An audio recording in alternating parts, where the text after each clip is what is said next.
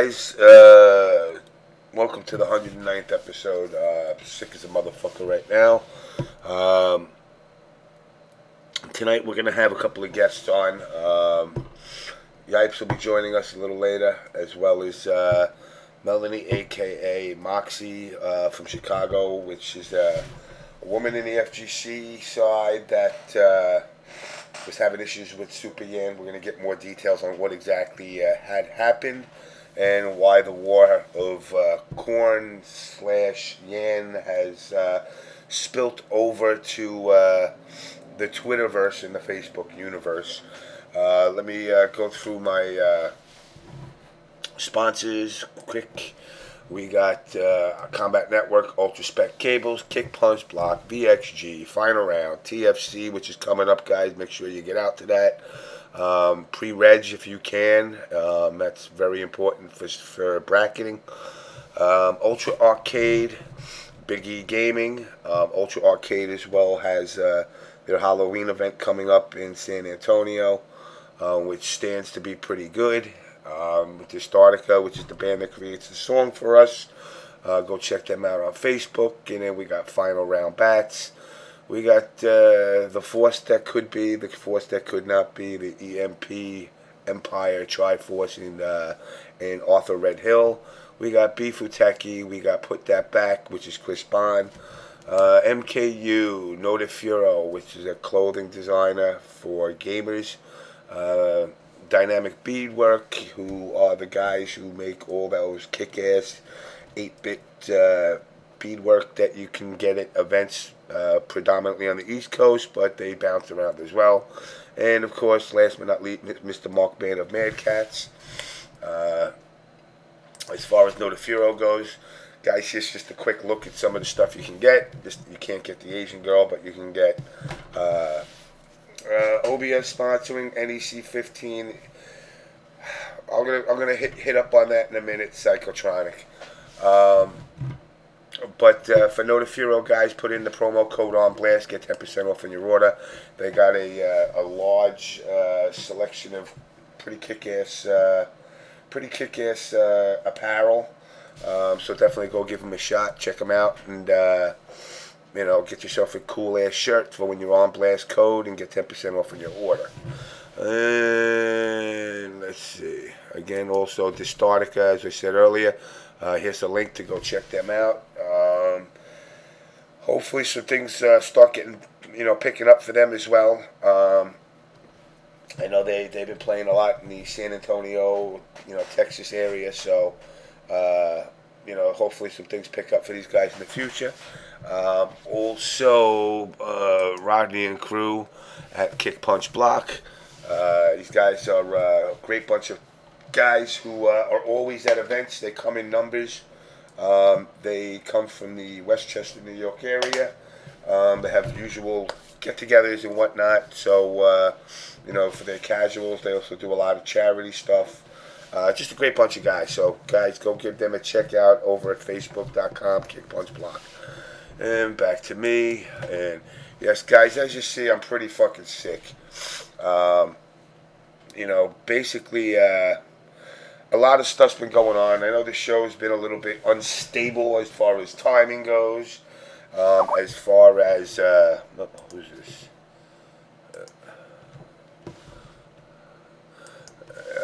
Why?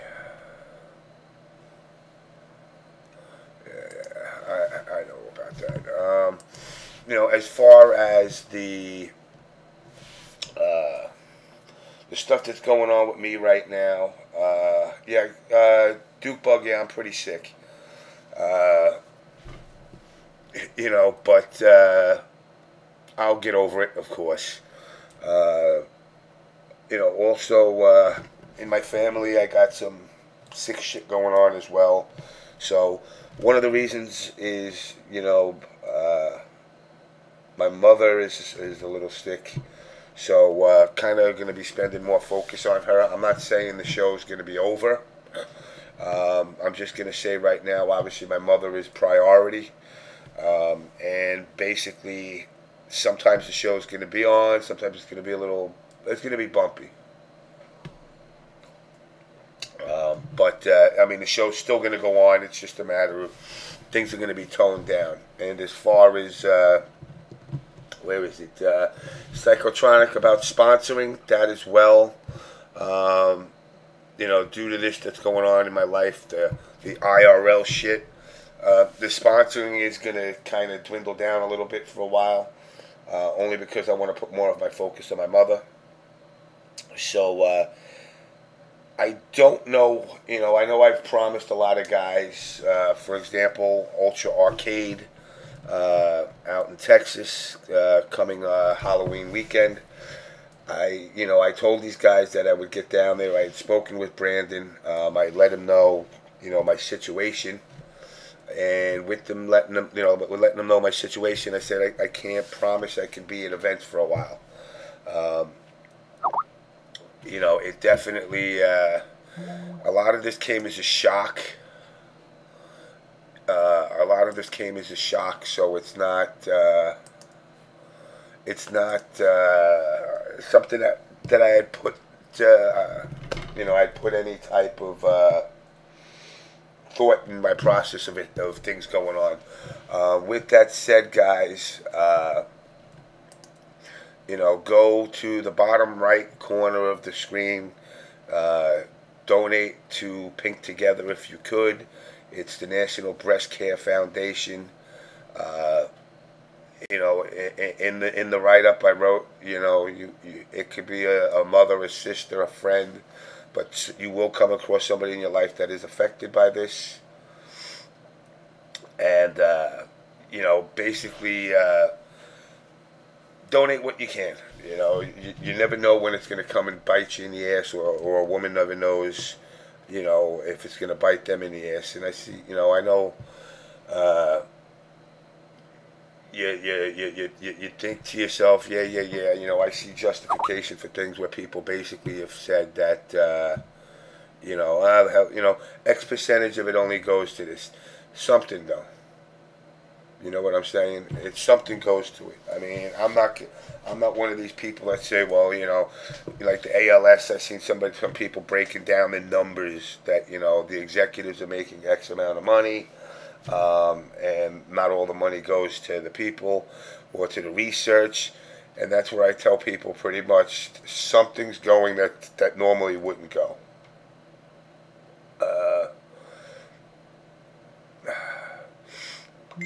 Sanford Nina tweets, I'm going to do some more stuff with hoodies and stuff soon. Trust me, I got stuff in the works. You know, again, guys, as I've said also in the show, my phone's ringing off the hook. You know, go to Teespring. You know, the link is down at the bottom with the OBS Ravioli shirt. You know, winner of the contest, which is going to be drawn, you know, probably, I'd say I'm probably going to do the draw in December. But, you know, if you purchase the shirt, you get entered into the contest to win a free trip to Japan. All expenses paid. You'll be hanging out with Scott Popular of Final Round Bats, as well as, you know, some of the elite Japanese players, and you're gonna wind up getting the opportunity to just chill out in Japan and have a good time, not just go there as an FGC player, but to go there and to experience everything Japan has to offer. So again, guys, click on the shirt. It will take you to the link to order a shirt. One of the things I need to stress out, guys, you know, the way this thing works is a little crazy. You're given X amount of days. You have to achieve a certain amount of number. To be honest, we're kind of tailing on that number.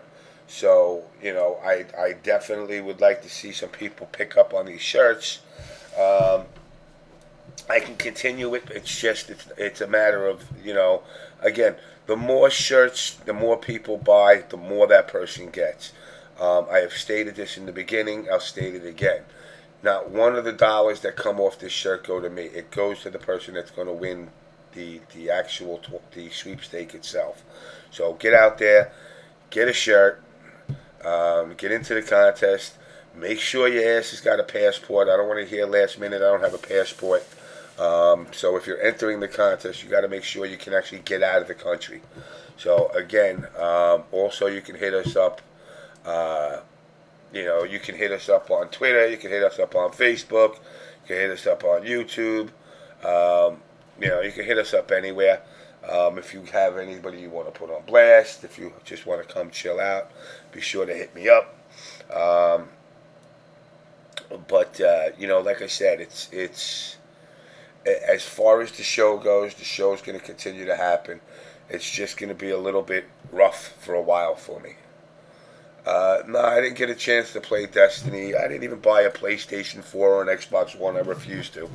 I'm more happy if I go get my 4.7 screen of an iPhone 6 right now, to be honest. Let me see. What's this? But let me take a quick minute, and I'll get back to you guys. Hold on.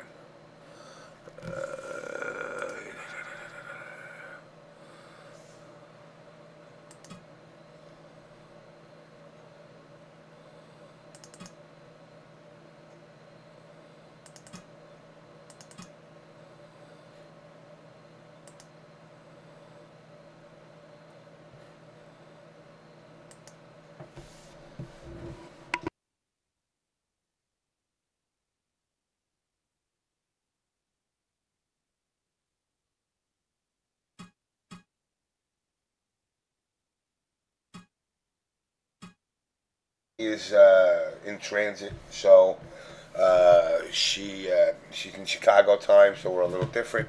Because I'm turning Japanese, man. That's what it is. Like Busy Bank says. But no, she's gonna be coming in a second. So what I'm gonna do while I do that is I'm giving this video that I want to play just to get a little background on what's going on, so y'all can chill out and watch this with me. Let's take this out.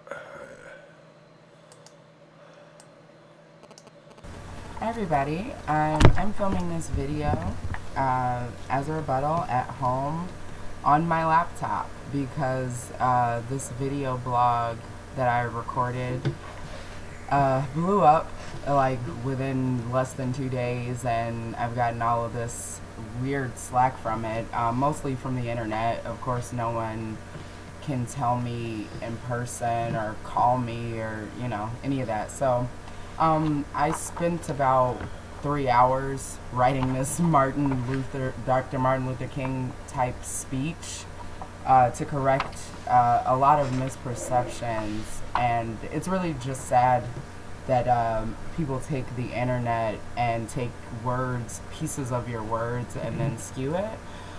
So I'm going to be looking down periodically to read off of this. There are a couple of different bullet points. I've caught wind of all the drama that has been spawned as a result of my video blog, Women of the FGC versus Pro-Hos, featuring Korn. I expected a mixed review, but I definitely didn't think the response would be this large so quickly. The stream had a consistent 40 viewers the entire 2 hours. The press from it appeared on Kappa Reddit the next morning after the live stream, and after the archive was posted Friday night at about 7 p.m. It gained 120 viewers in less than 6 hours. Since my character has been attacked by a large amount of people, I'm going to tell you about myself because I feel like too many internet people think they know me, but they don't. I'm 28 years old. I was born and raised in the city of Chicago on the south side, and I've remained here. Not the south suburbs, not a dainty area in the ghetto. The hood, Chirac, whatever you want to call it. This area is and always has been rough. I grew up seeing prostitutes and crackheads walk the stroll. I've been robbed. I've been held up at gunpoint. I've been threatened. I've been stalked. I've been sexually harassed. I've been groped. I've seen a girl get her nose busted on the train by a grown man, and he ran off the train. I've seen a woman get beaten and dragged off the train by 4 teenagers. there, like, actually during while I was in beauty school, a couple years ago, this girl walking to school was beaten and drugged into an alley and raped by a grown man that they never found. And there's a police department about 4 blocks away from my house. So, you know, calling the police doesn't work all the time either. And if none of that stuff was bad enough, in my part of town, 60 people were shot and 9 people were killed over the 4th of July weekend this year. Regardless of growing up in the hood, my parents made sure that me and my older brothers were all well educated and well adjusted, aka not to become a product of my environment. My father taught me how to play chess when I was 6 years old. I attended a language academy, which was actually how I met Kevin Fair. We have literally been friends for like 23 years. I took Russian for 9 years in elementary school. I am actually a nerdy kid. I played video games. I read comic books from a kid. I always loved cartoons, always loved anime. You know, I have eclectic music taste, all of that. I mean, my mom likes rock and roll. My brothers like hip hop. My dad likes jazz. I like heavy metal and a plethora of all of that other stuff. I have always been eclectic. My parents have never taught me to not express myself.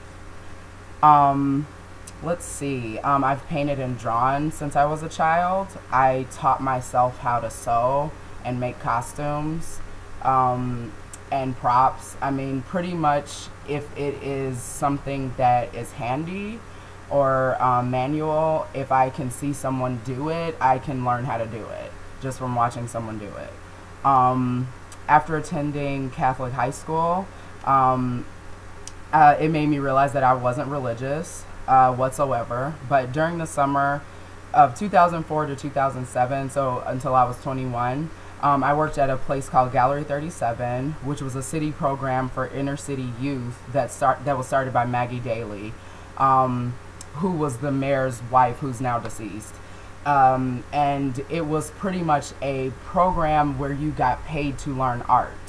And the first summer I did graphic design, and then the last 3 summers I learned photography. I know the equivalent of a first year in college of photography. I know how to develop black and white film, work a manual camera. I own like 6 cameras. I know how to work in a dark room. I know how to use a projector to make portraits, all of that stuff. So, you know, I never talk about any of these things because either no one asks or it's unimportant or not relevant to whatever. Let's see. Went to Columbia College. I worked a full-time job and was in college full-time. I had a brief stint in community college, and when I turned 25, I went to cosmetology school. All throughout college and beauty school, I kept a 3.5 GPA or higher because college actually wasn't that difficult for me. I thought it was pretty easy, actually. Beauty school was harder than beauty school is probably the most difficult thing I've ever gone through in terms of schooling or training, besides probably my training to work at the news station. That was like a 2-month, it was like a 2-month long, like, I don't know, I guess it was like a training. I was going to say internship, but, well, yeah, I guess it was kind of an internship. I wasn't paid for it for 2 months straight. And, but, you know, I made it. So, let's see. I didn't have the luxury of dorms going to college. I commuted to school, every school I ever went to. That was college higher learning. In high school, I took a bus and, you know, got driven, you know, that kind of stuff. I have met some amazing friends just from school. I can do special effects makeup. I've learned a combination of on my own, and of course with my awesome friend Kristen LeClaire. She definitely taught me a lot, and she's amazing, and I love her and I miss her. I've done makeup and hair for movies, shorts, local music videos. I did makeup for an official AMC Walking Dead promotion, zombie promo video before the show ever came out. It was like 2010. I was actually still in beauty school then, and it was at like 4 a.m. And it was like 4 hours long or something like that. Before the actual show, I've done celebrities' hair and makeup. I've done local newscasters, and I even have an IMDb credit. So that's what you know about my life. Anyone that has any questions or chooses that you want proof or whatever, go ahead and ask. Me and the FGC. So let's talk about fighting games. I've played fighting games since I was a kid. I watched my brothers play the first 3 Mortal Kombats. I also played them. I never went to Tekken. I still have my first Tekken, actually. I played other miscellaneous fighters over the years. I never went to arcades as a kid. Only like randomly in high school. Like I would go to Dennis's or Aladdin's Palace. But I never really played. I didn't understand arcade machines. So I didn't really learn how to play arcade stick until probably last year. Or get to learn it a little better. Kelvin J Money Hill. He was actually the person who bought me my first arcade stick, which was at Wtih last year. I started getting competitive in college, which was 2004. I played GNT Naruto, or Naruto Gekito Ninja Taisen 4 is what the whole title is called, and I fell in love with it. I played alongside and trained with some of the best Naruto players in the country: Heart Nana, Rob Nagaro, Dark Kakashi, Miguel Arroyo, and Dark Sasuke, Tom Arroyo. I was definitely never as good as them, but I always had fun. I made plenty of friends from the Columbia College Game Club, many of them who I'm still friends with today. I also loved playing KOF 2006. It sucked, but it was a really fun game. Before Ignite, there was an internet cafe called Screens where I met Jake Hernandez, who was the assistant manager, I believe he told me, but he definitely worked there for the whole stint. J Money, aka Kelvin Hill, and his best friend Nightwing Xavier, Jeffrey Tate. Webster Snow was also there a lot, but I met Webster from a separate thing. I used to work for ASIN, which is one of the biggest Midwest anime conventions. Anime Central is what it stands for, and I worked there with him and Jason Clarkson and a lot of other people that I knew from Columbia College Game Club. Let's see, Miguel and a few others ran tournaments, mostly GNT Forest Screens. At the time Street Fighter 4 had come out, 2008. My friend Lester Reed also began running a series of tournaments, bar-related tournaments called Bar Fights, where I began to play TVC. Tekken 6, I think, was around that time too. He also ran a website / community named the Diverse Nerd Association, where I wrote a couple of articles about nerd culture for him. After a brief stint away from the community, I returned to find my literal childhood friend Kevin Fair, founder of IPG, running a series of tournaments by the name of Fight It Out. Since everyone is so curious about my personal life, Kelvin Hill and I dated for 3 years during this time. He even took me to my first out-of-state tournament, which was Aerial Rave. That was Carasa's tournament, or Carasa helped run the tournament in St. Louis.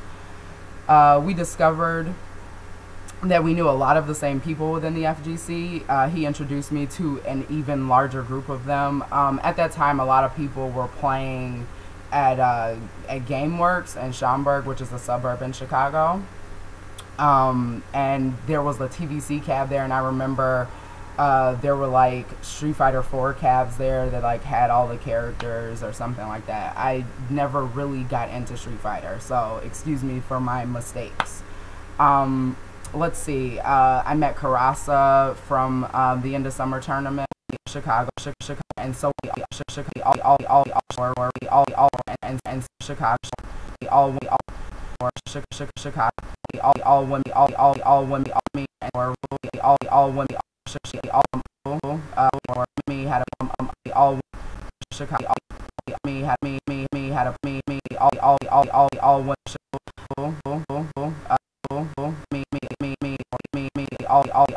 all me or Raina or and all I blown everything. So now we're gonna talk about SuperYan. A lot of people got upset because of how I like posted about SuperYan on Friday, and we're gonna explain my past 6 months with SuperYan. So I started the Women of the FGC group with Raina B. Thompson, and Kendra Horton is an admin also. Kendra Horton is awesome, and Raina is pretty awesome. And Raina, it was actually Raina's idea after I filmed a video blog with SuperYan last year. I did 3 Women of the FGC blogs, and SuperYan was on, Anna Hart was on one, Keith's wife, and so was Kendra. So I mean, you know, I knew Miranda just from the internet. I mean, I openly asked her if she wanted to be on my interview. She was cool with it. You know, just like I tell everyone that I interview, I'm going to write an outline, show you the list of questions. I'll send it to you so you can review it and make sure that it's cool. There's a Q&A portion at the end of the show. I can't control what the live stream asks anyone, and actually someone in her live stream asked about cross assault, and I told her it is just like I tell every guest, it is up to you how you respond to it, if you choose to respond to it at all. Let's see, I started the Women of the FGC group, it was like last year. So Miranda did not want Ricky Ortiz in the group. She told me that Ricky, you know, I don't know, I guess he created too much drama or something with the girls of the FGC or something like that. I mean, I've met Ricky probably once or twice, and Ricky seemed nice to me. So to appease Miranda, I took Ricky out of the group. She started beef with Korn, and they flamed her, and then she, you know, got salty. I had to go on the OBS show this past February. It was the St. Valentine's Day Massacre series, to clean up a lot of misperceptions of what the WFGC is actually about. A lot of the drama Miranda actually fueled and started herself. Essentially, this isn't Disney Power Hour. You know, it's not a man-bashing group. It's for the FGC. And, you know, other people kind of gave that perception and turned it into that. Miranda has judged a ton of other players on the internet about their personal opinions about things that don't have anything to do with fighting games, including Chris G. After Miranda rekindling this beef with Korn the Monday after Evo, this past year, I really kind of like wiped my hands of it. She has continued to be consistently, you know, starting drama with people or I don't know. But that's what I've dealt with Miranda for the past 6 months. And now everyone knows. So people can stop hearing a one-sided story and making it seem like I'm bullying an adult. Miranda has taken actions upon herself plenty of times, and no one has said anything but support her, is what it seems like. Then the minute any guy steps in or I stepped in and said something, from something that she has done or said, then she's suddenly a victim. Let's see, I really just, at the end of the day, I refuse to babysit adults. I've tried to be there for her and see if she's been okay. Even if she's done stuff that was her fault, you know, I mean, I don't have time. After the Korn video, she sent me this message to my inbox on September 5th at 7:33 a.m. All I gotta say is you've got to be out of your damn mind if you think that we're still friends after that BS. Peace. She promptly deleted and blocked me. So if you've ever been deleted or blocked by anyone on Facebook, you know that there's no way to directly reply to them. That was my initial reaction, to directly reply to her, but there was no way I could. I'm not going to babysit her and have people tell her a message and all this other silly stuff. I had no chance to respond to her, so I wrote my reply as a Facebook status, just because I knew that predictably, from human nature, someone would go back and tell her. Internet bullying. People got mad about internet bullying. You know, and it's interesting to me because, you know, a lot of the girls are, I mean, just in general, people seem to think that, like, my life has been super easy and awesome because of, like, what I look like, or, you know, other silly surface stuff. I mean, if I was stupid, then I definitely would have not gotten as far as I have from my own hard work. Just so you know that I understand, you know, what it's like to be slandered and all of this other stuff. I've been called the following things by men, and also women, mostly women, said a lot of these things. I've been called ugly, I've been called fat, a yandere, which is an anime-related archetype character, which would kill her boyfriend, herself, and the other girl, instead of letting her boyfriend be with the other girl. I've been called a bitch, a whore, I've been called a homewrecker at least 5 times. I've been called stupid a plethora of times. I've been called a tranny. I've been told to kill myself and succeed this time. I've been not black enough. I've been a train wreck. I've been called jealous. I've been called a lonely dumb bitch. I've been accused of having a light skin superiority complex, although my father and oldest brother are both dark skinned. I've been made to feel guilty by a friend of 15 years because my parents remained married. I've had rape threats. I've had all kinds of stuff. I mean, yeah, like, I've experienced it. A lot of it happened over the span of a year of me being in beauty school, and dealing with the stress of real life, and then being harassed on the internet by people that I knew. So now we're going to talk about corn. I've been recording this video blog for the past 3 years, with the most generous help of Kevin Fair.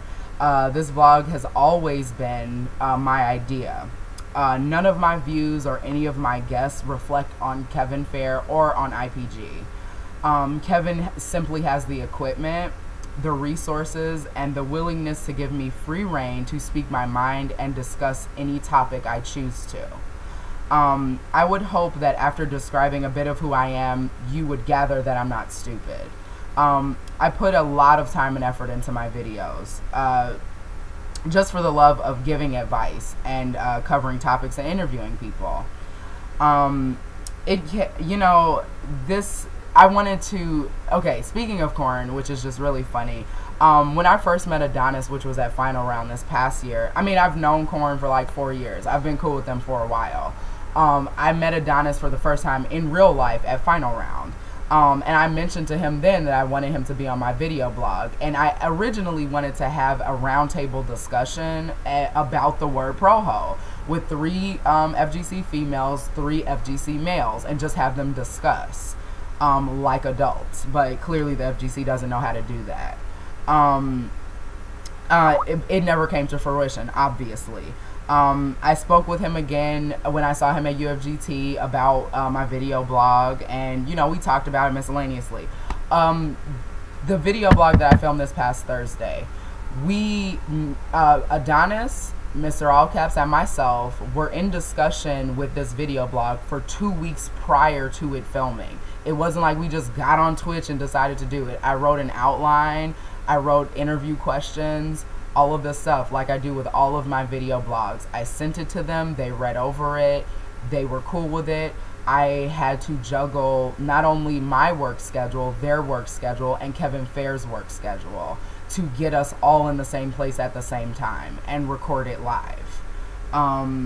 Again, I do all of this with no payment, so you know, I do it just for the love of it, and I'm getting this curious amount of slander.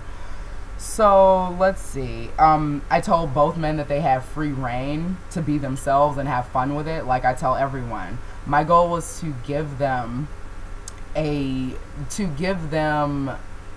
chance to express themselves outside of fighting games, to get people to know who they were as human beings and not as these loud black dudes that come to tournaments and they're from Detroit. You know, I connected with Corn on the level that they come from, you know, rough life, rough area. I understand that. You know, people that grow up the same way generally understand each other. That is where my friendship with Corn came from. Of course, we all play fighting games. Of course, all of that other stuff.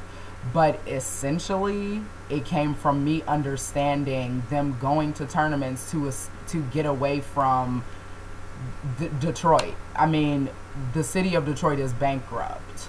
Like, you know, it's just, people don't understand life devastation and real life trauma and all this other stuff unless you've been through it. And generally you can relate to another person when you have been through something similar to them. I mean, you know, common sense. During my actual interview, I did explain to them, during the questions that I wrote and asked them, I told them to not name any females. But like I tell everyone else on the stream, I cannot control the questions that the stream asks you. I tell every guest that. And you know, it's as simple as that. And I gave them free reign to respond however they chose to respond, if they wanted to respond at all.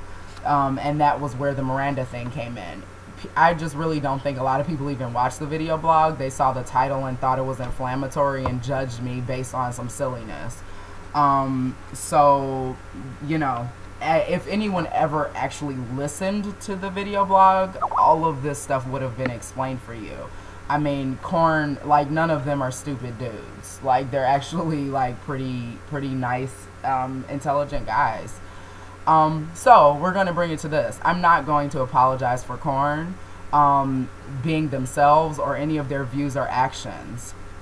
I don't share all of their views. I agree with a lot of what they said and what they have to say, but not everything. And it seemed like people took what they felt and made it what I feel, even if I wasn't saying anything. My opinions are my opinions, and I would have spoken up and said that they were my opinions as well. I'm not going to apologize for them. They're grown men. Like, I can't control them. Like, of what they do, what they don't believe, speculate,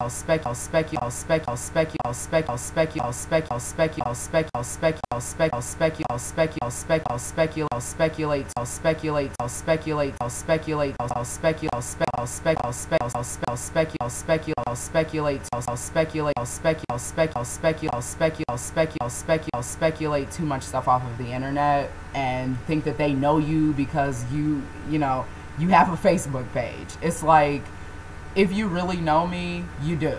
If you don't, you don't. I mean, and that's okay. Like, if you want to get to know me, though, you should ask and not talk about me behind my back, not slander me. Speculate too much stuff off of the internet. Speculate too much stuff off of the internet.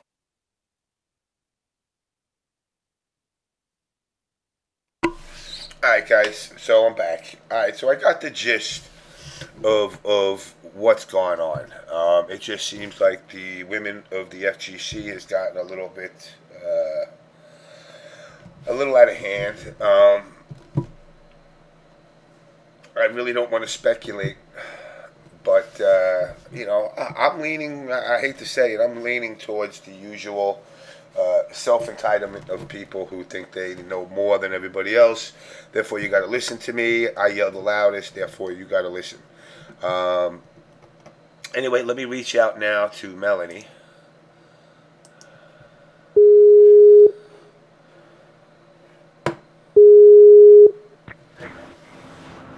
Hello? Hey, how are you? How'd you like my mix? I did. It was good. It was a good hip hop night. So, okay. Introduce yourself to everybody that's in the chat, of course, and then we'll get into the nitty gritty. All right. I am Moxie, Moxie Peaches. I usually use Moxie as a gamer tag. I mean, obviously you played the video, so people probably got most of my introduction. I created the Women of the FGC group earlier this year. I did a video blog with, I've been, like I said, I've been doing my video blog for the past 3 years. And last year I decided to do a series about women in the FGC. And I had Kendra Horton on it. I had Keith's wife, Anna Hart, on it. And I also had SuperYan, aka Miranda, on it. I met Miranda actually last year. She had a party, and Kendra and I went to it, and that was my first impression of meeting Miranda in person. She was cool, you know, she was very sweet. And from that, you know, it was obviously like a couple of months later, I asked her if she wanted to be a guest on my show, because I found her story interesting, obviously all the cross assault stuff. She seemed like a really sweet girl, and I went from there. After all of that, she kind of, I mean, I have all of the lists of messages that I talked with her back and forth. And after that, she was traveling a lot. So eventually we finally recorded it. And I'm sorry, I didn't know if you wanted me to go into the... No, you can start going into it. I mean, I got to reach out. Have you heard from Adonis You know, I have not heard from Adonis, but Chris told me that he got called into work, so he actually couldn't make it. Yeah, I talked to him like the same time I was talking to you. But I mean, you know, they kind of feel the same way about it. A lot of people felt that the actual video blog it got like mostly it got a lot of positive responses, but a lot of girls were upset, and a lot of other people were upset. And, you know, it was really just kind of a difference of opinion thing, I feel. You know, so, okay, back to interviewing SuperYan. So I interviewed her, you know, the same I did with Korn. You know, I give people an outline. I tell them the questions I'm going to ask them. They already know up front. At the end, I have a Q&A portion for the stream, because we film it on Twitch as well. At the end of the stream, I tell people, you know, I cannot control what the stream asks you. And, you know, some people did ask Miranda about cross assault, but, you know, I avoided that because she said she felt uncomfortable doing it. I won't say that I became close friends with Miranda. I mean, I would talk to her on Facebook and stuff like that. I saw her at this past final round, and I saw her again at this past Evo. Both times she was kind of like rushing around. It wasn't really anything that seemed imperative. Like I was supposed to have a little dinner gathering at a final round at Spondovitz, but not too many girls RSVP'd. The group was still new.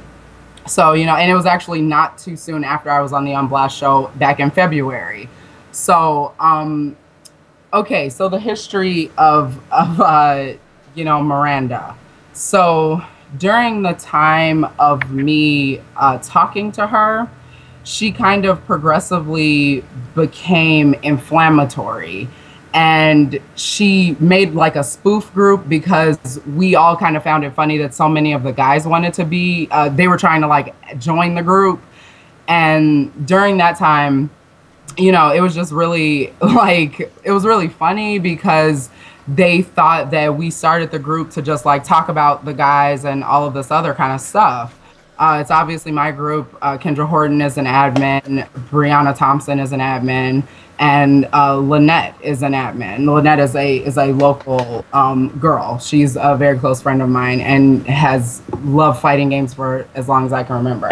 So that is all of that other stuff is unimportant. But so, you know, Miranda from the beginning was just kind of always starting stuff with people. And I noticed it progressively over time. Like the initial thing with the guys, you know, rating us and all of this other stuff, it spawned from Miranda basically arguing with Korn. And, you know, eventually if you ever, you know, have them on the show, if this still exists after tonight, hopefully it won't, because I'm pretty sick of it. They will explain that. I mean, they've explained it in my video blog where I interviewed them. They don't just go in and attack people for no apparent reason. They talk to people, and if people come at them for like no reason, then they go in. And that was essentially what Miranda was fueling. She kept doing, I mean, she did add a lot of people to the group, but a lot of the girls were girls that I had never met before. Some of them were West Coast girls, a lot of them were her friends. And initially the group started off well, and you know, everyone was talking about different stuff. And I did start to notice over time that certain girls would only post things when there was a dramatic thread. And, you know, it became kind of a pattern, like kind of a typical pattern. And we all noticed it over time. Miranda has gotten into, I mean, she tends to really be dramatic. I mean, you know, I don't have anything against her personally. I don't know her personally. She's not a close friend of mine, never was. I just trusted her from me interviewing her. She seemed sweet, so I added her to the group. She added a bunch of people. Essentially, she started using the group to fuel feminist propaganda. Like a lot of the girls would do all of this borderline feminist stuff about like, and almost kind of man bashing stuff. And that's really not what the group was intended for. It was intended for girls in the actual FGC. Basically for girls in the FGC to bullshit about whatever they want, but not turn it into a political group. Exactly. And not turn it into man bashing hour or feminist propaganda hour. I am open to other people's opinions on things. I'm not a feminist. I've never claimed to be. And it kind of progressively turned into that. And the image of the group kind of spawned into this. There were some girls that wanted to ban the Corn Twitch page and like all of this other crazy stuff. I had gotten a message from Miranda not too long ago about the Ricardo Aguilera dude, because she said that he kept harassing her, and she was talking about how she was going to delete everyone that was friends with him, that was mutual friends with him, so he could completely be out of her life. I, you know, talked to her and asked her if everything was okay. I checked on her a couple of days after. I think the thing that really kind of made me fed up with her kind of flipping out on the internet all the time was after Evo, and Corn talks about this in my video blog. After Evo, she decided to write a status saying something along the lines of, oh, it looks like I placed higher in my pools than those Corn. I remember that. Yeah. Than those Corn dudes that were talking shit a couple months ago. And I was like, why would you do this? Like, they left you alone. It was over. It was squashed. And it just seemed like she kept bringing up things that would inflate drama. And it reflected bad on me because she's obviously in my group. She's obviously well known. So to me, I'm kind of like, I didn't even want all of this. Like, why are you constantly inflating this type of drama? And I messaged Chris, like I said before, I've been friends with Corn for years. They travel to Chicago tournaments all the time. And I've been cool with Adonis, all of them, Alucard, all of them. And so then I was like, it's kind of out of my hands at this point. I cannot defend Miranda. However you all feel to deal with this, I've told her to kind of tone it down. I've told her to chill out, and she didn't. So then that was when they progressed to do the whole thing. Some people took it as internet bullying, and that was why a lot of people didn't like Corn versus various other reasons. And it kind of spawned into what we have now, and it made me frustrated because I'm like, you are acting like I'm supposed to defend you for your personal actions. So we're going to track back to the very beginning of the group. There was a thread when the group first started, which was probably in January. And there were some girls that were like, oh, why isn't Ricky Ortiz in the group? And from that, some girls were like, oh yeah, add Ricky to the group. And Miranda, so someone did add Ricky, and then this happened. So I'm going to read to you the message verbatim that Miranda sent me. about Ricky Ortiz. So, you know, let's see. How are you doing today, James? Sick, but I'm surviving. Aww. Yeah, it happens. Shit happens. Yeah. The weather change. Y'all Chicago folk got that cold wind all the time. We just got it like this week for the first time, so. Right, my body's like, what the fuck was that? I know. 60 degrees out. I'm like, it was 90 yesterday. It's bullshit. No, I totally understand that. So every time the weather changes, like dramatically, I get sick. So. Yeah, I get it. All right. Let's see. Sorry, give me a minute. I rushed. It's fine. All right, so, you know, because a lot of people are kind of like, yo, what's up with this? What's up with this? You know, this is what this seems like to me. Mm-hmm. Is Diva to the ultimate 10th fucking Super Saiyan fucking whatever those Dragon Ball Z motherfuckers do power. Again, condemning people for what they think, what they do, the mentality, the whole feminist thing. I'm sorry to all y'all feminists. I don't give a shit about your movement because you know what? I got this thing that blocks my vagina. It's called the cock and balls in the way. Mm-hmm. So I'm not part of that movement. I don't pretend to dick ride on that movement. But I'm not going to turn around and say you're wrong for doing what you believe or whatever. But the fact of the matter is, I don't give a shit about their movement. I don't, you know, and the fact that, you know, it's all fun and games until somebody gets butthurt, and then all of a sudden it's now we got to be serious, you know. Exactly. And I know I've had Miranda on here, trolling people in the chat, trolling people on the show, and I let it go. I laugh, you know, it's funny. Yeah. But you know, again, it's okay to joke around until it gets to that point where that person thinks, oh, they went too far. Right. And then they rely on the feminist movement. And hey, look, what Aris did to her at the cross assault thing. Hey, look, it was grimy, it was scummy. Yes. You know, God, I'll probably fucking wind up getting slack for this one, but it's not like they beat her up. Yeah. You know, I mean, the emotional scar of what happened to me was so dramatic. They basically said, show me your tits and ass a couple of thousand times and humiliated her. Yeah. And I understand the side of it being a little bit humiliating. But to be like, I can't talk about it, just makes me go, are you adding wood into the fire by saying it, you know, by even addressing it? Right, because she even expressed to me when I initially brought my interview with her to her attention, not to her attention, but when I asked her about it initially, she said that she had never been interviewed about the cross assault issue before. And I found that really curious because it was such a high button issue. And I mean, during my interview, I essentially just got to know her.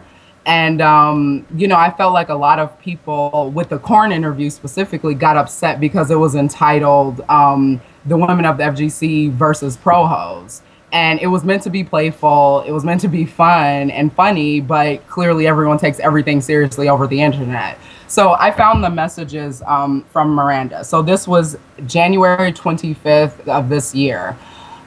This was the message that she sent me right after the Ricky Ortiz thread. She said, "Hey, Melanie, I just wanted to tell you I'm leaving the group." I said, "Okay, what happened?" She says, "It was an awesome idea, and I think it will really benefit women in the FGC. Someone invited Ricky." I said, "Oh, okay." She says, "It's not that he is a guy really is the problem. It's that he's incredibly misogynistic." I said, "Oh my God, is he? I don't know Ricky personally, but I can delete him." She says, "I have been close with him for years. Like he says all the girls in the FGC are ugly and calls us sluts." I said, "Wow." She says, calls me a pro-ho because I dated someone in the FGC 2 years ago. I said, "Okay, I can delete him." And I said, "Oh my God, I definitely don't want you to feel that way. I think you're awesome, Miranda. I just took him out of the group." She said, "Yeah, like I hang out with him still occasionally in small doses."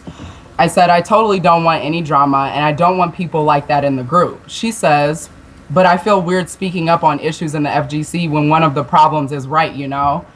I said, exactly, I totally get it. She said, yeah, I don't know if I should have told you that or not, but I don't want any drama. And that was the end of the message.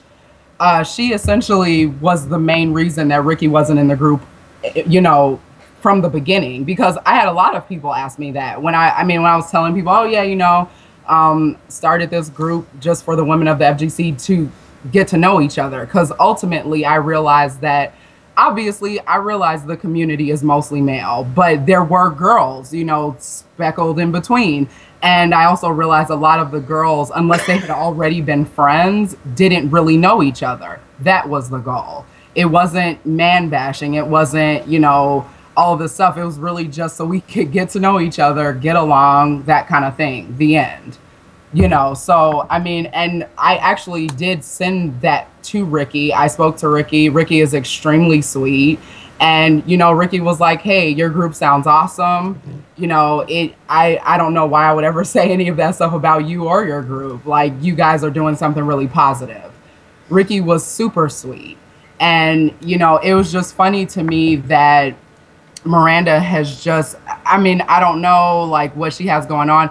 I don't dislike her. I tried to talk to her after she blocked me. Oh, that was the other thing. She blocked and deleted me after the Korn video, the Korn interview went public. It was obviously on Twitch, so it was live.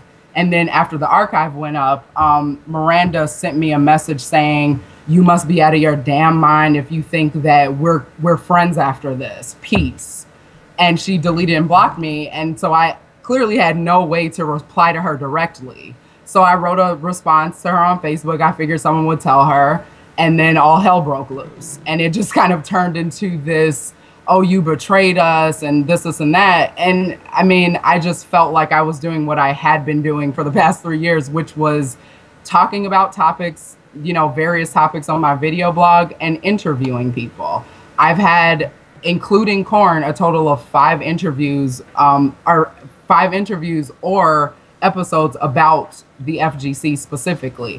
My video blog is mostly about love advice or about, you know, nerd culture, different nerd things. But the FGC ones seem to be the most popular ones because the FGC is drama. So, you know, as always. And it just kind of blew up into this whole thing. Well, so, I got my response already. That was kind of fast. So let me give a shout out because obviously Miranda won't come on to discuss this. No. But shout out to Brent the Messiah and Chris because he wanted her to give a shout out if you came on the show. So Brent and Chris, I'll give you the shout outs. But you know, I see comments like the hell I'm going on there. I got better shit to do, like be unemployed. You know, this now before this, I bit my tongue. Before that very statement and the earlier statement that I saw, I bit my tongue. I don't know who the hell she thinks she is. You are nothing to me. The fact that I give you an opportunity to come on a show, if you choose, and you want to say it's hate-filled, oh wait, I'm homophobic, I'm a drama queen, I'm this, I'm that, fuck you. You know, you thought Korn was bad? Fuck you, cigar-looking motherfucker. Alright, because I'll tell you right now, I did nothing to this girl, and all she likes to do is take little shots. She's a hit-and-run person. Yep. And if you don't follow in her footsteps, in her feminist movement, like so many others that want to force you to follow them and be their way, then you're beneath them. Yep. Alright, now I have seen Miranda at many events after she has come on this show, and rather than turn around and even acknowledge me, she thinks she's so fucking high and mighty you can't even say hello to me. I've looked her dead in the face just to see if she'd say hello. I'm not asking to go to bed with you. I'm not asking for your number. I'm not asking to shoot the shit about politics. Just a common hello. And she was too good to give that. So fuck you, Miranda. Fuck you, feminist movement people that think you're better than the people in the FGC. Because you're not. Right. You're annoying. You're annoying. Go away. We're here to play video games and have fun. If I wanted a political lesson, I'll go fucking read the Drudge Report, Fox, or CNN. Yep. Yeah, and it, you know, and there was all this speculation, like a lot of her friends were in the group, like I said, and a lot of them, oh, you all are attacking Miranda. She's been through a lot. I can't believe Melanie would betray us, all of this other stuff. And I'm like, how am I attacking or betraying her? How was Korn attacking her? They were literally responding to her being out of pocket. And, you know, I mean, yeah, we know she was on cross assault. She went through all of that stuff, and that sucks. I'm not saying that anything bad should have happened to her. I don't wish anything bad on Miranda at all. But, you know, don't use my group that I did out of good spirits as a pawn to shield you from all the shit the guys say about the women of the FGC. Because at the end of the day, her actions and the actions of a couple others were just proving all of the guys right and all of the shit that they were talking. So I think at this point, I may have to just start another group, or, you know, if the girls that don't like me or don't like my views want to leave, they can do that too. And then, because of this was the other thing that I dealt with, Miranda's actions coincidentally shunned Miranda's actions and a few others, because there were other dramatic girls, but this isn't about them. It's specifically about her because she's been the heaviest hitter in this for the past, you know, 8 months. That caused a lot of girls that are actual players to leave the group. And they would message me and say, you know, I really like you. I understood what you were trying to do, but I can't deal with all of this hate and this anger. Like, it's unhealthy. And I agreed with them. You know, it just kind of spiraled out of control. And it's unfortunate that that happened, because yesterday I booted and blocked Miranda from the group temporarily, because I felt that her, you know, because she had posted this long paragraph about, you know, my views or whatever, and, you know, criticizing me and all this other stuff. And some of her friends and some other girls were doing the same thing. I mean, you know, if they feel that way, that's fine. I don't have time to like sit and attack people on the internet like everyone else seems to.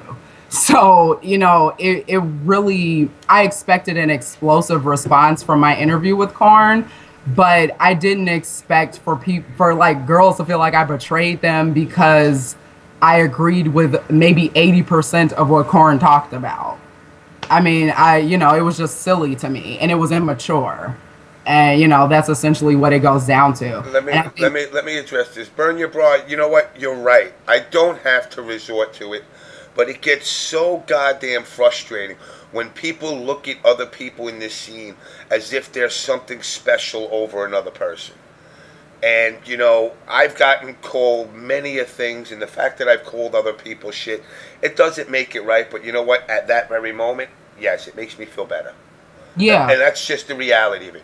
I'll tell you this. If I had a little daughter, I would leave my daughter with Adonis or all caps to babysit for me before I would somebody like Miranda.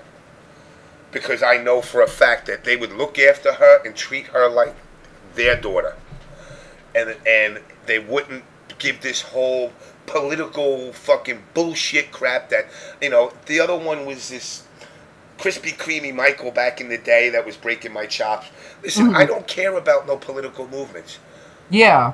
I just want to play video games. I want to have fun. I want to talk shit. I want to bullshit and drink with people. That's it. Exactly. I'm not here to separate Republicans from Democrats. I'm here to push buttons, have fun, drink beers. Exactly. And let me shed a little light on some people, because the feminists will say, "How dare you?"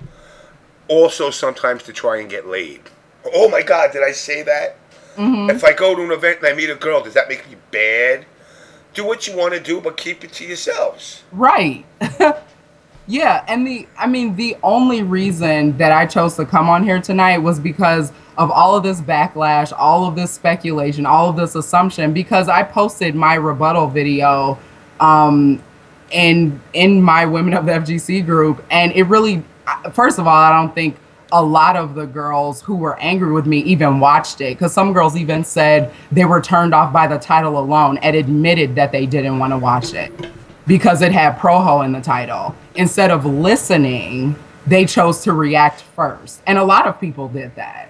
you know, and people wanted to assume that I was stupid and, you know, all of this other stuff. And somebody said that was I done being stupid with cameras, you know, and it's like, you know, those kind of insults. I mean, I've heard worse, but it's silly because at the end of the day, I doubt that any of these people that are behind cameras are going to say any of this stuff to me in real life, at a tournament, at a convention, wherever. You know, I have, you know, other stuff going on. And I did this group to try to have fun, you know, with the FGC and meet new girls and, you know, just make a community for us. Because obviously, like we said, in the same Valentine's Day massacre when I was originally on, when Amanda was also on there, you know, some girls are afraid to come to tournaments because they get nervous with, you know, thinking that guys are going to hit on them, that type of thing. But see, here's the problem. And it's, you know, let me help women. Just a little bit. I'm going to just a little bit. They're all fucking nerds. It's not like you're going into a fucking club where everybody's walking around with date rape pills and trying to get laid. They're dirty, non-showering fucking geeks that did not come to an event to get laid, just like the women that are going there are not coming to the event to get laid. They're going there to play games and have fun. Exactly. Now, if getting laid happens to be a part of it, 90% of the time the guys ain't even got no max skills to even roll up on you and try to hit on you. So you're going to have to be the aggressor. Yeah. So at that point, you're controlling the situation, not the geeky-ass guys. Yeah. You know, and it exactly. And I mean, it's about having confidence in who you are, about, you know, standing up for yourself, essentially. If there's a guy that's talking to you and you don't want to talk to him, you know, say you don't want to talk to him. You know, you're not being rude by turning someone down. Like, it's not that difficult. And, you know, and I understood a lot of the girls' stigmas because I had experienced it at a point, but then I just got over it. And I felt that I named the group Women of the FGC for a reason. We're all adults. We're not little girls going to FGC events. The fighting game community is harsh, like the real world is harsh. It just is. You know, it's not, I don't know why some people think that they're going to go to tournaments and not get called out about different stuff. I've been, you know, not bullied, but I've been heckled for losing. You know, I've lost a lot. I'm not the best fighting game player, but I love the FGC, you know, and I just love the community. I've made a lot of friends from it. And that's, you know, essentially why I go to events on top of playing anime games, because that's my thing, you know. But it's just, you know, it's sad how one person or a couple of other people can create this mass view of stuff. And there's also apparently another Kappa Reddit thread with my my rebuttal video in it. So, you know, I mean, this isn't like a hate Miranda video. I mean, I'm not saying. No, I'm not. Listen, I'm not gonna. And for myself, you know, I know, because, you know, again, I just know the attitude that would come. I don't understand why she continued to fuel the shit with Korn after it already had died down.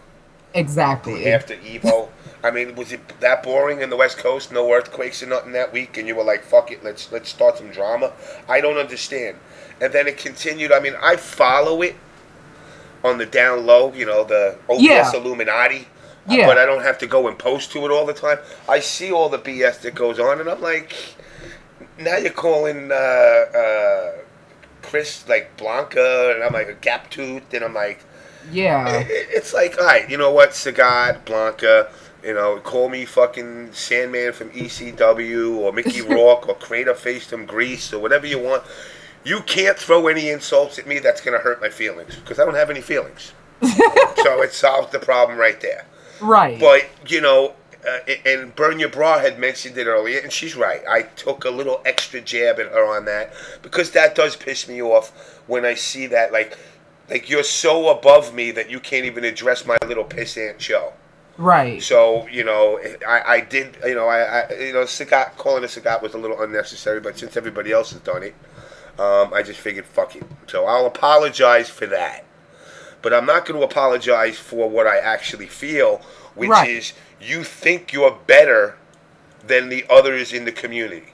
You emit this aura of superiority. Yeah. And that's the thing where the issue is, you know, and that's like when the original inception of the show was, I want the regular dude because there's only 20 top players. Right. But there's 20,000 regular Joes that play games and Janes that play games, that I wanted to give you guys a format where you guys are the star of the show, not just the Justins and the Rickies and the, you know, the Justice and Friends and the East Coast top players. And then, you know, as time's gone on, they've come around. Exactly. You know, they were like, oh, let me go on there. I mean, we've had Justin talking about freaking WWE. We'll talk about whatever. But that don't mean I don't put myself and say, well, I'm here and everybody else is here. Right. You guys are the ones that are above me. Without you guys, I got no show. It's just me going to be an old motherfucker screaming on a show like he's got Tourette's. Fucking fuck, shit all day. And how many times, I mean, if once, twice you get that, you laugh. Yeah. If that's all I got, then what good is it? Yeah. And, you know, she, I mean, it's just been confusing to me, like, the levels, because it's like she'll have levels of confrontation on Twitter and on Facebook statuses, but then the minute you want to directly speak to her about something that she has done, you get blocked. And because that was what happened to me. And then she thought that she could continue to bash me in my own group. And then that was when I booted her and blocked her from the group, which was yesterday. I've been dealing with this constantly for the past 72 hours. It took over my whole weekend, literally. I was getting so many messages about this Korn interview, it didn't even make any sense. And I mean, most of it was positive, but you know, a lot of people got upset about Korn saying stuff and then making it seem like I was saying what they were saying. Well, here's the problem with that, and you know, I've talked to Adonis and Caps many a times, and you know, I have to admit I agree with 99% of what they say. I mean, there's that odd percentage I might not. Yeah. But that's with anybody. Unfortunately, when you become a show that deals with issues that are considered controversial, you know, you have to basically bite the bullet in people's eyes for what you allow other people to express, which makes no sense. Yeah. You know, but unfortunately, that's just the way these people perceive it. If I bring the Klan on my show to embarrass them, and one of the Klan people say, I hate niggers, well, guess what? Now all of a sudden, the next day, it's going to be me saying that. Exactly. Well, how did you put them on there? You knew they would say that. Yeah, I did, but it's not the point. Triforce, perfect example. People say, man, you always dick riding Triforce. You never let them. You never expose them. Listen, I've known Triforce for 2 decades. Always been a stand-up guy with me. I brought his head on a platter for all y'all internet warriors to go and bash and flame and do whatever you can. But you didn't deliver. Right. I gave them to you week after week after week, and you couldn't turn around and go at him your own. Oh, you show dick pics. That's all they could say. You show dick pics. Okay, we heard that for the last 10 years. Next, what do you have to show how fucked up Triforce is? And they wouldn't do it. And they said, well, I'm dick riding. I said, no, I gave you his head on a platter to confront, and you chose not to. Right. You know, same thing with this. You know, it's like, I'm more than willing to let Miranda come on here, and I'll be civil with her. I've never, you know, I'm not, I mean, contrary to, you know, me being called homophobic, evil, cancerous, and all the other bullshit, I've never bashed somebody on this show. Right. You know, and not giving them an opportunity to either rebuttal it or discuss it. Exactly. Or you can call me up, Star OBS show. You can get me on my goddamn cell phone and call me up. Yeah. You know, I've given every opportunity for people to reach out. But, you know, you know, as far as the whole thing with Korn, you know, I look at it and I go, it was dead. The issue is dead. Yeah. Why would you refuel it? Exactly. That was my thing. I didn't understand what the point was. And Christian Coble, who Chris was calling Chrysler Coble, he immediately replied on that status of hers and said, I don't know what you're talking about. Like, we all made it out of pools. Like Christian Coble had made it out. Are you still there? Oh, there goes L Train. Yeah, I got L popping in. Hey, L Train. L Train made it out of pools. JDM made it way out of pools. I want to say he got like 11th or something in Marvel at this past Evo. And, you know, Christian Coble was pretty much like, why do you keep fueling this? And then she turned around and was like, oh no, I was talking about All Caps and Adonis. And then Christian was like, they don't even really compete that much. Like, you know, All Caps is pretty much our hype man. Adonis is the head of the group. We were all at Evo. Like, if you're going to come at us, have your facts straight. And she was just popping off just for the sake of it. So. What's up, Mr. L? What's up, James? What's up, Melanie? Why is Corn? Hey, what's up, L? Why was Corn always in the center of drama these days? Even when it was quiet. I guess because we just that good. I don't know what it is, but like, what cracks me up the most is all these detractors hate us for the very thing that represents the FGC, and that's fun, hype, and just making the whole environment like people want to come. People like when we come to tournaments. Of course, we got detractors. But at the same time, those detractors are secret fans. They know they are. Anytime you dedicate your time to either tweet about us or make Reddits about us or do anything of that nature, it's something to it. Like, you know, and it cracks me up because people get mad because Corn say not only honest stuff, but stuff that people scared to say. Yep. Like, super scared to say. And the thing is, and you know how it is when a person is outspoken, people fear that person. Like, for example, rest her soul, my auntie that passed like 2 years ago, she was very outspoken. She let you know what's on your mind. If she didn't care for you, she'd tell you right to your face as opposed to going behind your back. Well, that's what Corn do. Corn will tell you what the deal is, and then you can either take it or love it. And the thing is, this whole thing about people getting mad about hype, yelling, all that. Guess what? It's the FGC. I didn't come there. It's not a church. I didn't come there to sit there and listen to somebody sit on a pool pit and not be hype, not yell, not cheer for my own. Imagine building a stadium like Dallas and telling the audience they got to shut up during the games. Do you know how quiet it would be in that large stadium? That's like 100,000 people. I'd be the most pissed off motherfucker on the planet. I would be extremely mad. I'd be like, oh, ain't nobody in here hype. So y'all just sit. It'd be like a golf tournament. Niggas clap instead of just getting hype and going nuts. I don't know about you, but when I come to an event, I come there to unwind, have fun, kick back, not worry about what's going on in IRL because it's vacation time. Yep. I'm playing to act the fool. I plan to yell. I plan to have fun. These are my homeboys up there competing. If I'm up competing, they cheering for me like we gonna be going nuts. It's gonna happen. GGS Board Respect said black people get louder in church than Dota players at MLG. Oh man, and you know the thing is, and I tell y'all this, cause I've known all these guys. They're like my brothers at this point. I've known them for some years now, and as far as Adonis, I look at him, he's like I have an older brother, but he's like another one. Cause the thing about him is, what people misconstrue, like, yeah, they'll see he on FB, he trolling, all that, whatever.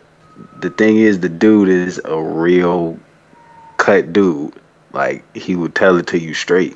Like, and the thing is, with people, Mr. Turb is like, the thing is, he's a leader that cares about you outside of gaming.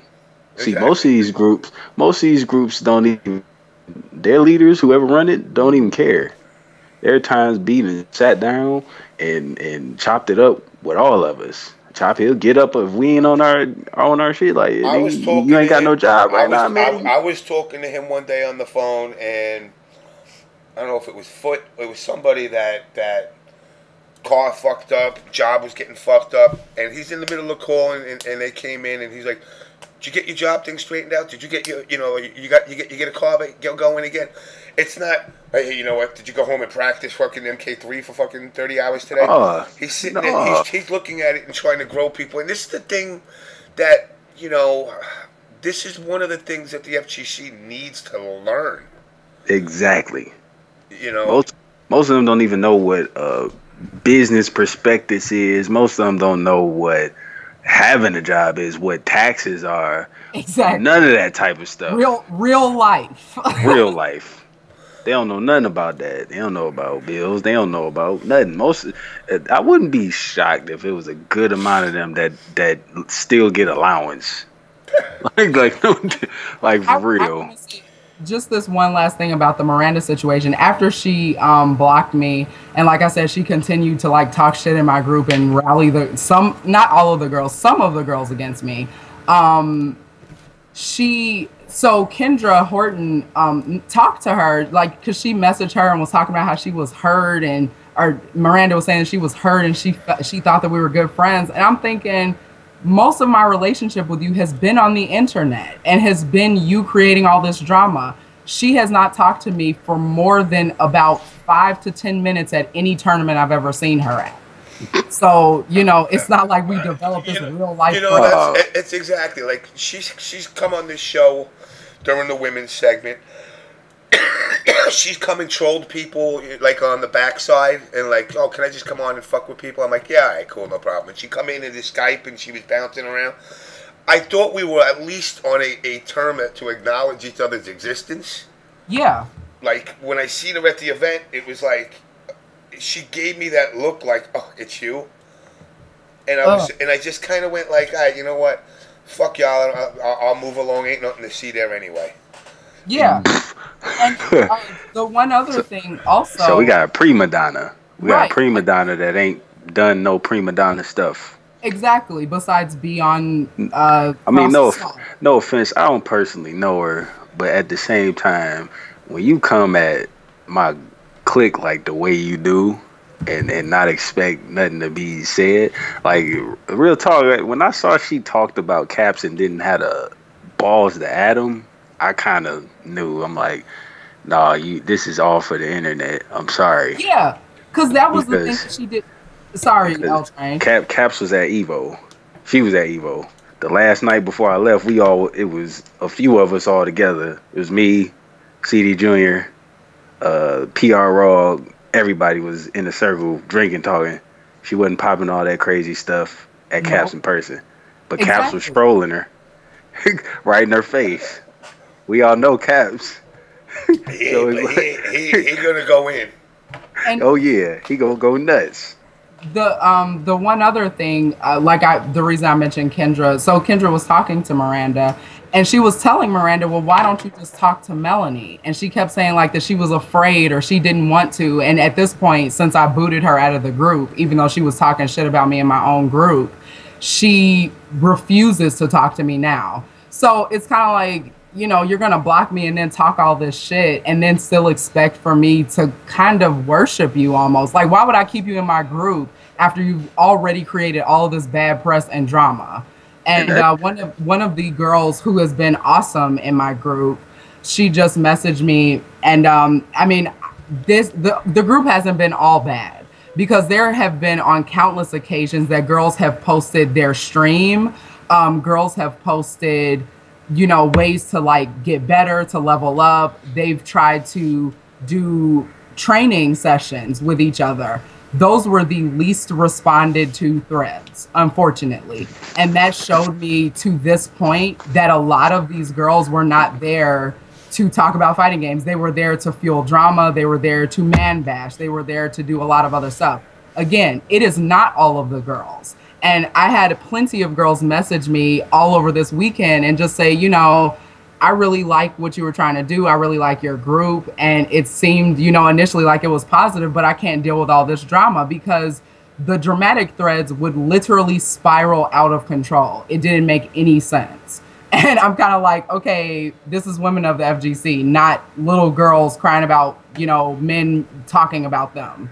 Like, it's, it became ridiculous.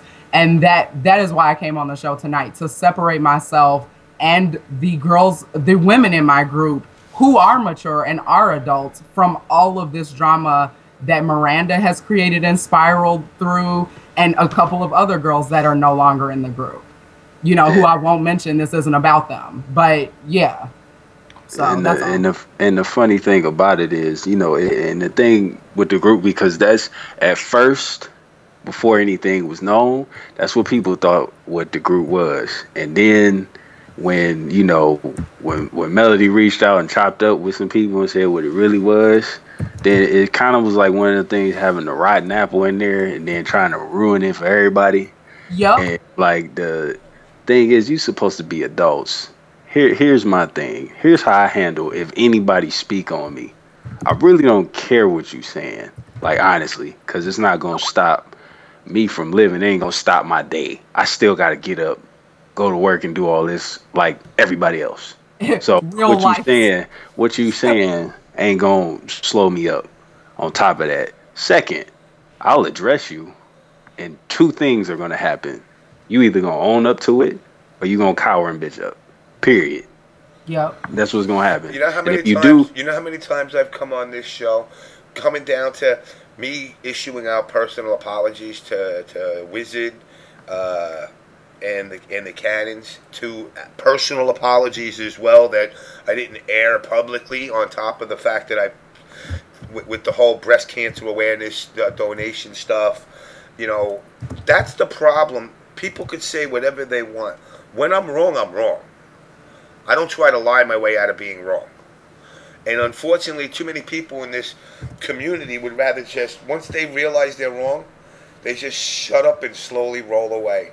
And they do that, I'm not here right now. You don't see me doing some Jedi mind trick crap. You don't see me now because I made a mistake. There's nothing wrong with saying, look, I fucked up. That's why fucking pencils have erasers on it. We all fuck up. Yeah. Yeah, exactly. And it's a coward tactic if you just fade off and don't step up to it. 'Cause me, I know, and as anybody who's an adult should not have no problem with admitting when they're wrong. Like, when you can't admit when you're wrong, then that's just personal issues. That's that's insecurity, honestly. Right.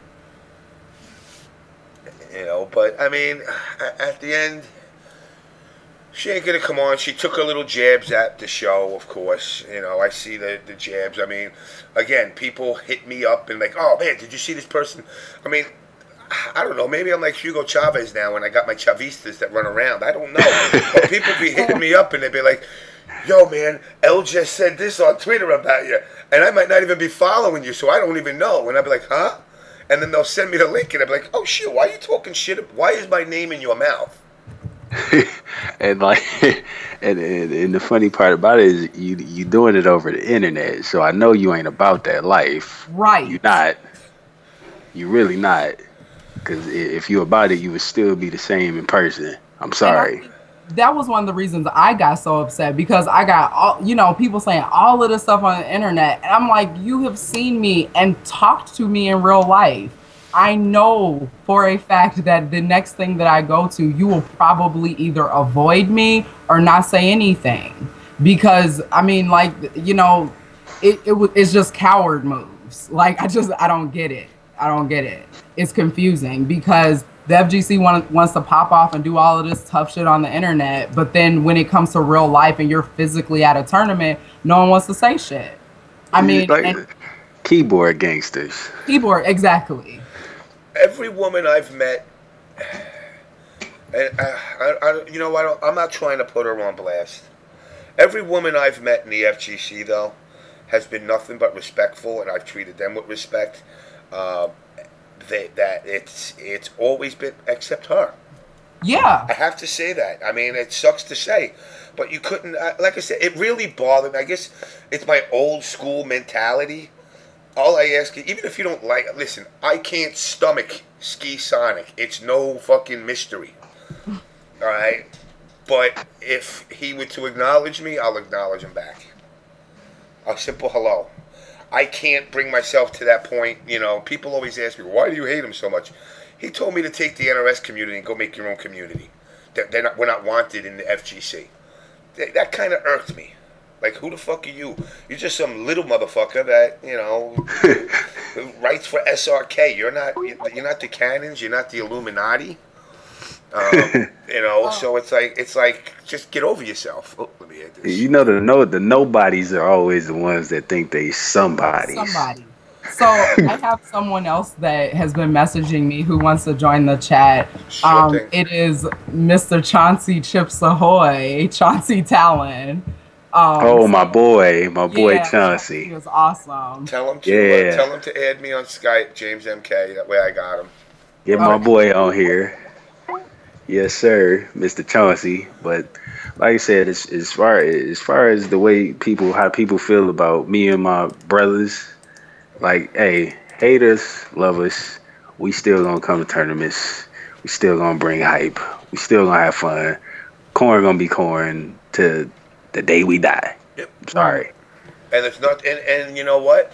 When I see the people throw the negativity, it's just a bunch of angry Negroes. Shut the fuck up. You know what? I've heard something like that before, and I laughed so hard oh my God. Like, you don't understand. When I hear stuff like that, I'm like, I'm not angry. I'm having fun. I look at Caps. You angry? No, I'm sitting here fooling, trolling. Footwork. You angry? B. You angry? like it's funny. I mean, they make it sound like you guys are all packing heat. You're coming down with fucking right, like we really came coke and crack that you're gonna be trying to distribute amongst the innocent gamers.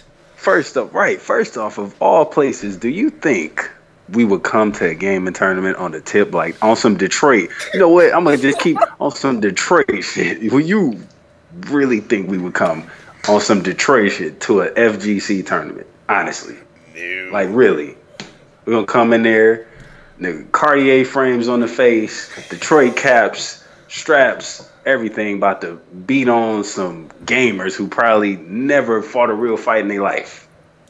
9 times out of 10. Well, maybe you colored folks are looking to rob all the innocent white kids that come down. I'ma steal your stick? I was gonna say, what are you gonna steal from broke ass motherfuckers? Exactly, nigga. I'ma steal the lint out your pocket. Give me all your sticks. What you gonna do? Like, you probably got a wallet but have nothing in it. They don't even have wallets. They just carry they don't even carry a driver's license. They just carry a driver's ID. Probably still got Velcro strap wallets like they 12. That's all. Like, honestly, like, dog, come on now. Give me your fucking Pokemon watch now. Like, niggas probably playing Yu-Gi-Oh cards on. Give me your deck. I know this worth some money. You blew some racks on. You know, like, I think another thing too about the internet is that so many people take like a simple joke or like take a fragment of a statement and then blow it out of proportion as the entire thing that you said. And that's another, I mean, it's the internet. You know, I don't know what you expect. And no one should really expect anything better. But that is essentially what so much of the press was about. It was literally about the title. And Proho, like I said in my rebuttal, if you let words control you, then they'll control you forever. The word nigga, just like what Chris said in the video blog, if you let the word nigga control you, it will forever. You gonna get aggressive and mad every time you hear it. And then, you know, that's basically gonna be us living up to that term. And the thing is, that's why it cracks me up when people call themselves adults but let little words like have so much power over them. Like, it cracks me. It amazes me sometimes. Like, it ain't even just the FGC. It could be Facebook period. And I'd be scrolling up my news feed and seeing people whining, oh, I saw this in a stat. Yeah. Oh, I saw this was said. Guess what? Is he stopping your money from coming in? Is he or she stopping your money? Is he or she bringing any type of harm to your family or whatever? What are they doing that has you put your life on hold to sit there and waste your time from what you doing, from what you need to do to address them and sit on the computer? You stooping down to their level at that point. My thing is, address it. If they ain't about what they really talking about, then keep it moving. They gonna keep popping off on the internet. It's the internet. They hiding behind the keyboard. They not in your face. It's no different from somebody talking to you on the phone and won't get at you in person. Person, if a person will not confront you face to face, then you wasting your time. You might as well just keep it moving. Oh, I also have another guest on top of Chauncy Talon. So Rashean wants to be on. Okay. Tell him same thing. Add me as well. And that's the whole thing about that. There have been situations where people have had problems with us, and we've tried to reach out to them, and they want to act like dicks about it, or they want to keep whining and just keep beefing for what? Like, I ain't really trying to really make it about this, but the whole little food blat and his nonsense and him whining about it. I literally was on the thread with Kobo. Yo, what's up? What's up? Yo, what's up, man? What's good, man? But I was literally on the thread with Kobo talking about, well, look, if you trying to talk this out and squash this retarded nonsense instead of popping back and forth on threads and saying, oh, this and that, and like, look, we ain't about that childish stuff. We like to talk, meet with the person, talk to them face to face. I can't hear y'all. Hold on, let me get my shit together. Like James has met all of us at this point, and then chopped it up with all of us, and he know we ain't about no stupid stuff like that. No, especially if a person really me, because I know you guys, and then I see what people are saying, and then I'm going, wait. You know, like the Fublat, for example. And again, I don't want to harp on this either, but like I know he like was going in hard, and I'm like, but you've met guys too. Is it all about, you know? And this is where I felt like maybe it just came down to like he lost because guys were yelling in his ear, and that's all that fuels it. Because reality is this: I ain't seen none of you motherfuckers ever commit a crime, but I've seen a lot of white folk commit many a crime at these events. And I don't see him going after, you know, don't play political policeman and then go and start basically, and then start doing the stop and frisk shit and just pulling over every black man and saying, you must be a criminal. Oh, you doing, you know what? It's so much way more scandalous stuff that happens in the FGC that corn is minuscule compared to that stuff. And the fact that people ain't as loud and political towards stuff like that just lets it know we gonna make them the scapegoat. I know this is going on right here. It's way more worse, but it's better to use them as a scapegoat. Yeah. And I remember my bro Caps saying this on an old episode. He said, you know, it just come with the spotlight. Like, corn is really big right now. Like, as far as popularity, people knowing who we are and stuff like that, and that just come with the turf. And he right, that's exactly what comes with the turf. And it's not even trying to be on no arrogant stuff or none of that, because if anybody really know us, we some humble Detroit dudes. Humble living, humble work for ours, all that type of stuff. So if you really want to know corn, then hey, try to chop it up with us for real. You know what I'm saying? I mean, I know most people not going to do that, you know, because they comfortable with hiding behind the keyboard and throwing shots or sneak dissing and all that type of stuff, and then want to be on some quiet hush-hush or some fake friend stuff when they in your face at a tournament. But, you know what I'm saying? If you really trying to chop it up, you know, holla at us. We ain't gonna bite. You know what I'm saying? We ain't gonna kill you on sight. Nothing like that. Mm-hmm. So it's like, no, holla at us. I ain't got no problem. None of us have any problem. We some straightforward cut dudes. None of us are gonna cower. And if we were so bad, then why does James rock with us? Why does E rock with us? Why does Larry rock? Most TOs rock with us. Right. So honestly, what makes us so bad? Like No one really knows. like that's the $1 million question, and every time I ask that, nobody can really answer it. It's usually them bitching and whining about a bad experience for them. Oh, Right. you couldn't handle the hype that we was bringing, or you couldn't handle being in that environment. And most of, I don't know, it may be, if I know none of these cats would have survived in the 90s when you were at arcade. No. When you were at arcade, it was way worse. I've seen fights break out in front of arcade cabinets, everything. I've seen all that growing up. Going out to the Butterfly, many money matches in Marvel where somebody gets super salty and scraps happen. I've seen all that type of stuff. So it's like cats would not have survived. Like, and B can Adonis can even tell. B can Yo, tell. we hear you, Rashean. Yo, what's up, James? Not much, man. Just trying to analyze this FGC women's drama, and trying to figure out, like, how does it get to a point where what was, and this is how I look at it now, what was intended originally to be like this women's group thing, which, you know, people were breaking balls in the beginning, and we're going to start our own group, and we're going to talk about dicks and all the other joking that was going on. But it was something that, even though all that little BS happened in the beginning, it kind of faded out from the limelight, but still continued to happen. And I really thought it was a good thing. You know, it's a place where women can come bullshit. I mean, you could talk about bleeding for 7 days. There ain't no guy in the FGC that can do that. You know, Right. and live.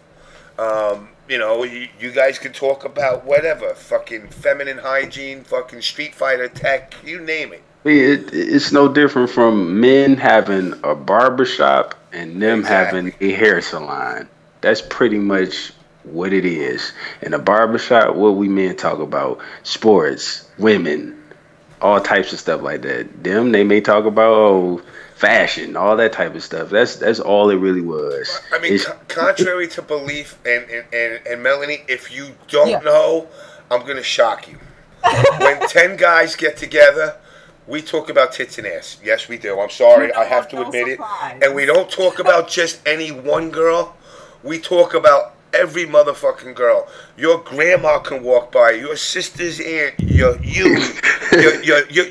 fucking female dog. You'd be like, yo, check out that ass.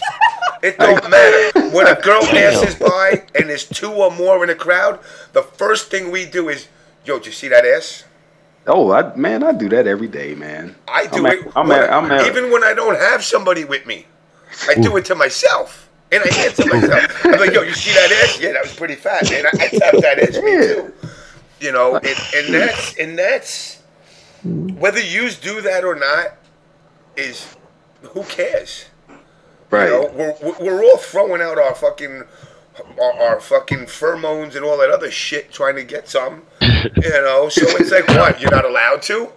That's the thing. It's just being natural. Like, dog, I do that every day. Co-workers, Big Al, tell them, nigga, did you see that? Did you see that ass? It's ridiculous. Y'all hear me good, right? Yeah, we hear you. Yeah, we hear you, man. Now, Okay.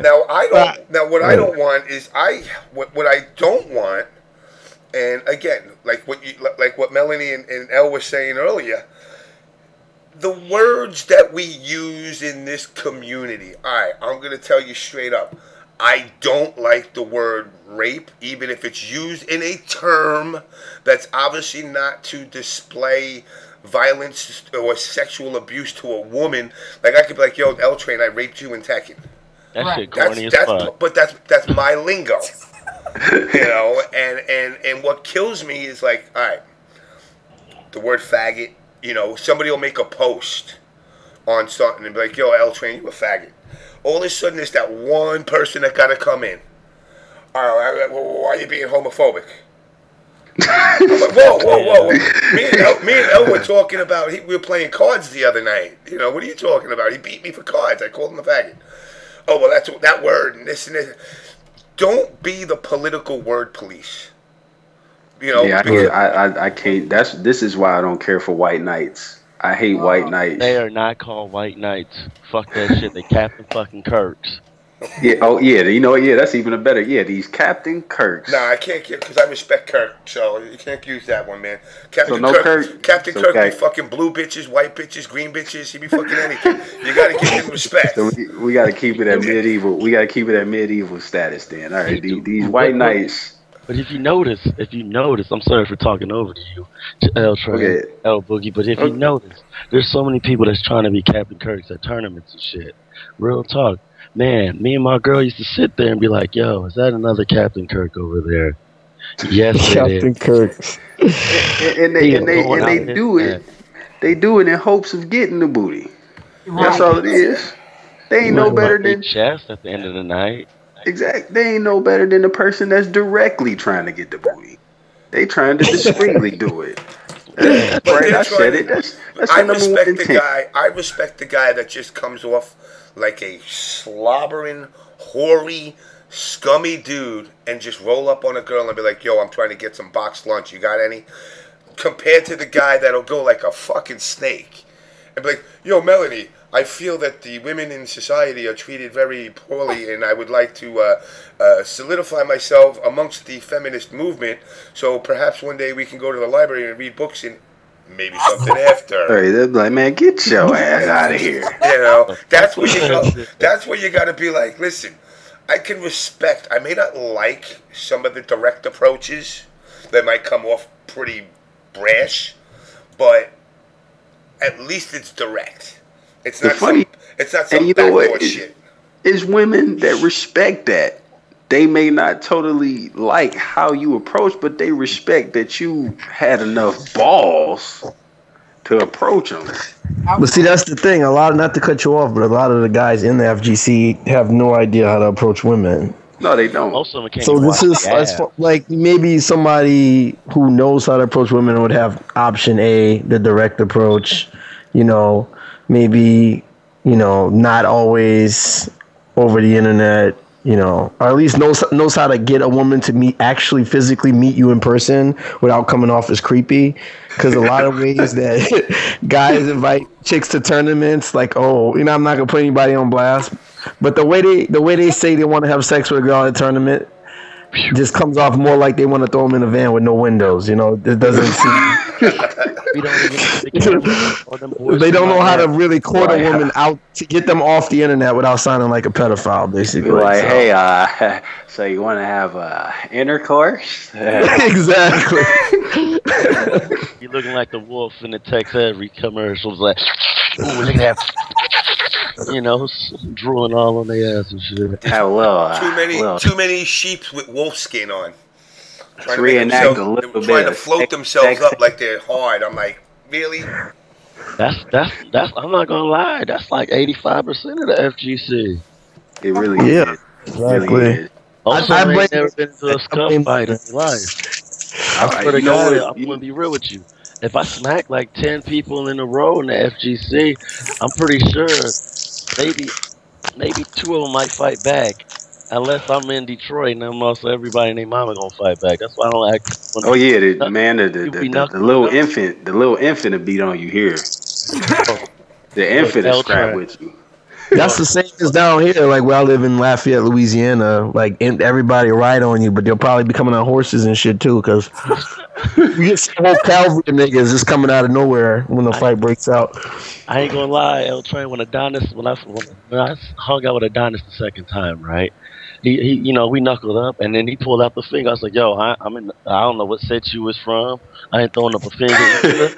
I'm in Detroit. Ain't nobody from Gun Rules going to help me out because ain't nobody from Gun Rules from where I stayed at. So I ain't gonna pull the finger. I might put the wrong finger. He's like, oh man, wrong set. Shit. My exit stage left like Snagglepuss. Yeah, but that's the thing about these that's, you know, it would be a funny ass experiment if we got these gamers and put them in like a club. That'd be the funniest shit I've ever seen. Oh, can I be there? they can't be part of. Yo, I will be there. I will be there free before 11 for sure. I will be there at 9 o'clock to see that. I'm bringing in the yak, dog. We drinking before we get in, and we drinking when we get there. Oh yeah, oh my Y'all god. know about me in the pulling You up. know what? Atlanta, we're gonna take them to final. We call that in Atlanta. What's that strip club? Magic City. Oh my god, they probably You come just on find the themselves looking at the nerdiest sign. you can find the nerdiest Armada looking motherfucker you can find, and we're gonna bring them to Magic City in Atlanta and see what happens. It ain't even gonna work for them. It's too We much. gonna get Secret Monet to give him a lap dance.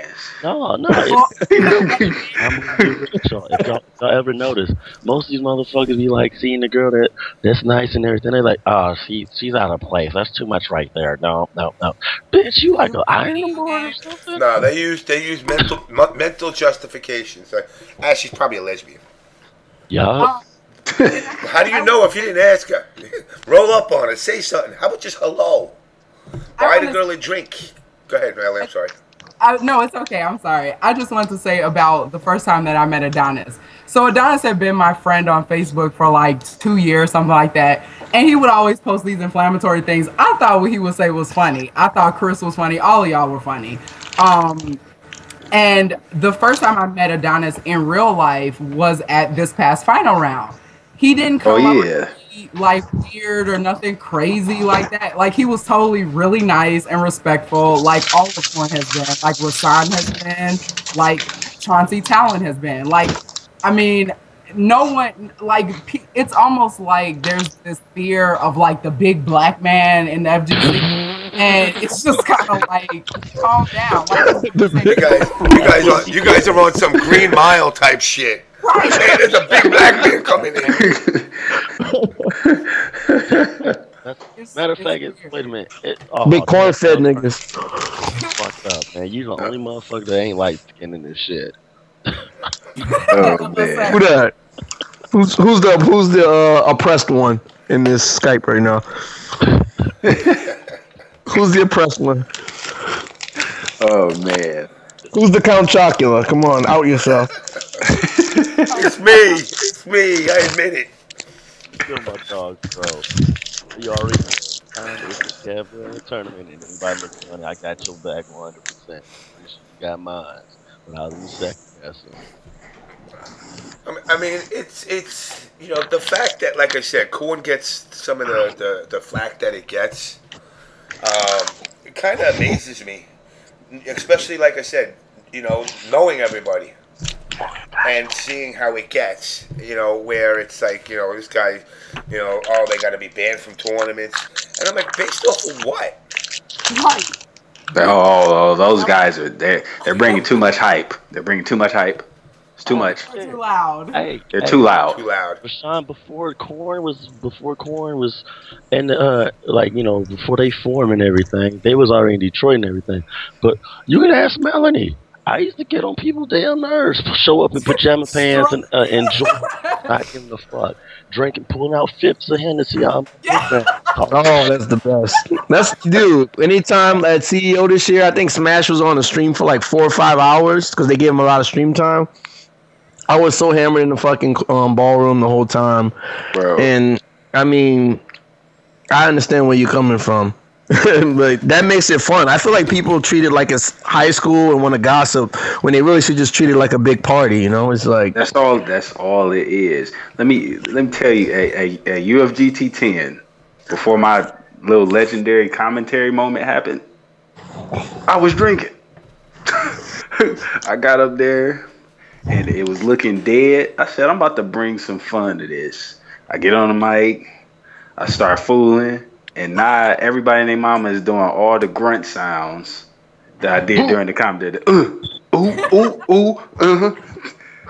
That has become that. And somebody edited the video. They took the commentary and chopped up all the moments where I made grunts, and it was one of the funniest videos I watched in a minute. Like, exactly, exactly. Like, I was dying when I rewatched that. I was like, dog, whoever did this is ridiculous.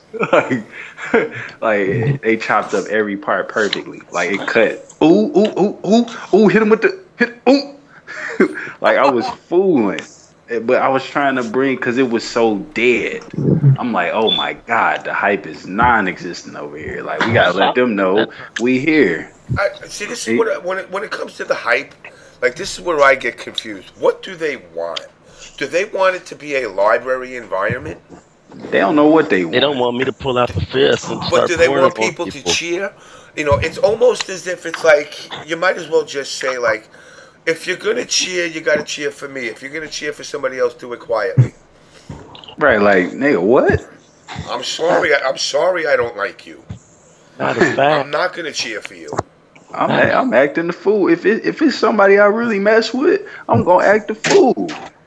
Back Midwest Championship 2010 when I was getting my ass beat and what was it? Tatsunoko versus Capcom. I said, fuck, I started eating cookies. I was like, Karasa, you want a fucking cookie? Hold that thought. Cookie Monster. Hold that thought. Melanie, hold that thought for 1 second. Cypherix, I finally figured out what the beeping noise is. It's not a fucking battery. Apparently, Microsoft announced that the NSA actually listens to these. The NSA does listen to these Skype calls, and that's what the beeping noise is. It's being recorded. So don't admit to any drug deals or murdering or anything terroristic, because the call does get recorded apparently. Oh God! So I gotta get off the line. I got a few warrants, you know. Just like a nigga. Oh man, but yeah, the thing is though, I'm there to have fun. I'm there to get hype. When JDM made it out of pools and winners at Evo, I was going nuts. Man. I was going absolutely nuts. You couldn't tell me to calm down. And the way he did it too, he killed him with a happy birthday. I went stupid. It was like, oh my God, who is this guy? He's going nuts. Like that's my teammate though. That's how we do. When JDM beat, you know, shout out to the homie, my homie still too, Yipes. When he beat Yipes at Unicron, I went nuts. I'm like, both of y'all my homeboys, but we in Detroit, we in hometown. I got to root for my boy for sure. But you know, I went nuts. Everybody went nuts. When Wolf Chrome defended Detroit at Unicron last year, went nuts. That's how we do. When it's our homeboy, when it's our peoples, we go nuts. That's what you're supposed to do. That's the hype. That's the fun factor. It's called cheering on your hometown. Exactly. It doesn't care if y'all don't see eye to eye for the day. I'm gonna root for my people in Michigan. I'm not even from the motherfucking state, but I'm gonna be like, yo, y'all ain't fucking with us. Get on our level. Fuck you and your motherfucking pussy you came out of. Exactly. Like my thing is, I and it's a rule. I don't care who they playing against. I will never root against my hometown. I've yet to do that, and I never will. I never bet against or root against my hometown. I just can't do it. To me, that's how everybody. That's just taking pride in your region. That's taking pride in players. Like if y'all in part of a team, a group, like it could be my homeboy or myself or one of my other homeboys who play Tekken here from Michigan. Like, case one, my homeboy Wendell, if he's going against me. Rashean, you going to share? Wait, what's that? Are you going to share whatever the hell you're unwrapping and eating? Yeah, that sounds. Because I'm hungry too, you know. Right, that sounds like it's real delicious the way you. That sounds like you be pulling out some Hostess Suzy Q's or some shit. Right, like he really. I told you. That really quick. So like I mentioned, the video blog about Korn. Well, when I interviewed Korn, that made it on Kappa Reddit. So there was my rebuttal video also made it on Kappa Reddit, and SuperYan wrote this 4 hours ago. This is the stuff that I'm talking about with her constantly formulating drama and, like what you said, James, dismissing people. And I quote, this is her response to my rebuttal video. 15 minutes of name dropping and trying to establish credibility. 15 minutes of excuses for kicking me out of a Facebook group. 5 minutes of question mark. Summary. Girl goes and makes a 35-minute video talking shit and I'm the drama queen. Cool. By the way, I like the shiny new account. Some people try way too hard.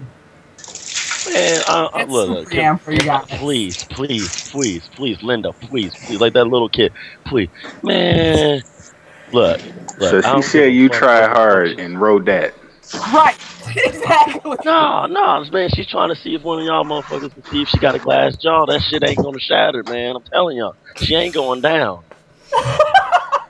That chin is S tier, I guess. Stallone. That's that Stallone chin, man. That's that superhero. Hey, Adrian. She will be joining us in a few minutes. Oh wow, that should be fine because she didn't want to face me one-on-one. So clearly. Oh my God. The internet, that keyboard gangster. I don't know. This shit might be the greatest shit since sliced motherfucking bread. I don't know. I'm just saying, real talk to me. She hasn't been relevant since motherfuckers ain't said shit about her thighs on that shit. When they seen that thighs, that's when the motherfucker became somebody. I'm not trying to diss or anything, but I didn't know who the fuck. That's a real. I mean, come on. But when she got into that incident with Aries, all I heard was her like, "Yo, man, you see her thighs? SuperYan, dog." I'm like, I don't know who she is. She don't know who I am, but I'm just saying that's the only thing I knew of her was people was geeking about her thighs. I think that's you and everybody, honestly. You know, that's like just me reading that. Like anyone can see it on Kappa Reddit. That's the stuff that I've dealt with her for the past 6 months. Like anytime you come at her, then it's like, oh well, then she like will play the victim, but then she says shit like that, and that's what bothers me. This isn't some catty stuff. This isn't some girl on girl stuff. Why? Damn it! I was hoping for some like girl on girl action. Damn it! I knew James about to get down. I was hoping the shirt get ripped.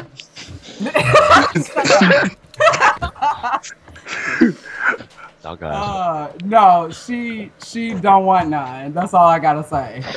Oh.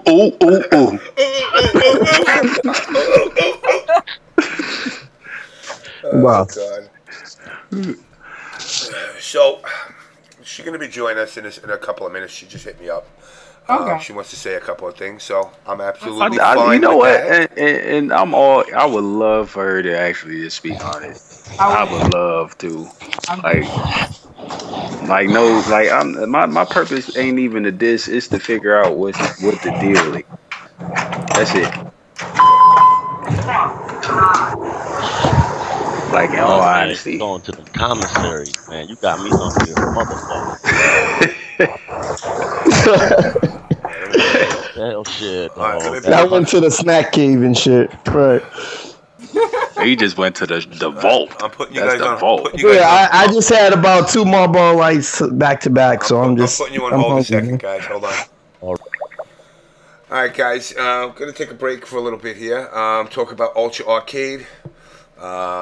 They got an event coming up for KI, which is Combo Clash, which is ultraarcade.com, Combo Clash Japan. Guys, go check it out. It's for 2015 for an event they're going to be doing in Japan. Give Brandon and crew over at Ultra Arcade a follow on Facebook. And if you're in the San Antonio area, definitely be sure to check these guys out. Yes, apparently Japan does play. You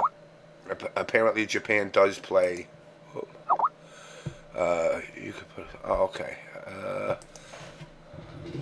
We will. All right.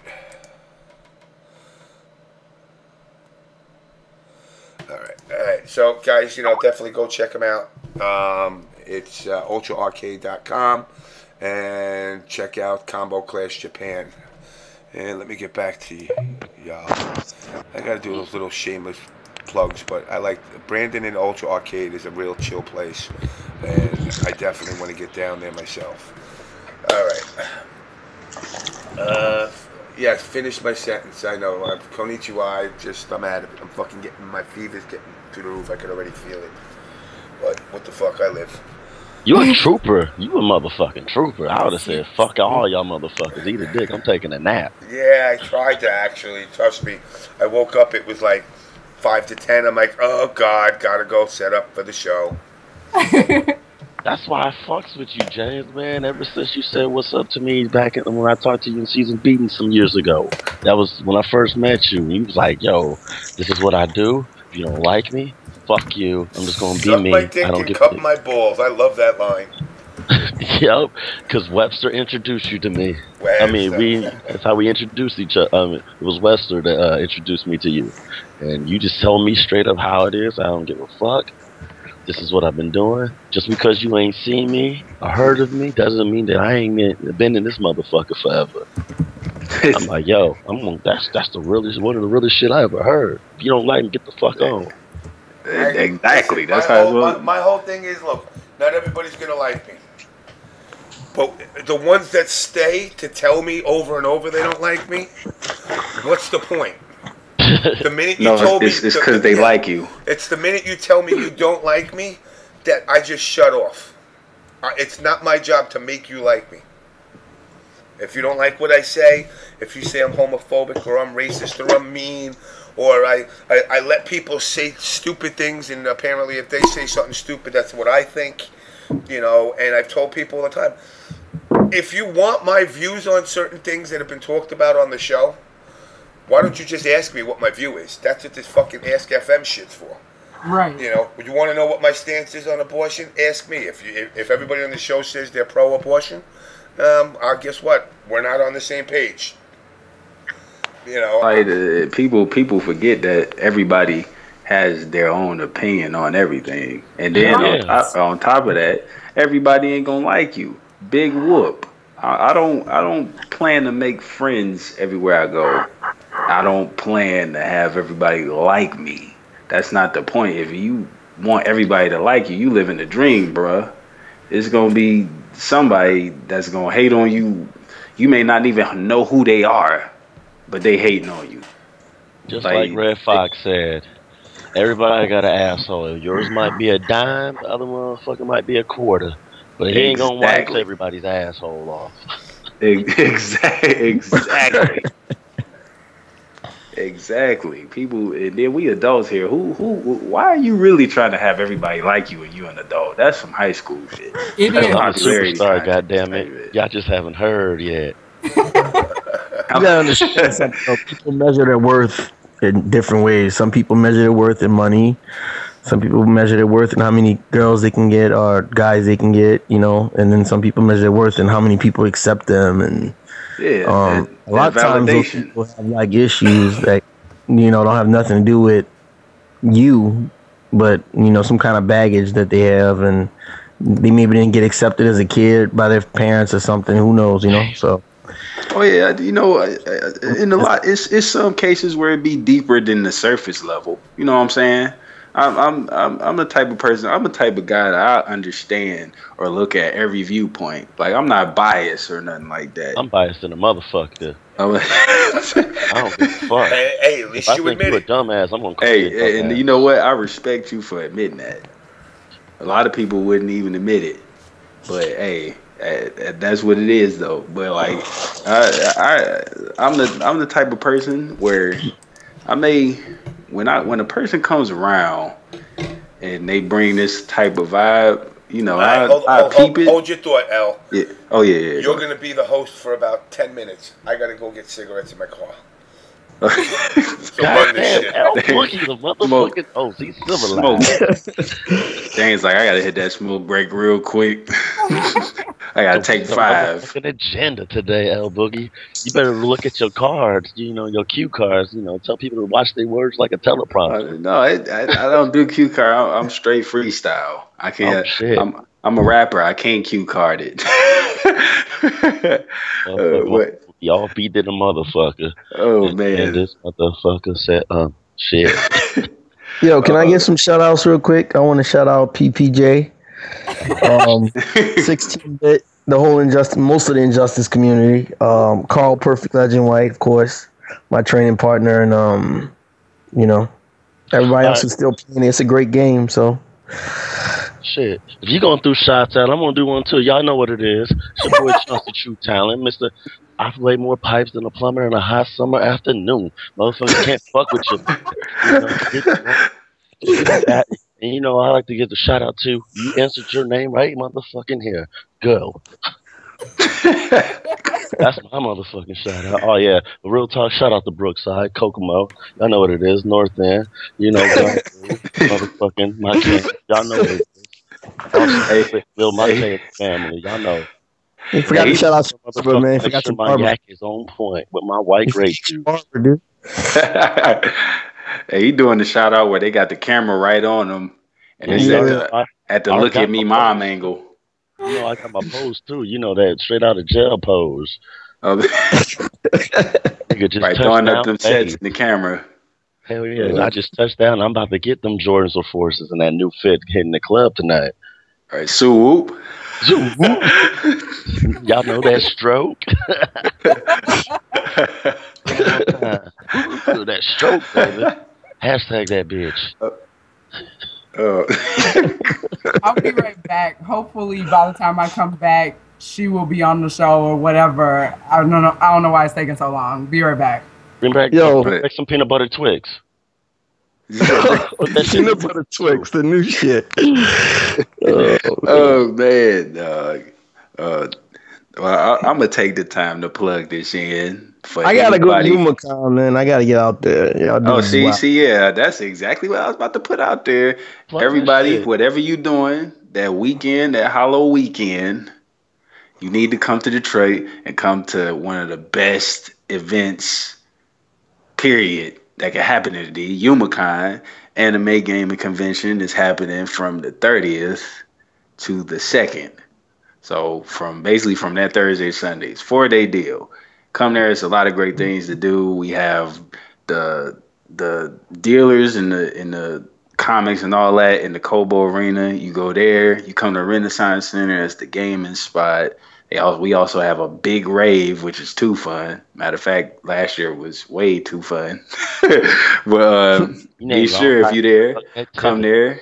We also having our annual Michigan Masters tournament for gaming. So we're going to have everything you play from Ultra Street Fighter to Marvel to Uniel to everything. Everything that's popping right now we got there.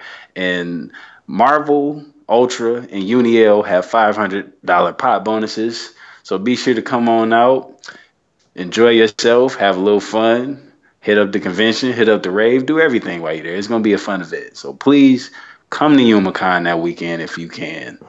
Please make it out. It's a fun event. You would not regret it. Come every single day. Fun people, you know? You know what sucks for me? Because of my job, I can't get them days off.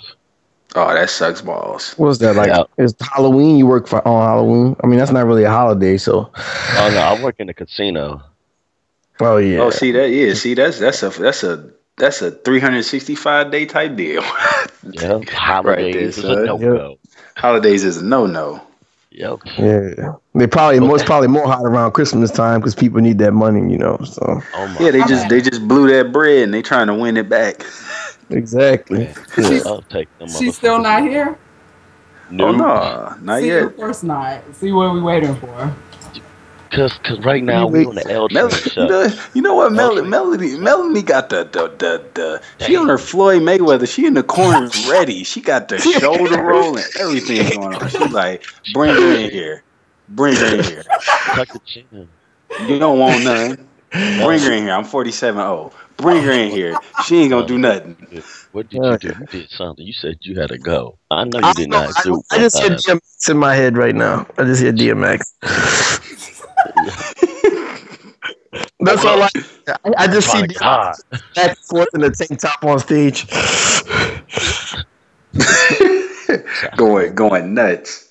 I know. It just reminded me. It was that video, right? What's my name? That What's My Name video. I hear that beat in my head right now. Oh man. Are you talking about going with Sheik? With the Sheik when the Sheik was on doing a hook. With that strobe light shit, fucking niggas up, like, giving niggas stages on BET. Shit. Oh man. What the deal? That nigga. Like that's like I'm telling you, Melanie like ready to bite the head off. See, she ain't here. No, like that hood, that super hood black girl. Like where her ass at? Nah, you know when the boxers are in their own dressing rooms and then one comes out and then the other one comes out right after? She came to the boxing ring like 30 minutes early and this bitch still in the Damn. Dad. Melanie. I don't understand. Like, Is your hair up yet? But you know, I kind of see where Melody wants to address the issue. That's what that is. You know, just on some real talk type stuff. I mean, yeah, 'cause she has been avoiding me, and like I've said, I would be open to talking to her, and she didn't want to, not one-on-one. So I don't get it. and the thing is, the real thing to do would be to pull that's it. Pull somebody to the side and chop it up with them for real, like on some 100 stuff. But that motherfuckers ain't 100. I'm just like I said. Exactly. Ain't nobody 100. See, the shit is. Bitch is NutraSweet. They ain't 100% cane sugar. This bitch is NutraSweet. Where the 100% cane sugar bitches at besides Melanie, you know? There are some 100% girls in FGC. Nah, these bitches NutraSweet, Splenda, all that shit. Oh, he said the Splenda. That ain't even real sugar. Right. That's my point. That ain't even real sugar. Damn. Sweet here in a second. I used to talk about people had sugar in their tank, and you had to be careful on certain situations and shit. But no, he was just talking about 100% keeping it real. I like how you put that disclaimer out there like that, though. Everybody caught that. I didn't even think it was that deep, but. I'm back. That was a nice little disclaimer. He did the white words at the bottom of the screen type disclaimer. What's this at home? Exactly for the viewers at home. Oh, let me do that. Viewers at home, please be advised. This shit is about to get real. Hey, I'll come back. Hit that shit one time. What did I miss here? And a Twitch channel all on its own. What did I miss here? Am I gonna have Twitch police knocking on my door in the morning? Oh no! We paid them off. We paid them off, James. I gave him that free casino money, James. I told him exactly. Chauncy hit the nice big purple subscribe button and just sent all the bread to him. We good. We good. We covered. We got you, James. All right, good. As long as I don't have nobody knocking on my door telling me I'm banned for another year, because once was enough. Good, James. I told them bitches to get a hug. That's all they needed. Oh man. All right. So, with that said, I love you, Twitch. You're my boys. Emmett Shear, you're my man. And now Amazon owns your ass, but hey, fuck it. It is what it is. You got paid. And with that said, let me bring on SuperYan.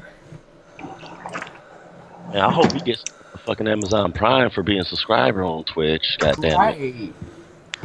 Yeah, that would be super clutch if we got that. I'm too cheap at 50, even though I get them cool bucks. Right, I did Prime. Prime is too good. I'm like, yeah, we need that right now. I want one as soon as I sign an account up, like right now. All right, guys. Let me introduce you guys. Guys. Is my mic broken? As time flies by, I wonder why. What a good guy. Just got intro music. Damn, pro wrestler. Miranda got intro music. Holy shit, we got intro music. What is that music for? James taking to another level. We don't care, just letting the marijuana burn. We get in rotation, tripping over a turn. Y'all stuck in kitty shit. Y'all stuck like churn. Get in tune with yourself. I am gangbanging over here right now. Chauncy practicing his set throwing. Don't think below your belt. Live your dreams, be cool. You got one life. Don't waste it like trash, cause life might bite. Work hard, plays and lose, do it day through night. Home runs all day, never get any strikes. Oh. Ricka, breakdown. Oh shit. Wow, that was hit and run? That was anticlimactic. Did she put on a hit and run? That's it? She ain't saying not a goddamn thing. But I talked over most of that shit. I'm sorry, guys. I fucked everything up. Typical nigga. You old set throwing bastard. Wow. All right. You know what? Let me see something here, because you know, I'm kind of upset right now. Oh. Hey, up for this shit. He's sick. He got cooties and shit, and she fucked this mother. James about to call the boys. Hey, Was that her playing that music? I think we were supposed to listen to the words. What? Oh my! See, I told you this bitch had intro music. Nobody intro listened. music. Yeah, that was intro music. Ridiculous. That was anticlimactic. That was it. This is what was. If you gonna play some gangster stuff, play some good gangster stuff. Right. That's that motherfucker that be on Facebook trying to get you to listen to their sound click, and you like, dog, man, why the fuck they haven't dropped your ass? You click it, and then my entire screen crashes. Yes. I'm disappointed, man. I stayed up for this shit. My daughter Seriously? my ass. Was that supposed to be a troll, or like, I don't get it. What a waste of time. If I was her, I would at least play some a little bit of No Limit, something I could at least bob to. I'm gonna tell y'all, we got hit with the okie dog, left, right, good fight, good the fuck. Right. Dog, she beat her ass. We got hit with the boy. We got hit with that Tyson Haymaker, son. I'm so confused right now. I'm like. I told y'all that chin is too fucking strong, dog. Just chewing that fucking gum, dog. Superhero at large. Damn. Wow, hit and run. That's fucked up. That hurts my feelings. That's real fucked up. I don't have many of those, but I had one. I was like, I really want. All honesty, I was like, you know what? I'm hoping maybe this whole thing can get squashed here. See, she doesn't. That would require her being an adult, though. You understand? Yeah, this is the thing. She never wants to squash drama. And she will never confront you in real life if she has an issue with you. That is what I was trying to say. She keeps it perpetual. That was a perfect example of it. I don't know what she thought she was going to prove. I guess she was being funny. And she'll probably continue to talk shit about me. Don't really care. She's unimportant. To me, my life, she don't make me money. She don't do shit for me. She can have a seat. So it's like... Damn. Hey, she ain't even got a chance in musical chairs on this motherfucking shit, though. Fuck that shit. Nope. Oh, man. Wow. I'm disappointed. Exactly. Damn. She just getting hit with the dick squad in the chat. Right. Funny thing, she did a drive-by and didn't hit no target. I didn't even hear the music. With the windows up and shit. I didn't even hear the music. Can you replay that? You can't even replay that. I can actually go back and replay it, but I got to shut off to do it because it's still recording today. Oh, I don't even think that's serious. But you gotta archive that 30-second trailer. Maybe those lyrics were deeper than we think, and we need to maybe if we could hit somebody from the stream to just bring up those lyrics or something, at least the song. We can look up the lyrics. I need to hear that. Yo, that was that OD iron cold shit right there, son. You know what? Hold on. I actually might be able to do this. Let's see. I can do this. Hold on. I got a way to do this. No. I don't even have to do that. I could turn the local recording off for a second. Oh, wait. If I turn it off, though,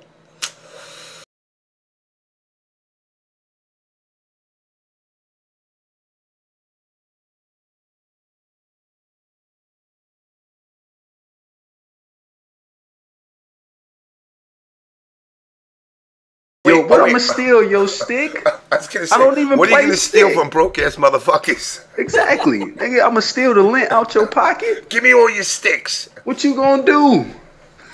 Like you probably got a wallet but have nothing in it. They don't even have wallets. They just carry they don't even carry a driver's license. They just carry a driver's ID.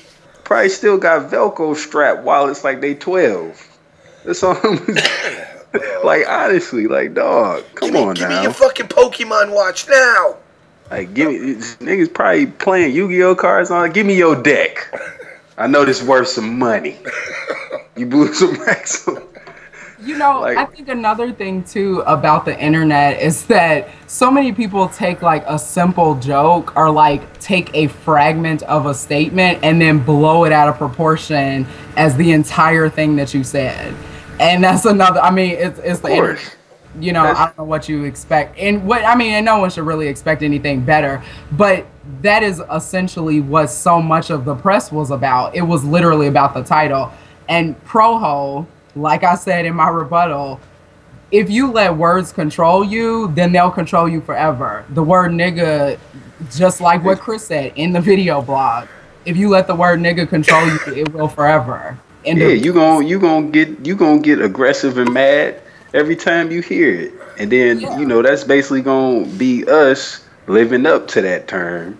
And the thing is, that's why it cracks me up when people call themselves adults but let little words like have so much power over them. Like it cracks me. It amazes me sometimes. Like it ain't even just the FGC. It could be Facebook period. And I'd be scrolling up my news feed and seeing people whining.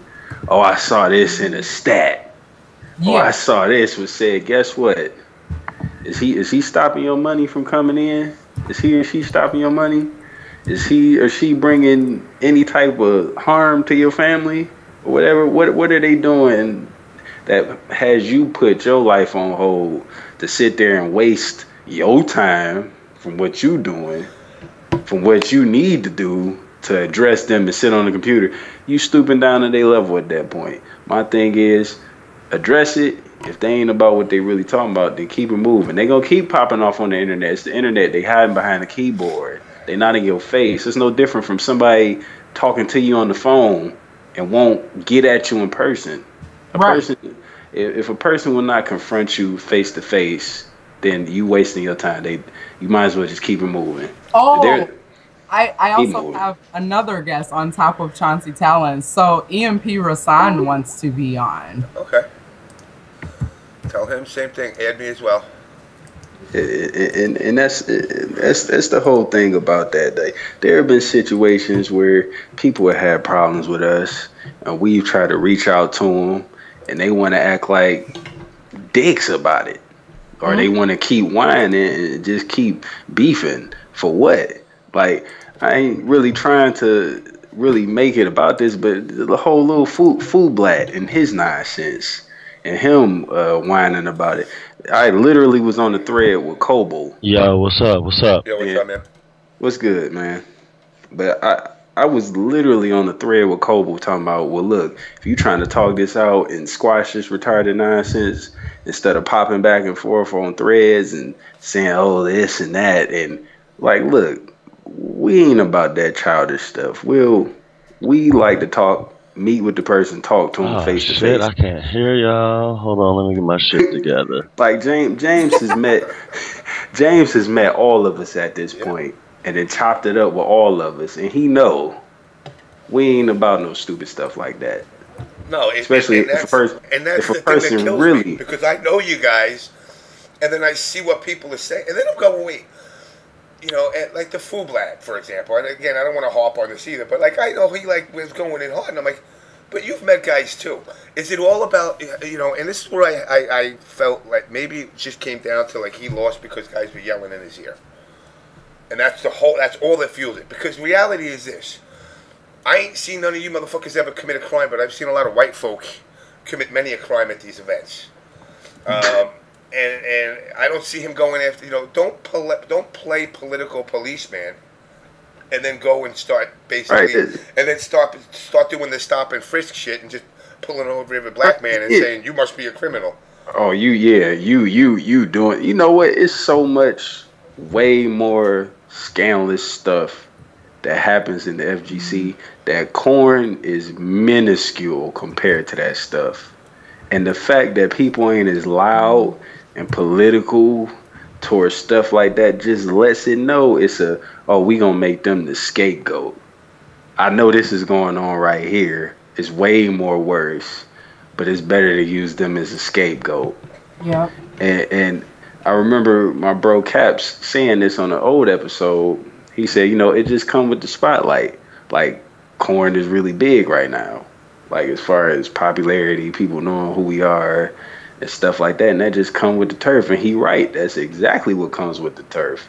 And it's not even trying to be on no arrogant stuff or none of that, because if anybody really know us, we some humble Detroit dudes, humble living, humble work for ours, all that type of stuff. So if you really want to know corn, then hey, try to chop it up with us for real. You know what I'm saying? I mean, I know most people not gonna do that, you know, because they comfortable with hiding behind the keyboard and throwing shots or sneak dissing and all that type of stuff, and then want to be on some quiet hush hush or some fake friend stuff when they in your face at a tournament. But you know what I'm saying? If you really trying to chop it up, you know, holla at us. We ain't gonna bite. You know what I'm saying? We ain't gonna kill you on sight. Nothing like that. Mm-hmm. So it's like, no, holla at us. I ain't got no problem. None of us have any problem. We some straightforward cut dudes. None of us are gonna cower. And if we were so bad, then why does James rock with us? Why does E rock with us? Why does Larry rock? Most TOs rock with us. Right. So honestly, what makes us so bad? Like, no one really knows. Like that's the $1 million question, and every time I ask that, nobody can really answer it. It's usually them bitching and whining about a bad experience for them. Right. Or you couldn't handle the hype that we was bringing, or you couldn't handle being in that environment. And most of, I don't know, it may be, if I know none of these cats would have survived in the 90s when you were at arcade. When you were at arcade, it was way worse. I've seen fights break out in front of arcade cabinets, everything. I've seen all that growing up. Going out to the Butterfly, many money matches in Marvel where somebody gets super salty and scraps happen. I've seen all that type of stuff. So it's like cats would not have survived. Like, and B can Adonis can even B can. Yo, we hear you, Rashean. Yo, what's up, James? Not much, man. Just trying to analyze this FGC women's drama, and trying to figure out, like, how does it get to a point where what was, and this is how I look at it now, what was intended originally to be like this women's group thing, which, you know, people were breaking balls in the beginning, and we're going to start our own group, and we're going to talk about dicks and all the other joking that was going on. But it was something that, even though all that little BS happened in the beginning, it kind of faded out from the limelight, but still continued to happen. And I really thought it was a good thing. You know, it's a place where women can come bullshit. I mean, you could talk about bleeding for 7 days. There ain't no guy in the FGC that can do that. You know, right. and live. You know, you guys can talk about whatever, fucking feminine hygiene, fucking Street Fighter tech, you name it. It's no different from men having a barbershop and them having a hair salon. That's pretty much what it is. In a barbershop, what we men talk about, sports, women, all types of stuff like that. Them, they may talk about, fashion, all that type of stuff. That's all it really was. I mean, contrary to belief, and Melanie, if you don't know, I'm gonna shock you. When 10 guys get together, we talk about tits and ass. Yes, we do. I'm sorry, I have to admit it. And we don't talk about just any one girl. We talk about every motherfucking girl. Your grandma can walk by. Your sister's aunt. Your fucking female dog. You'd be like, yo, check out that ass. It don't matter. When a girl passes by and there's 2 or more in a crowd, the first thing we do is, yo, did you see that ass? Oh, I do that every day, man. I do it. Even when I don't have somebody with me, I do it to myself. And I answer myself. I'm like, yo, you see that ass? Yeah, that was pretty fat, man. I tapped that ass, me too. You know, and that's whether you do that or not is, who cares? Right. You know, we're all throwing out our fucking pheromones and all that other shit trying to get some. You know, so it's like, what? You're not allowed to? Yo, That's niggas just say saying. It's just pheromone. being natural. Like, dog, I do that every day. Co-workers, Big Al, tell them, nigga, did you see that? Did you see that ass? It's Yo. ridiculous. What? Hey, what's up? So, y'all Yeah. hear me good, right? Yeah, we hear you. Yeah, we hear you, man. Now, Okay. what I don't want is what I don't want, and again, like what Melanie and Elle were saying earlier, the words that we use in this community. All right, I'm gonna tell you straight up. I don't like the word rape, even if it's used in a term that's obviously not to display violence or sexual abuse to a woman. Like I could be like, "Yo, L Train, I raped you in Tekken." That Right. shit corny as fuck. But that's my lingo, you know. And what kills me is like, all right, the word faggot. You know, somebody will make a post on something and be like, "Yo, L Train, you a faggot." All of a sudden, there's that one person that gotta come in. All right, why are you being homophobic? I'm like, whoa. Me and El were talking about, we were playing cards the other night. You know, what are you talking about? He beat me for cards. I called him a faggot. Oh, well, that's that word and this and this. Don't be the political word police. You know, Yeah, I can't. This is why I don't care for white knights. I hate white knights. They are not called white knights. Fuck that shit. They Captain fucking Kirks. Yeah. Oh, yeah. You know what? Yeah, that's even a better. Yeah, these Captain Kirks. Nah, I can't get because I respect Kirk, so you can't use that one, man. Captain no Kirk. Captain So, Kirk okay. be fucking blue bitches, white bitches, green bitches. He be fucking anything. You gotta give him respect. So we got to keep it at medieval. We got to keep it at medieval status. Then, all right. These white knights.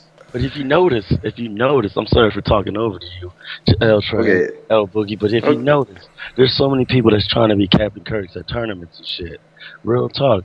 Man, me and my girl used to sit there and be like, "Yo, is that another Captain Kirk over there?" Yes, Captain Kirk. And they do it. They do it in hopes of getting the booty. That's all it is. They ain't no better than chest at the end of the night. Exactly. They ain't no better than the person that's directly trying to get the booty. They trying to discreetly do it. Right, I said it. That's I the number one respect the intent. guy. I respect the guy that just comes off like a slobbering, hoary, scummy dude and just roll up on a girl and be like, "Yo, I'm trying to get some boxed lunch. You got any?" Compared to the guy that'll go like a fucking snake and be like, "Yo, Melanie, I feel that the women in society are treated very poorly, and I would like to solidify myself amongst the feminist movement. So perhaps one day we can go to the library and read books and maybe something after." Hey, they're like, "Man, get your ass out of here." You know, that's where you go. That's where you got to be like, listen, I can respect. I may not like some of the direct approaches that might come off pretty brash, but at least it's direct. It's not funny. It's not And some you know backdoor what? shit. It's women that respect that. They may not totally like how you approach, but they respect that you had enough balls to approach them. But see, that's the thing. Not to cut you off, but a lot of the guys in the FGC have no idea how to approach women. No, they don't. Most of them can't So even this wash is their as ass. far, like maybe somebody who knows how to approach women would have option A, the direct approach. You know, maybe not always over the internet. Or at least knows how to get a woman to actually physically meet you in person without coming off as creepy. Because a lot of ways that guys invite chicks to tournaments, like, I'm not gonna put anybody on blast, but the way they say they want to have sex with a girl at a tournament just comes off more like they want to throw them in a van with no windows. It doesn't seem. We don't even get the camera or them boys They don't know how to like really court a woman out to get them off the internet without sounding like a pedophile, basically. Like, So- hey, so you want to have intercourse? Exactly. You looking like the wolf in the Tex Avery commercials, like, ooh, look at that. Drooling all on their ass and shit. Have a little, Too many sheeps with wolf skin on. Trying reenact a little bit trying to of float sex- themselves up like they're hard. I'm like, really? That's. I'm not gonna lie. That's like 85% of the FGC. It really Yeah, is. It exactly. really is. Also, I I blame- ain't never been to a scuff fight in your life. I swear to You know God, what? I'm gonna be real with you. If I smack like 10 people in a row in the FGC, I'm pretty sure maybe 2 of them might fight back.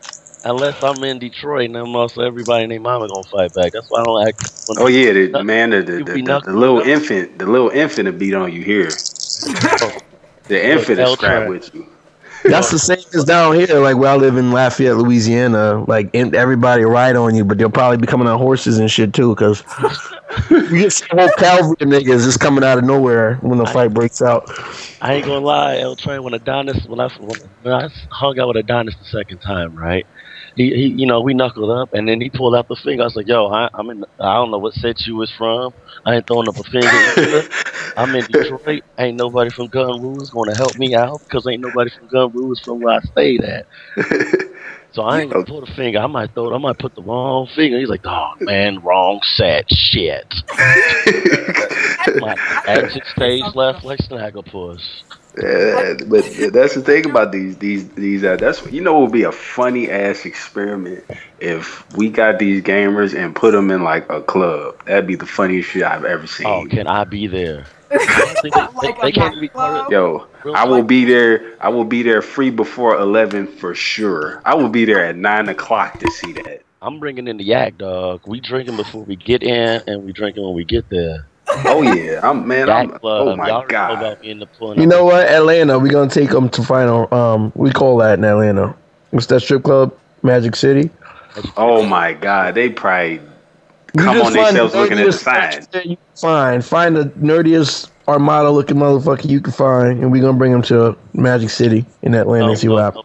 It ain't even gonna work for them. It's too much. We gonna get Secret Monet to give them a lap dance. No. If y'all ever notice, most of these motherfuckers be like seeing the girl that's nice and everything. They're like, "Oh, she's out of place. That's too much right there." No. Bitch, you like an iron board or something? No, they use mental justifications. She's probably a lesbian. Yeah. How do you know if you didn't ask her? Roll up on her, say something. How about just hello? Buy the girl a drink. Go ahead, Melanie. I'm sorry. No, it's okay. I'm sorry. I just wanted to say about the first time that I met Adonis. So Adonis had been my friend on Facebook for like 2 years, something like that. And he would always post these inflammatory things. I thought what he would say was funny. I thought Chris was funny. All of y'all were funny. And the first time I met Adonis in real life was at this past final round. He didn't come up like weird or nothing crazy like that. Like he was totally really nice and respectful, like all of Corn has been, like Rashean has been, like Chauncy Talon has been. Like, I mean, no one, like, it's almost like there's this fear of like the big black man in the FGC, and it's just kind of like, calm down. Like, you guys are on some Green Mile type shit. Right. Hey, there's a big black man coming in.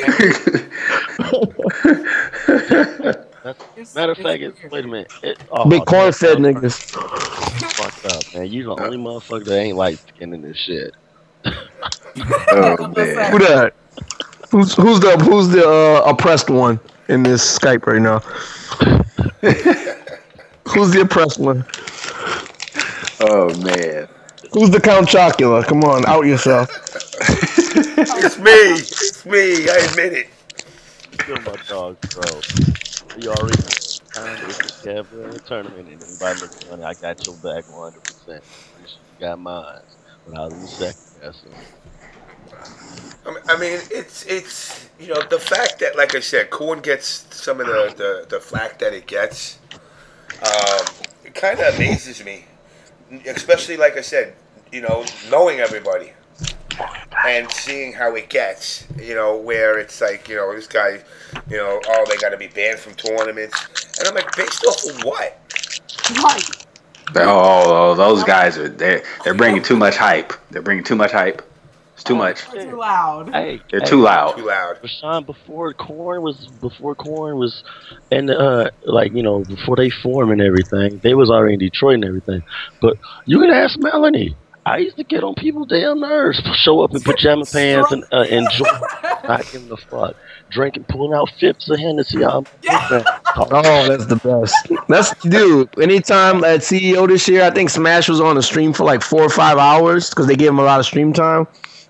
I was so hammered in the fucking ballroom the whole time, bro. And I mean, I understand where you're coming from. Like that makes it fun. I feel like people treat it like it's high school and want to gossip when they really should just treat it like a big party. You know, it's like That's all. That's all it is. Let me tell you, a UFGT 10 before my little legendary commentary moment happened. I was drinking. I got up there and it was looking dead. I said, I'm about to bring some fun to this. I get on the mic. I start fooling. And now everybody and their mama is doing all the grunt sounds that I did during the comedy. That has become that, and somebody edited the video. They took the commentary and chopped up all the moments where I made grunts, and it was one of the funniest videos I watched in a minute. Like, exactly, exactly. Like I was dying when I rewatched that. I was like, "Dog, whoever did this is ridiculous." like they chopped up every part perfectly. Like it cut. Ooh, hit him with the hit. Ooh. Like I was fooling, but I was trying to bring because it was so dead. I'm like, oh my god, the hype is non-existent over here. Like we gotta let them know we here. See, this is what when it comes to the hype, like this is where I get confused. What do they want? Do they want it to be a library environment? They don't know what they want. They don't want me to pull out the fist and But do they want people to cheer? You know, it's almost as if it's like you might as well just say like, if you're gonna cheer, you gotta cheer for me. If you're gonna cheer for somebody else, do it quietly. Right, like nigga, what? I'm sorry I don't like you. Not a fact. I'm not gonna cheer for you. I'm acting the fool. If it's somebody I really mess with, I'm gonna act the fool. Back Midwest Championship 2010 when I was getting my ass beat and what was it? Tatsunoko versus Capcom. I said, fuck, I started eating cookies. I was like, Karasa, you want a fucking cookie? Hold that thought. Cookie Monster. Hold that thought. Melanie, hold that thought for 1 second. Cypherix, I finally figured out what the beeping noise is. It's not a fucking battery. Apparently, Microsoft announced that the NSA actually listens to these. The NSA does listen to these Skype calls, and that's what the beeping noise is. It's being recorded. So don't admit to any drug deals or murdering or anything terroristic, because the call does get recorded apparently. Oh God! So I gotta get off the line. I got a few warrants, you know. Just like a nigga. Oh man, but yeah, the thing is though, I'm there to have fun. I'm there to get hype. When JDM made it out of pools and winners at Evo, I was going nuts. Man. I was going absolutely nuts. You couldn't tell me to calm down. And the way he did it too, he killed him with a happy birthday. I went stupid. It was like, oh my God, who is this guy? He's going nuts. Like that's my teammate though. That's how we do. When JDM beat, you know, shout out to the homie, my homie still too, Yipes. When he beat Yipes at Unicon, I went nuts. I'm like, both of y'all my homeboys, but we in Detroit, we in hometown. I got to root for my boy for sure. But you know, I went nuts. Everybody went nuts. When Wolf Chrome defended Detroit at Unicon last year, went nuts. That's how we do. When it's our homeboy, when it's our peoples, we go nuts. That's what you're supposed to do. That's the hype. That's the fun factor. It's called cheering on your hometown. Exactly. It doesn't care if y'all don't see eye to eye for the day. I'm gonna root for my people in Michigan. I'm not even from the motherfucking state, but I'm gonna be like, yo, y'all ain't fucking with us. Get on our level. Fuck you and your motherfucking pussy you came out of. Exactly. Like my thing is, I and it's a rule. I don't care who they playing against. I will never root against my hometown. I've yet to do that, and I never will. I never bet against or root against my hometown. I just can't do it. To me, that's how everybody. That's just taking pride in your region. That's taking pride in players. Like if y'all in part of a team, a group, like it could be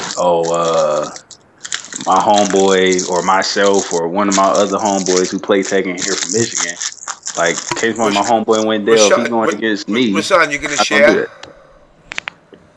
Wait, what's that? Are you going to share whatever the hell you're unwrapping and eating? Yeah, that sound. Because I'm hungry too, you know. Right, that sound like it's real delicious the way you.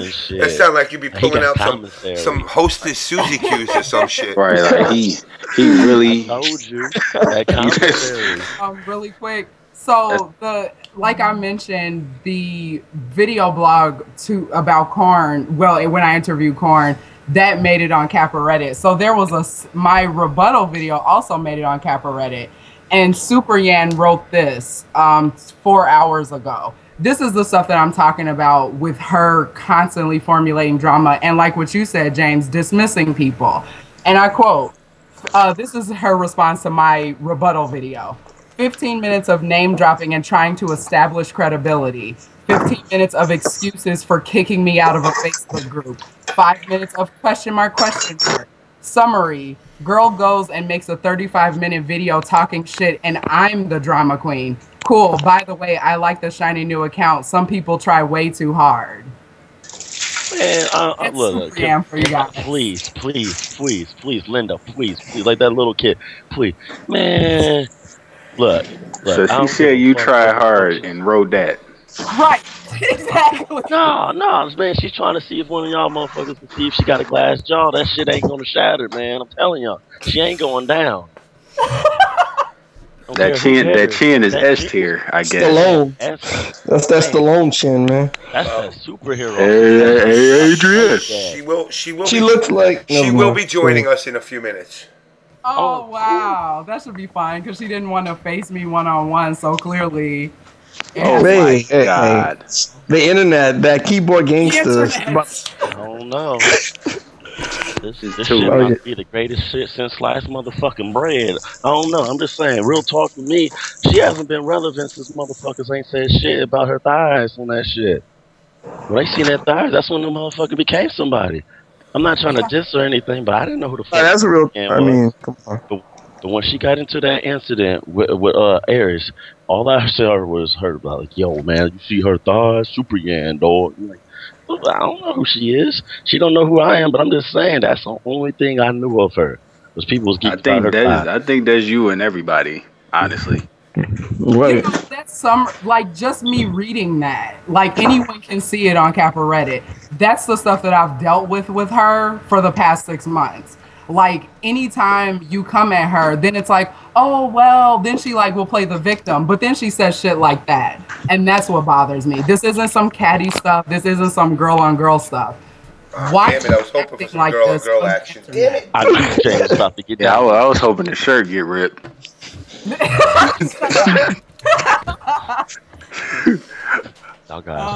No, she some bootleg NWA, not even a real NWA. That was South Park Mexican, dog. I believe it is. WWA, whites with attitudes. Wow. That was splendid niggas with attitude. That's what that was. That was straight out of suburbia. Straight out of Starbucks and shit. Tell that bitch to get that espresso brownie for me. God damn it, that shit delicious. One of the tracks be Rebecca. The opening track is called 401k. Damn, you know what's fucked up? You know what? James, she fucked your shit up, dog. You about to get hit by the Twitch cops with that shit. That YouTube Oh, that's shit, right, dog. YouTube. The police. I can cut it. I can cut that out. James, she's about, man. Oh, thank you, James. I was about to say, man, she fucked you raw, dog. She was trying to send the YouTube police on you. She did not even give you a care. She didn't even say, "Wah," none of that shit. She left she left the money on the nightstand and kept going. Ain't no damn money. She just told him to take the shit. Shh, it's all me, damn it. I got you, the stream said it's by Daquan.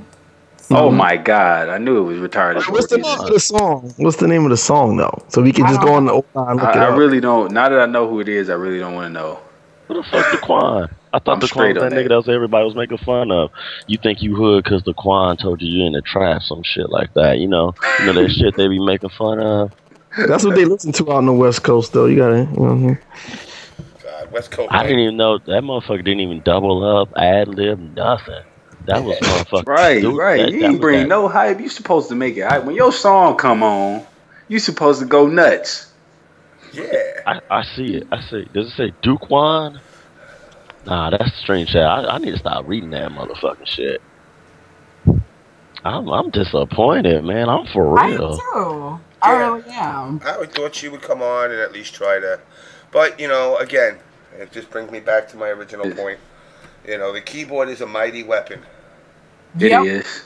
It is. Keyboard is an AK-47 to these internet gangsters. Not on my black ass watch. God damn it! I'll talk shit about they ass. They missing me. Oh, so you got that Teflon on. You got that Teflon. No, I got that chin. No, I'm fucking with y'all. No, but real talk, man. I wanted to hear what she had to say. Cause, I did too. My girl's in the same thing. That, with the fighting game community thing with Melanie and all that stuff. Mm-hmm. And I was like, what the fuck's going on? And my girl was like, yo, we about to watch this video. And I was like, I was gonna put a disclaimer. I got the song. I got the song. Oh, you got the song? I got the song. Alright, so I'm not gonna play the video portion of it because obviously that would flag me, but I will play the song in its entirety, and then of course I'll have to cut it out. And basically, this is her version of what she feels about the whole situation. They're telling her to take a Zoloft. Okay. God damn it. All right, here we go.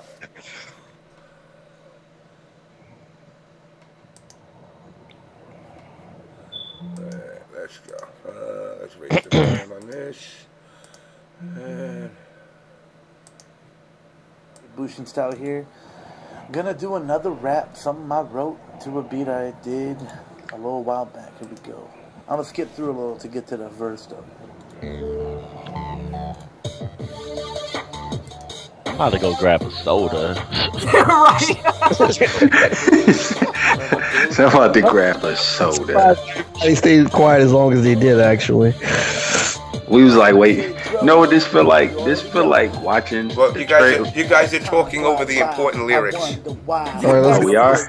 Ready? We all get high, we all angels to earth, but why do most turn evil? All y'all fight like animals, but aren't we just people? We quick to pick a fight, but we slow to learn. Man, I think we you don't hear care. it. Just letting them I think you can only hear That's what's happening. That's what's happening. Oh yeah, you guys can't hear it? No. Nah, I can't hear it. Oh, you know what? It's in the stream. That's why. No one can help. It's you and life. Oh yeah, duh. If you like a chick, don't let her beauty just melt. Think with your head, don't think below your belt. Live your dream, be cool. You got one life. Don't waste it like trash, cause life might bite. Work hard, play smooth, do it. Yeah, cause the stream is going nuts saying it's trash. Oh my god, yeah, they going ham. Alright, so since you guys weren't paying attention, I'll play it one more time, and then that's it. I think it is. It's just a white dude. What up? Sit, bro. Bushin style here. Gonna do another rap, something I wrote. Something I wrote while I was taking this shit. Here we go. I'm gonna skip through a little to get to the verse though.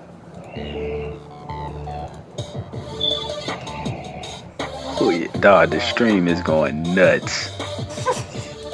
It's in Miranda Dro.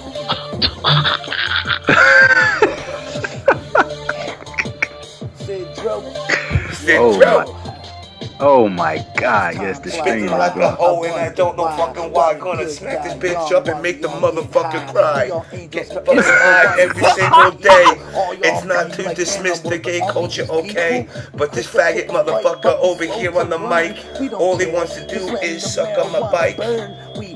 Wow. It's hard out there in the suburbs. Yeah, out in the burbs with my polo shirt on.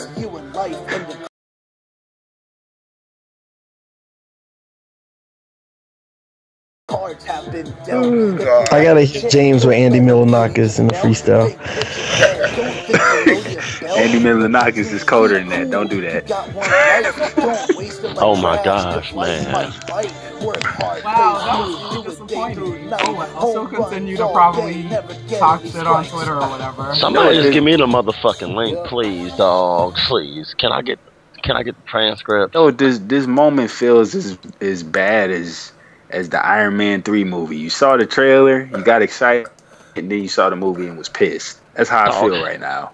No, man, you don't know how I feel, man. I thought I was gonna make a motherfucking impact tonight. God damn it, I was going OB ass show. And I'm like, God damn, this might be my only chance to blow up. Shit. And she didn't go on. She didn't say shit. I'm like, God damn it. Hey, you know what though? Listen, I'm gonna give her a free pass and say I respect. She don't want to come on. She don't like me. She wishes me ill will. That's fine. You know, I don't have ill will. I don't have ill will towards nobody. But I mean, like I said earlier, I don't have anything against her besides all of this stuff she did to the group and kind of crippled the group. And I'm probably just gonna make another one with actual players and not girls that just want to do this drama stuff. Like, that's just what's gonna happen. And it will probably be substantially less because clearly I don't want to say 80%. But I mean, a lot of the girls would just literally post on the dramatic threads. Wouldn't say shit no other time. But then would only come in when it was some drama. Like, it's silly. And, you know, all of it wasn't bad. There were a lot of girls that I met who were awesome and, like, actually were there for fighting games. But, I mean, you know, if people are mutual friends with me and Miranda, I don't really care. But my point on this was just showing how she perpetuates drama constantly. And she just proved me right by doing that troll or whatever she was trying to do. She ain't do shit besides piss me the fuck off, dog. Chauncy sitting over there hurt, man. Man, I'm pissed. I mean, look. He's super hurt. Controversy sells, real talk, right? Controversy sells, and she's trying to make cool bucks and she ain't getting shit. That's been proven over and over again that is absolutely correct. Yep, and you know, if people who claim they want to see this scene grow to some kind of level, and they want to take the good route, well then prepare to be fucking 100 years of fucking waiting. But if you turn around and you add the right ingredients of the right amounts of controversy to this scene, it will perk ears up, and people will get an interest.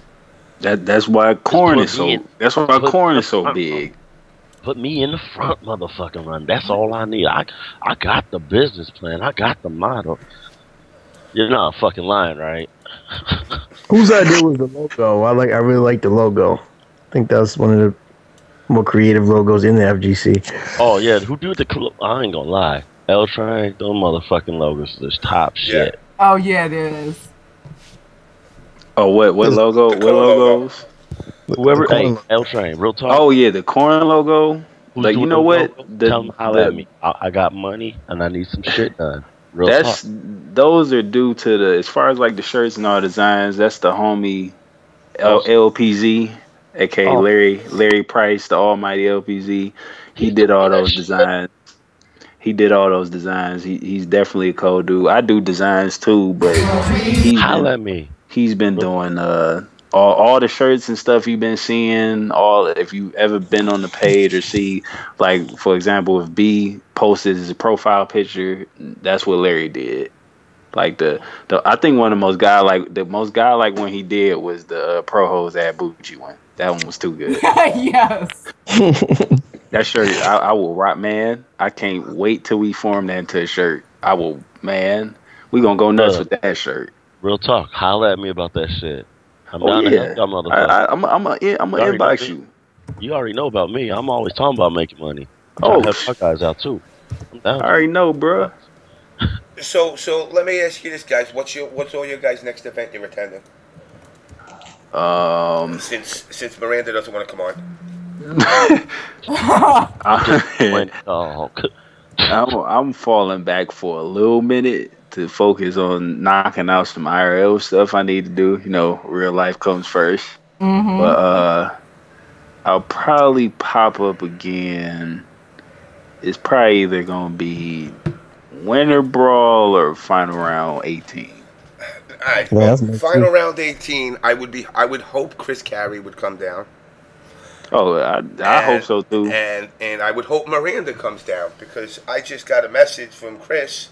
He just said $300 first to 5 Street Fighter 4. Oh. And now Chris don't play really, but I guess. Okay. I guess he. But she's not good enough to beat somebody that doesn't really play. So that's the point we're trying to make. Yeah, shots fired. So basically, Miranda, all caps, just said first to 5, $300, Street Fighter 4. If you're up, she won't take it. She ain't gonna take it. She's afraid. Oh yeah, I almost forgot I'd be at Yumcon. That's in my home city. That's in my home city. How bad I want to go to that shit. I mean, I don't know. I don't know what my next event's gonna be. And, he said, "Don't run." He basically said, "You don't take it. Don't run. Take that, man. Take that money. Free money. Only for money." Somebody and Tycoon said, "Only for money." God. I mean, look, being a girl in the FGC obviously is not the easiest of things at times. Right. But it's the same for dudes. Yeah, and that's what I've said. I would say this, and I don't know what number. I don't have a statistic. But, you know, my old wrinkly ass has been hit on by guys nonstop in the FGC. Now, I'm not putting names out there. And I guess kind of, you know, it could be like, well, I'm kind of flattered in some way, but my boat don't float that way. But it's cool that you asked. But after a while, it does get annoying, too. So, I mean, if that's what the issue is, of just the fact that guys are all rolling up on girls trying to get with them, it happens in all directions. You know, and if that's not, what are the other issues? Do you want a girls' league? We've mentioned this. You want to be, no. You know, you want to be part of the FGC, not the side thing of the FGC. So the only way, you know, if all you 20 girls that are, 30 girls that are in the FGC, you're all Jackie Robinsons right now. It's up to you to open up those doors. But when, little tit-for-tat chat shit like this that's going on, that's turning the girls off, not the FGC guys. You guys came here seeing how the FGC was, and still were like, it's all right, it's fucked up, but it's just boys being boys. You're not going to change that. What's her name? This chick that races the cars, Dana Kirkpatrick. She didn't turn around and just get accepted. At first, they were like, God, look at this fucking dumb bitch. But as time went on, and then she came in 20th place out of 19 cars, people were like, yeah, she sucks, she ain't not. And then she started to build up a reputation as time went on. And now she's considered one of the, I guess, top out of whatever amount the drive is, and then it actually opened up the doorway for other women. So it's up to you girls to actually do that. But by doing this little banter chat shit, it doesn't happen. Yeah, and that's the girls that were being positive in the group, which it was a decent amount of them. They would like post other threads that were more positive, and the drama girls kept posting on the drama threads. And it's like, this is exactly what I was saying. You all don't read or listen. The dramatic chicks in the group just kept rallying up. And the thing that was also weird to me was that the ones, like some of the girls were talking about, oh, well, Melanie clearly hates girls because she interviewed Korn and I'm like, okay, if I hated girls, why would I have started a Women of the FGC group? I posted the Korn interview in the group so no one could come back and try to talk shit and say that I was hiding anything from them. Because obviously Chris mentioned the Miranda thing for maybe like 5 minutes.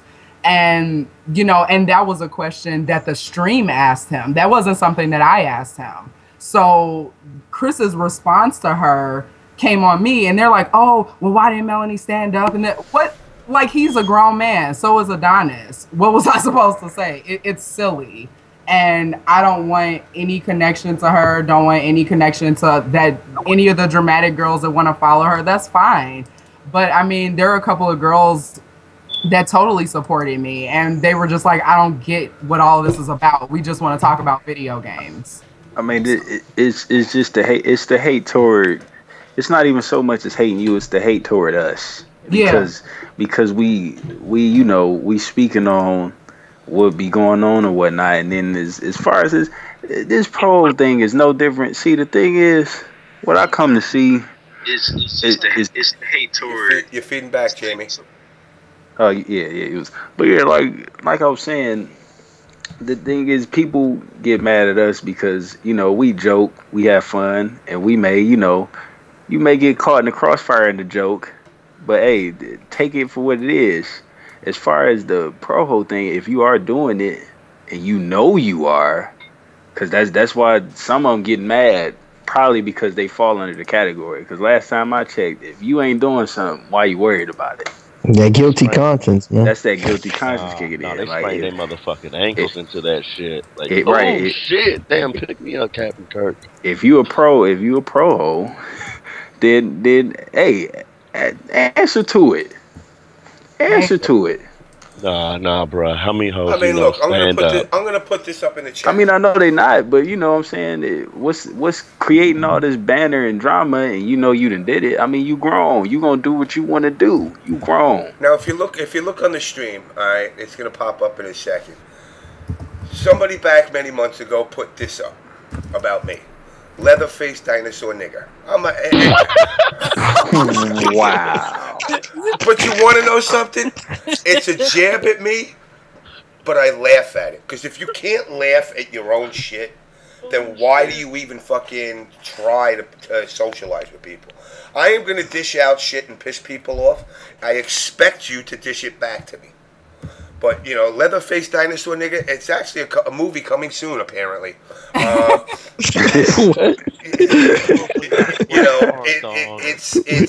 laughed my ass off when I saw it. I didn't go, oh my God, ban that guy, get him off my channel, this is bullshit. I was just like, look, it is what it is. Yeah, Cat's being too sensitive. Like, I'm not with all this sensitive. Nah, go on to the back with that, man. Y'all...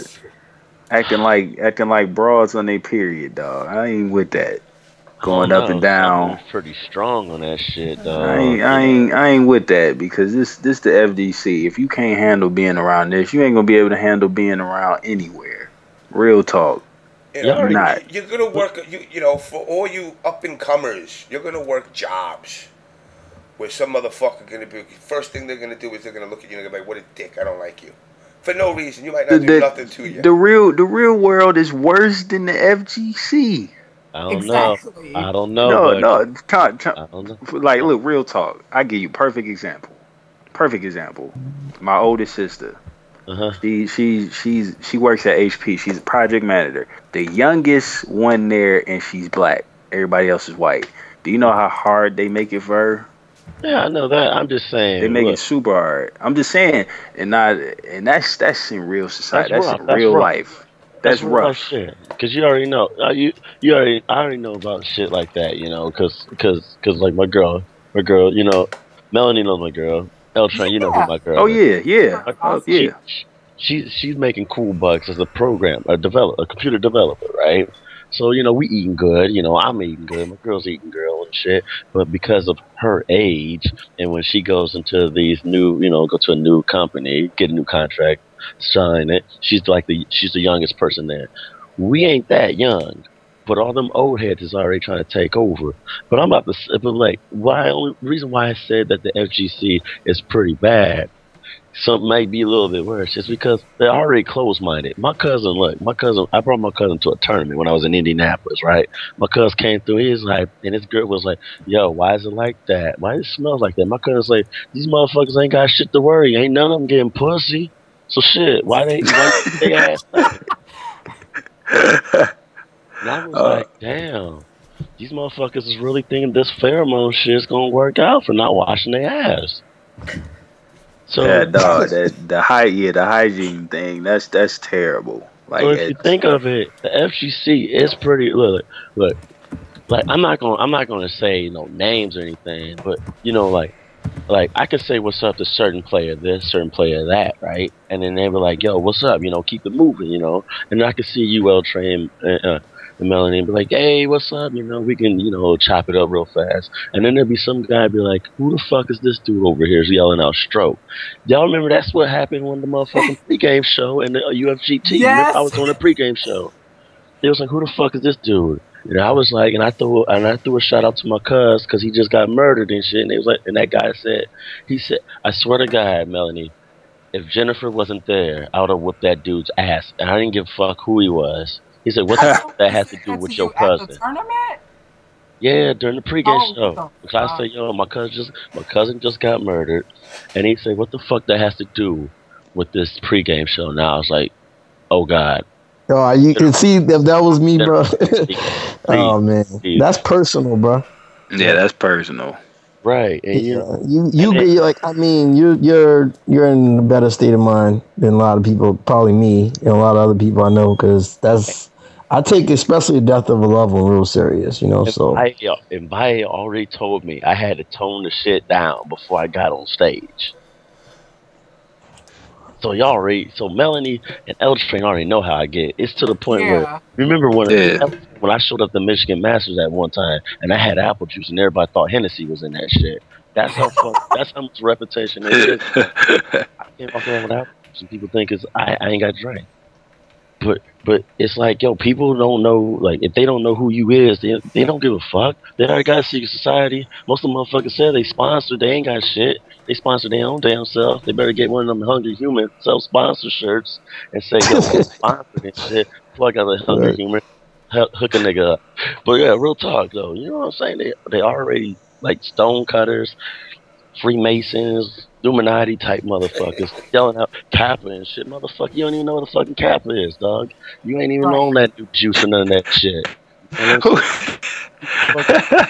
Trying to be the shit around here and ain't got shit going on. And they trying to say that they trying to act like, yo, this is way better than this because they can control the environment. That's why I said sometimes the FGC is worse than the real life because they don't want like the corporations trying to come in. Oh, we don't have say so. So they already trying to police everything.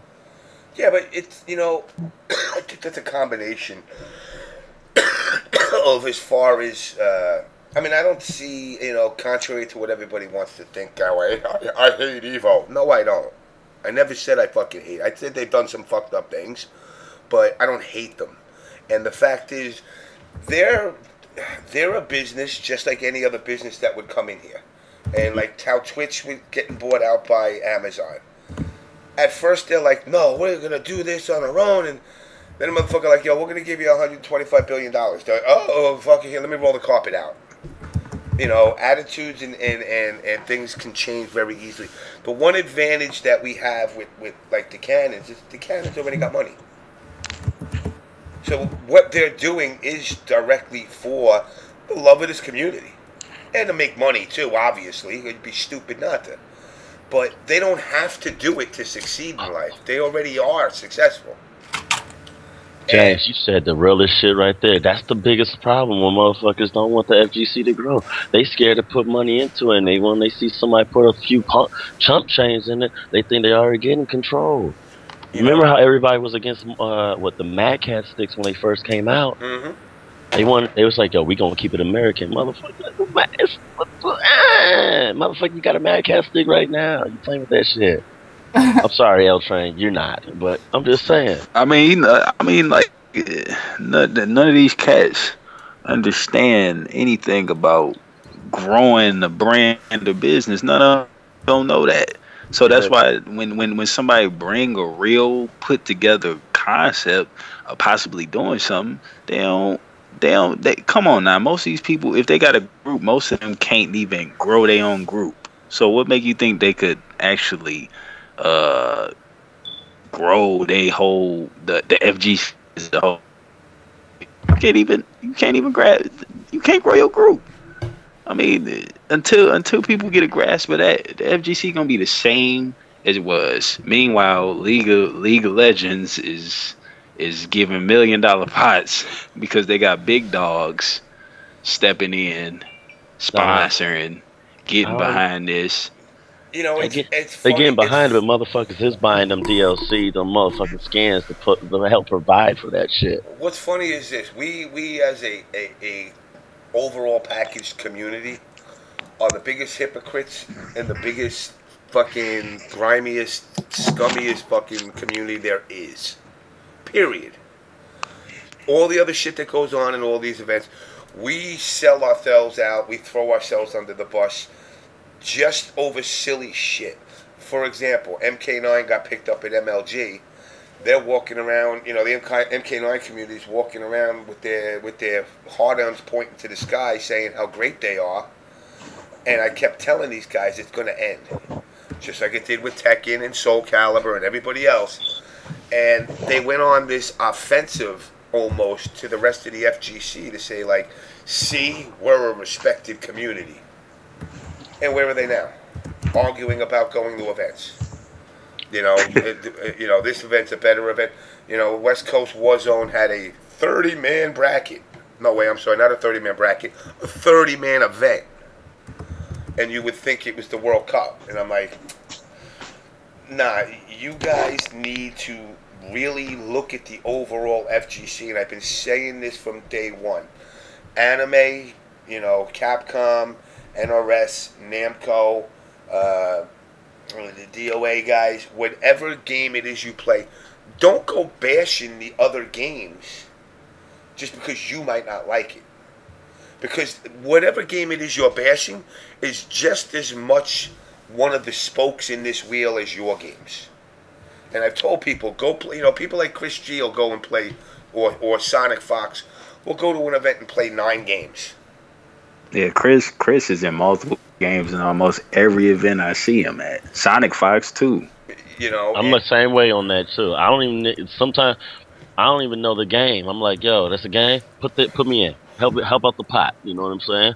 I'm gonna help your guys out. I don't have to know this shit. That's the problem. People's already like Donald Trump said. People are scared to lose. And that's the biggest thing with the FGC. People scared to lose. They come in and they want to get in and they're like, I don't know. So first thing they do, defense mechanism, is to talk bad about something, make you feel better.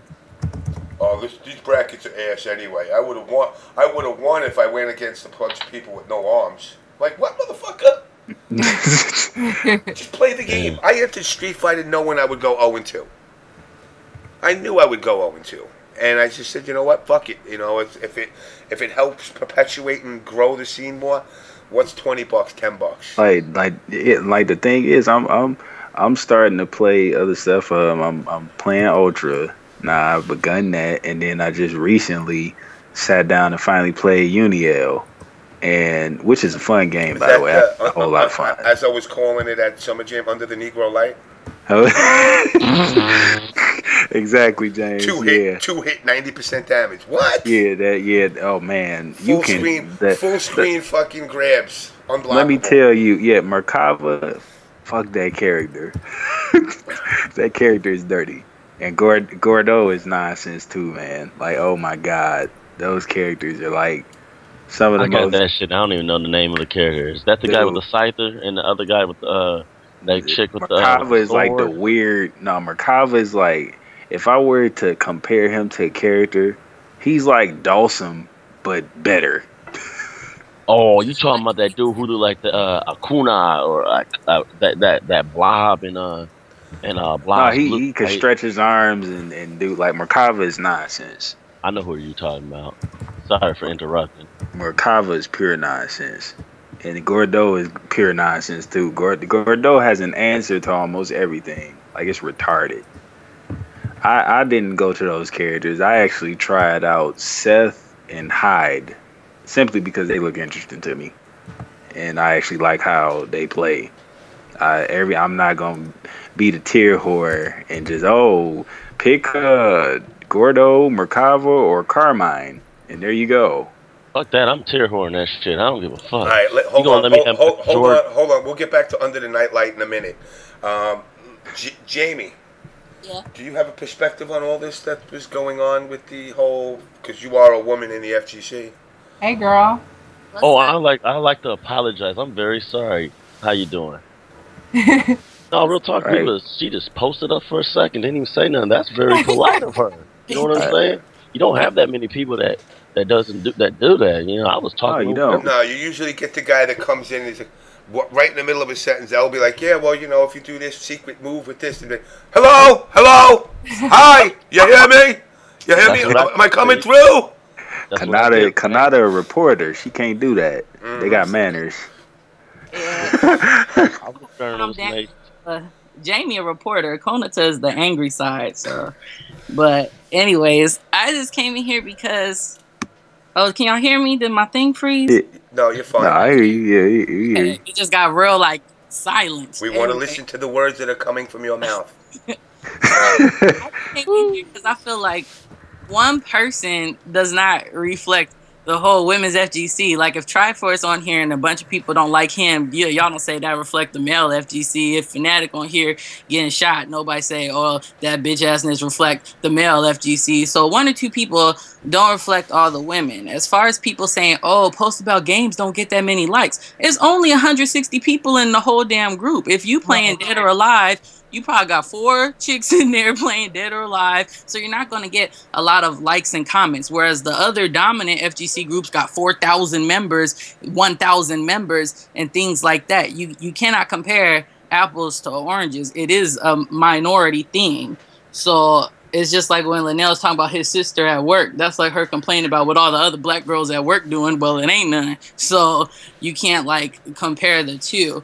So my opinion on the situation is, and I don't have no problem with nobody. Let's throw that out there before I say it. I just feel like disclaimer. This is not the views of the OBS show. Little white words on the bottom of the screen, small text. Let me say it for you. Please be advised. She has no problems with anybody. I'm vegetarian here. I feel like, though, as a realist, if you are a pot stirrer, you have to dish what you can take. When I came on here and you just seen 49 and shit went wild and all that, you didn't see me by episode 100, man, fuck all them, and just stir it back up. No, it's dead. It's over with. I got better things to do. I do stuff outside FGC. I got to make up interview questions, do articles, get better at a damn game, because I don't just want to be Jamie the Ready Up Gaming performer. I got things to do. If you put all that time into your character as you do making pop-ups and dipping, you will be better. No, like you can't. Hey, can I say something? Hi, Jamie. First of all. Hola. Okay. My Spanish sucks. Chúpame pica, por favor. All right, continue. Oh, I don't know who said hi to me, but all right, back where I was at. That was Rashawn. This was me. Rashawn. We cool, Rashawn. I just got hit that unblock on your ass, but we cool. Anyway. Because my mobile device, I got Sprint anyway. So, like I was saying, I feel if you got the balls to stir something back up and bring it back to yourself, that's just what you can take. The only thing I didn't like is when, like, for example, when Chris G tweeted how he felt about suicide, and she tweeted him like, oh, I'm mad you still breathing writing this tweet. Like, damn, you attacking this man. He didn't say nothing about you, didn't do nothing to you. So you a lasher. If you a lasher, you got to take your licks too. It's all fair. If I was still lashing and talking at the mouth and people popped back at me, I would be like, you know what? It is what it is. And I don't think Melanie meant her any disrespect by laughing. How can you chill with all caps and not laugh? This nigga is hilarious. I don't care what he's saying. He could be like, oh, my nigga, I woke up today and it's funny. I don't care. Like, I even laughed at her tweet when she called him all gaps, but Ultra Blanca, he ain't got no gaps. But whatever. That's my friend, but funny is funny. Somebody made back in the day a meme of me as a hippo saying, "Oh, that hippo from Madagascar." Talk about, "I'll see y'all." Yo, let's do a movie together. The hippo in Leatherface. They said, "I'll see all my haters at Evo," like back in 2013. I made that my cover photo and said, "Who's this graphic designer? I got $100 for you if you reveal yourself." Because that hippo from Madagascar made more money than the whole FGC combined. So I'll take that. Like, you can't be this bold personality and throw lashes if you can't take licks. That's my whole opinion. The whole Sagat thing, all that was dead. It was over with. Then after Evo, you brought it back up. Sometimes silence is your greatest partner. Just be quiet. Just don't say nothing. Show your revenge with your success. Okay? Like that's what I'm trying to do. People talking about me nowadays is like one random who saves up all year to go to final round once every 2 years. Those are the people with my name in their mouth these days, and I really don't care. If you want people to respect you, you got to earn your respect and get in where you fit in. Okay, I'm not the best at my game. Okay, I play a small game. Cool. I'm about to do some journalism. I'm about to take some photos. I'm about to promote. I'm about to run a bracket. I'm about to contribute in any way, shape, or form till I become this level of a player, because there's many different assets you can contribute. And if people just played their position in a positive manner, it wouldn't be all this. But anyways, I just don't feel a couple of people vouch for a whole community. When as far as girls in there leaving comments trying to say, oh, I'm out, it's this, it's that, I'd be looking at these girls like, I don't see you anywhere. Only about 6 people in here I see when I travel. I go to most of the events. I'm seeing a lot. I'm like, if y'all go out here and see this in real life, you will know it's not this bad. It's not these problems. Where y'all getting this from? And not to be too real, disclaimer this, but some of them are from different walks of life. 2-parent suburb homes. They probably see people like Corn and be like, oh, heavens to Betsy, my goodness. So it's like you're from a different strokes for different folks. You're from a different walk of life. You have a different sense of humor. You have a softer exterior. And that's cool, play your position, but you have to understand that there's different people. Just because somebody's loud or has a persona, they're not ghetto, they're not obnoxious. It's a persona. Just because somebody's might be quiet and uptight, they're not a prude, they're not a bitch. They might come from a sheltered home. It all depends on their little walk of life. So I don't like people popping comments or grouping it all together. If you just be quiet, get in where you fit in, and do something positive, it wouldn't be no problems. That's just my opinion. Eddie Murphy, drop the mic. Beautiful. Beautiful. That's the raw. That's the raw special. I mean, it's true. You know, we as a community get so dysfunctional amongst ourselves that half the people that are telling you shit don't even go to events.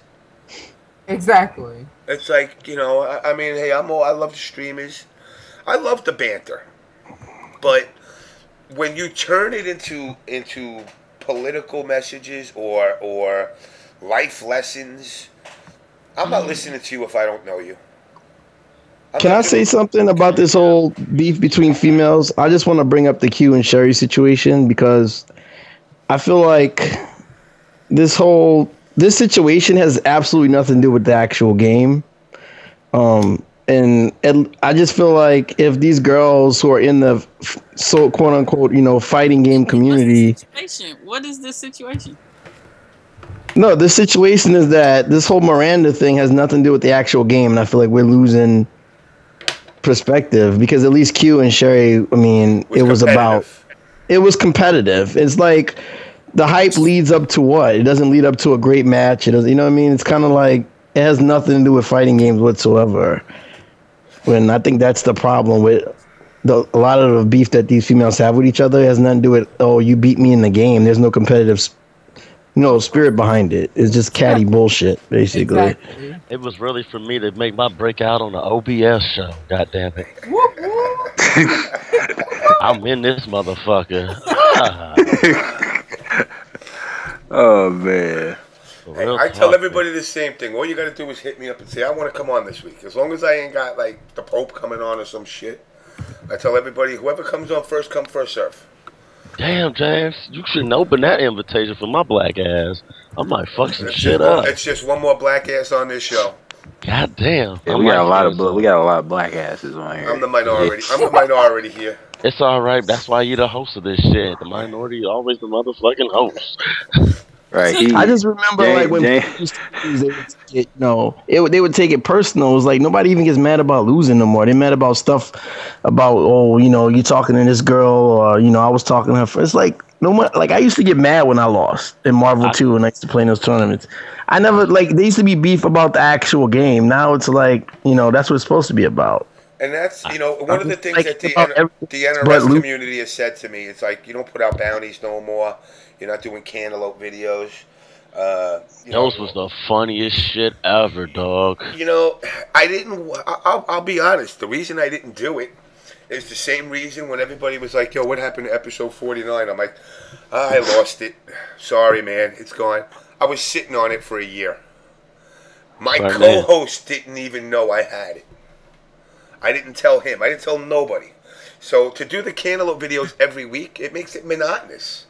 That's true. You know, I kind of wanted to inspire other people, which it did happen. I mean, I remember, like, with Wtih King, the guys dressed up like Al-Qaeda and fucking held his controllers hostage and did a video on it. You know, and held it for ransom. You know, that keeps it entertaining beyond just the game. Because there really isn't no more you can do in this scene besides beating people in the game. that would showcase. You know, I see all these guys making these movies. All these movies are direct to fucking, not even direct to DVD, direct to, you know, Netflix. You know, even like the King of Chinatown and all these, they don't showcase the scene what it really is. They showcase top players. And the scene is so much more than just top players. You know, it's a combination of people from all walks of life bound by, now this sounds like a fucking Gettysburg Address, bound by one thing: we all play games. You could be a hood rat selling drugs on the corner. You could be a fucking computer geek sitting in your room. You could be the angriest white guy in the South. You could be the fucking angriest black guy in the North. But when we all sit down and we come to these places to play games, all that bullshit goes away. And that's what really is the core of what the FGC is supposed to be. You know, I mean, now it's morphed into this, yo, I got to get paid. And it's like, really? Like, I've heard people say, well, I pay so much money to go to this tournament, and I should be seated a certain way, and I should get, you know, I need to be on stream, and I need this. Listen, first of all, if you need to be on a stream that bad, download fucking XSplit. It's a free goddamn fucking app. Fucking set yourself up an account and stream till you're blue in the face. Or, do one better. Push yourself further if being in front of the camera is what you want to do. Take a fucking acting class and try to be an actor. Then you'll be in the camera every day. You know, but you must be talking to me right now. Oh man, I can't right now, dog. You know, but what it really comes down to is going to these events to have a good time. Nobody goes to these events to say, "Man, I just want to have a miserable time." Even if you're a top player, you know, yeah, I want to make some money, because you know what, you know, top players that are making the money, they're not rolling in the do-re-mi. They got to go tournament to tournament, no different than a pool hustler. You know, to make the next to make their next dime. And even when the event is over, they're back to being the geeky self that they are. And now you're with all the other geeks. Now, how you handle yourself as that geek is up to you. You know, people will tell you, you know, when I go to events, I'm pretty quiet. You know, I go to my little MK universe over there. I chill out there. I don't bother nobody. I make my rounds. I say my hellos, my goodbyes. I'll hang out. I'll smoke. I'll drink. But I'm not running around telling everybody suck my dick and cut my balls. You know, and that's not because this is the fake me and this is the real me. They're both me. I'm a fucking schizophrenic. What can I say? But at least when you come across people that you meet on the internet, or the internet as my brother calls it, you should at least engage them and try to build something. Stop looking for the community to build something into itself. You build something out of this, because you're going to get to a time in your life where your fingers don't work as good as they do. You ain't pushing the buttons as good as you want. And you're going to say, well, what do I do with now that I spent the last 5 years going to these events? Or 10 years going to these events? What did I get out of it? And I said to somebody else that actually said that to me, and I said, well, hopefully friends. You know, that's really what it comes down to. Yeah, I mean, before SuperYan, I didn't really have a way to network with people who played the same games and stuff like that. And I mean, I've met almost all my immediate friends through gaming, you know, from just the dawn of SuperYan, and you know, this is way before streaming, you know, and when streaming and like Street Fighter 4 and all that came around 09, that just made it that much more of a place that like brings people together, and you can meet a lot of interesting people through gaming. And I mean, just imagine if we all just had to play at our local arcades, we probably wouldn't even know each other, you know? Yeah. You know, I mean, I've met people, you know, and again, you know, there's also this myth that we're all just deadbeats living in our mom's basements eating fucking Hot Pockets. You know, I have met some players from all over, all walks of life, especially through the show. You know, guys like Fire Liger, he's a fucking chemist. You know, I had on here a girl by the name of Christina Evola. Her and her husband are both cosplayers that play MK. He's the lawyer for like some big to do with the country of Guam, and she's like the lawyer for like Micronesia. You know, so it's not only the the Davids, the Ultra Davids that are lawyers. There's a lot of people that people don't realize because you're not engaging with each other, and maybe that's due to your inept ability to socialize, coming from the geek mentality. But you figure amongst geeks can at least associate with each other. Well, I got another thing is it's kind of like high school, how people just stay in cliques and don't really reach out or branch out to know other people, or other gaming groups, And it wasn't like that before streaming and all that. It wasn't like that before we had all this media coverage. And when it was just arcades, people were just more themselves. But it's like you set up a camera in the ballroom, and now it becomes like, the challenge of who's the coolest crowd, or it just is not the same. But I mean, if people want to stay in their cliques and stay in their lane, then that's their business at the end of the day. But I mean, I believe in everybody at least trying to socialize with people you're going to see maybe 5-6 times a year, Well, the thing is, we all here to do the same thing. Like, whether you play this or play that, we all in general are fighting game players. And like this whole click thing, I'm not a fan of I'm not really a fan of that anyway. Like in high school, I was the guy that knew everybody. I'm not really down to just isolate myself to like one click. Like when I go to tournaments, I talk to everybody. Like I'm cool with people that play Street Fighter, cool with people that play Marvel, I'm cool with anime players, I'm cool, like I'm everywhere. Right. I watch every game. Like I don't play Blaze Blue at all, but I watch it. Or I don't, like there's certain games I don't play, but I sit there. If it's somebody I know that play it, or if I just want to see what it's about, I watch it. I'm not even like that. Like I said, I just started playing Wtih. I'm trying to get into that. I'm playing Ultra now, trying to get in that. So it's like we all do the same thing. Why we shouldn't even be trying to click up or have no elitist attitude? Because like I said, we all do the same thing. We all. Some of us is a little bit better than the others, though. Real talk. I'm just gonna, if people look, we need we need the motherfucking characters. We need the personality. We need all this bullshit. Reason why? Because them motherfuckers won't be coming into this shit and be like, oh, that guy's too Hollywood. They motherfucker, you goddamn right. My glasses is on in the motherfucking shade. Can I say something about that though? As far as cliques go, when I'm surrounded by down south players, they warm, welcoming. I went up to the Midwest for this tournament called Aerial Rave. They were very warm and welcoming. And then I went to the East Coast.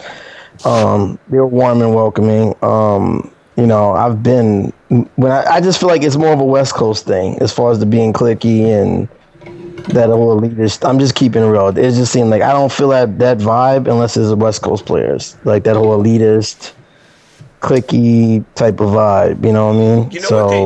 And you know what the sad part is? Just like nobody's addressing that. You know what I mean? The sad part about that is, and this is where the clickiness comes from. Capcom. Capcom is has an office in California.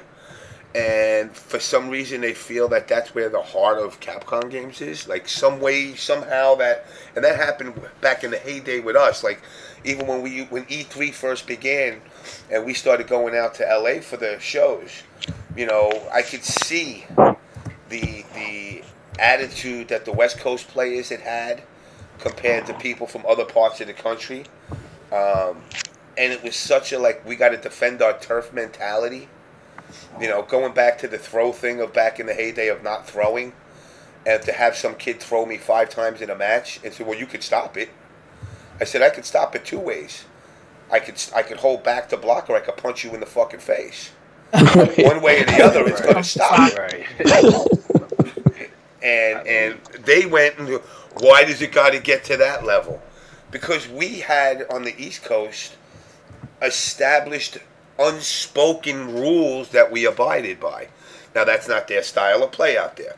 Again, to me, the whole thing about throws, especially like when you go to Tekken, you go to a character like King, you know, where it was like it was so hard to break his throws, you know, that you just watched it and you were like, really, this is what you want to do? You just it's like playing that motherfucking game Simon, just blue, blue, red, yellow, red, and you memorize the fucking color, and you're like, I'm so skilled. Why? Because you got the fucking memory of a 3-year-old. Good job.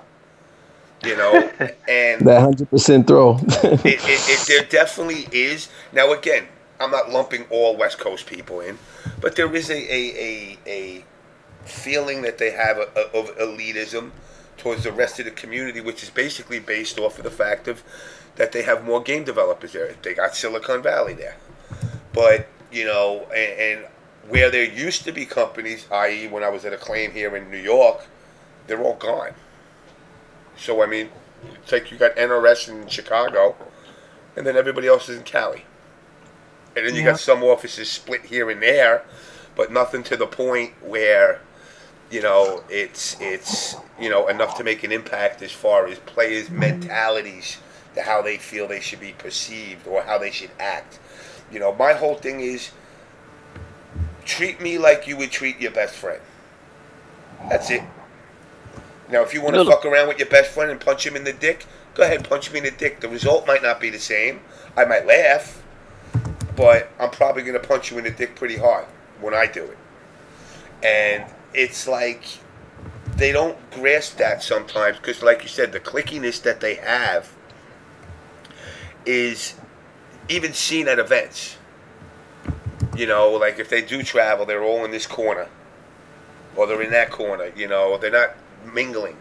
Now, you know, Justin and friends, they socialize. You know, they don't have the elitist attitude. I think the scene itself has made this elitistness about them. But there, I mean, every one of them, from PR, Ricky, you know, Justin, Brad, I mean, I've drank with all of these guys. No, this is the James, I can tell you what it is. See, you got Person A coming through the scene. You know, it's their first major and shit. They get out there, right? I'm just going to use Miranda as an example. Not trying to be a dick or anything. But from what I hear, okay, if they see Miranda and they're like, oh, what's up, you know? And she's like, hi. What the fuck you got for me? You know what I'm saying? Yeah. So I'm just, like, a lot of people think, and it's like, oh, this bitch Hollywood and shit. It's the fact that most motherfuckers that come through the scene, they ain't brought nothing to the motherfucking table yet. You know what I'm saying? And then they don't know what the fuck to do. So they like, man, fuck this bitch, you know? They already gave her that story and that title and shit. So then motherfuckers don't know what the fuck they doing, you know? See, that's a lot of things. That's another problem with the FGC. Motherfuckers ain't bringing that yak to the club. You know, they think they can get a cup of that yak, but they ain't put $2 on that shit. You ain't getting a sip of my drink unless I offer it to you. You know what I'm saying? That's the problem. It's the realest shit. Matter of fact, how many times have y'all seen that shit? People go up to Justin, and Justin just be in the middle of a group of people, right? He be talking to, you know, Noel and stuff like that. And they be like, hey, Justin, how you do this? And then Justin been like, talk to me later. I'm with my friends right now. And then motherfuckers be like, oh, man, that motherfucker's an asshole. Motherfucker, day one of a tournament, dog. It's not like the final day. This motherfucker hadn't even played his pool yet. He's just trying to relax real fast. He don't see these people all the goddamn time. And then the motherfucker think like, dog, man, this motherfucker this. Oh, yo, just because you friends on Facebook or on Twitter or Instagram or that shit, you think you entitled to the motherfucking slice of the pecan pie, motherfucking no. You ain't bring the plate. I had a guy turn around to me at an event. I'm not going to mention his name, but he turns around to me. And please. He's a quiet guy, but he came up to me. He's a quiet dude, but he was like, yo, I follow you on Instagram. I'm like, what? I'm like, I don't even know who's on my Instagram. I just hit follow. You follow me, I follow you. You know, and he's like, yeah, I follow you on Instagram, man. You're always putting pics in New York City and shit up there. I'm like, okay, you're kind of creeping me out. You have not once mentioned anything about the On Blast show or video games. You just follow me on Instagram. And now you're at an event. But when I asked you what games you're playing, you're like, I'm not playing nothing. I went, So you came to an event. I don't know. Some people are just starstruck. Like I was talking to Chris G after the last UFGT, and it was me, him, and Gross, and we were chopping up for maybe 30, 45 minutes. And I want to say about 8 to 10 people just completely just interrupt the conversation, just walk between us like, let me get your autograph or congratulations. I'm like, what? Like, it's just, I mean, he's just a person who plays video games well. I mean, I don't know.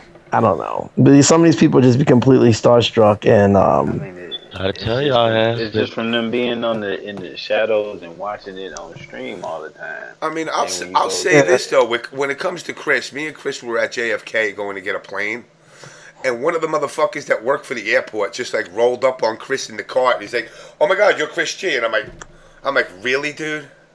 This dude's just a dude working at the airport, and he did it. He's like, yeah, he sees me all the time here. I'm like, okay, I travel all the time too, but the fucking baggage guys don't stop the plane from leaving to come fucking hang out and talk to me for 20 minutes.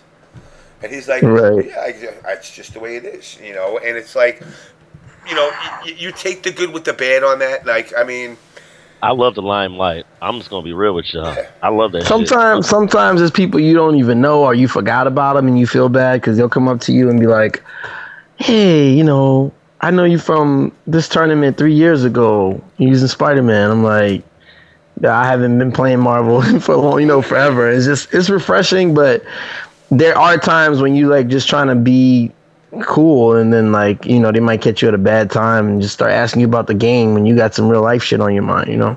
So I mean, yeah, I might be the only motherfucker. I'm not trying to say that, okay, be a dick, but like when people come up to me, it's weird because like I don't know, maybe because people think I'm a big jokey type guy until they get to know me or something. They always used to see me in pajama pants or in a Cookie Monster outfit or some shit like that, and with a big glass or some shit.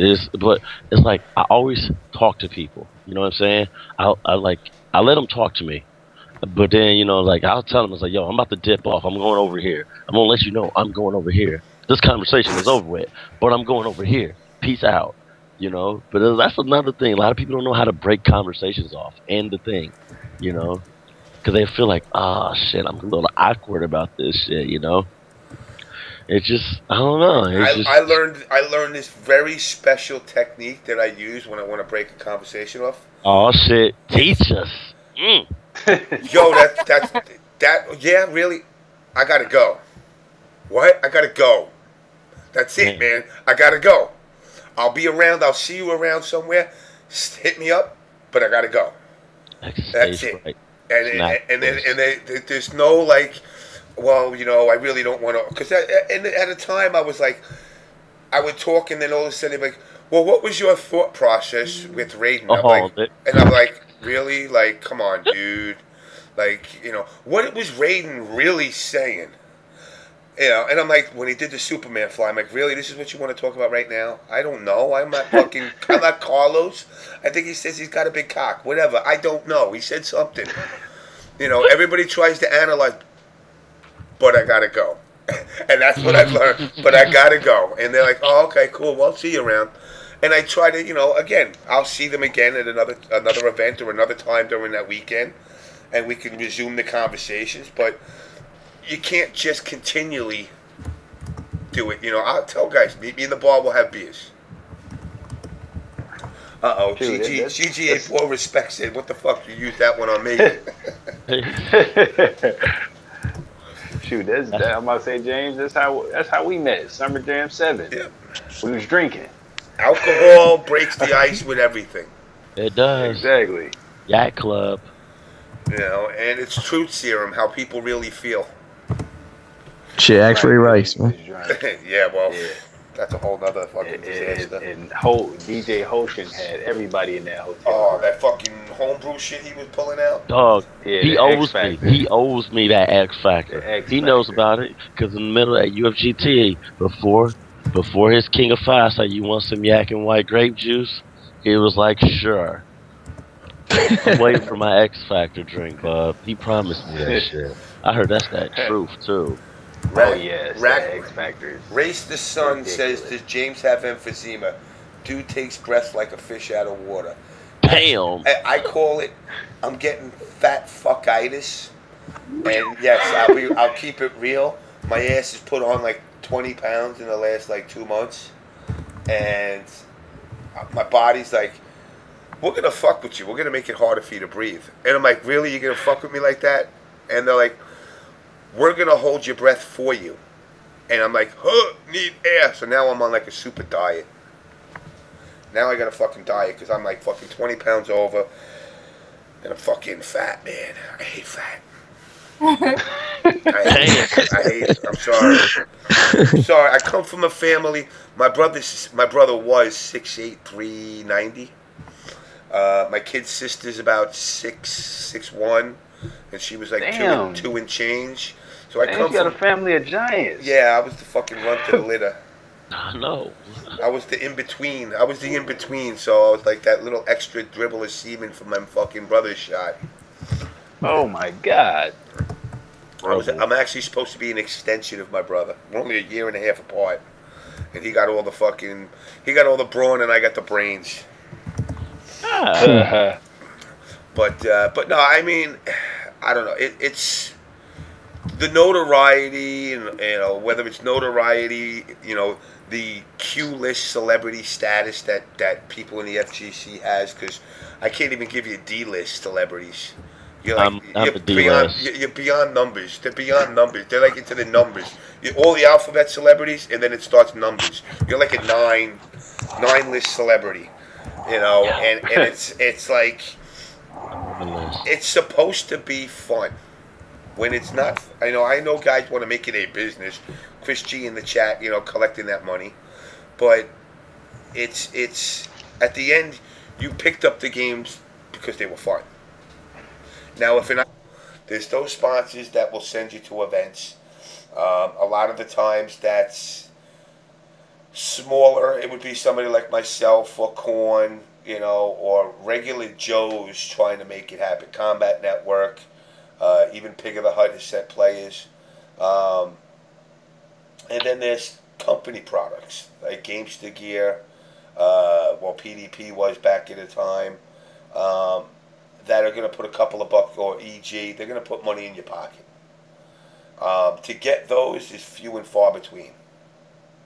To get the one that people will send you to events, I've sent players to events, and I just say, look, wear the shirt. That's all you got to do, and try and do your best. But I don't just send anybody. I look for certain people, certain qualities of people. Where I say, what, this person reps what I think the FGC is. We sent Carlos, the guy who wrote the intro song to the show. We sent him to Evo 2 years ago.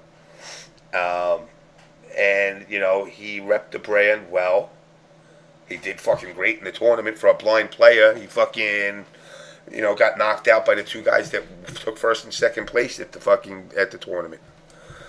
He was one from getting out of pools. There's been a couple of other players that I've sent, but I don't always advertise it.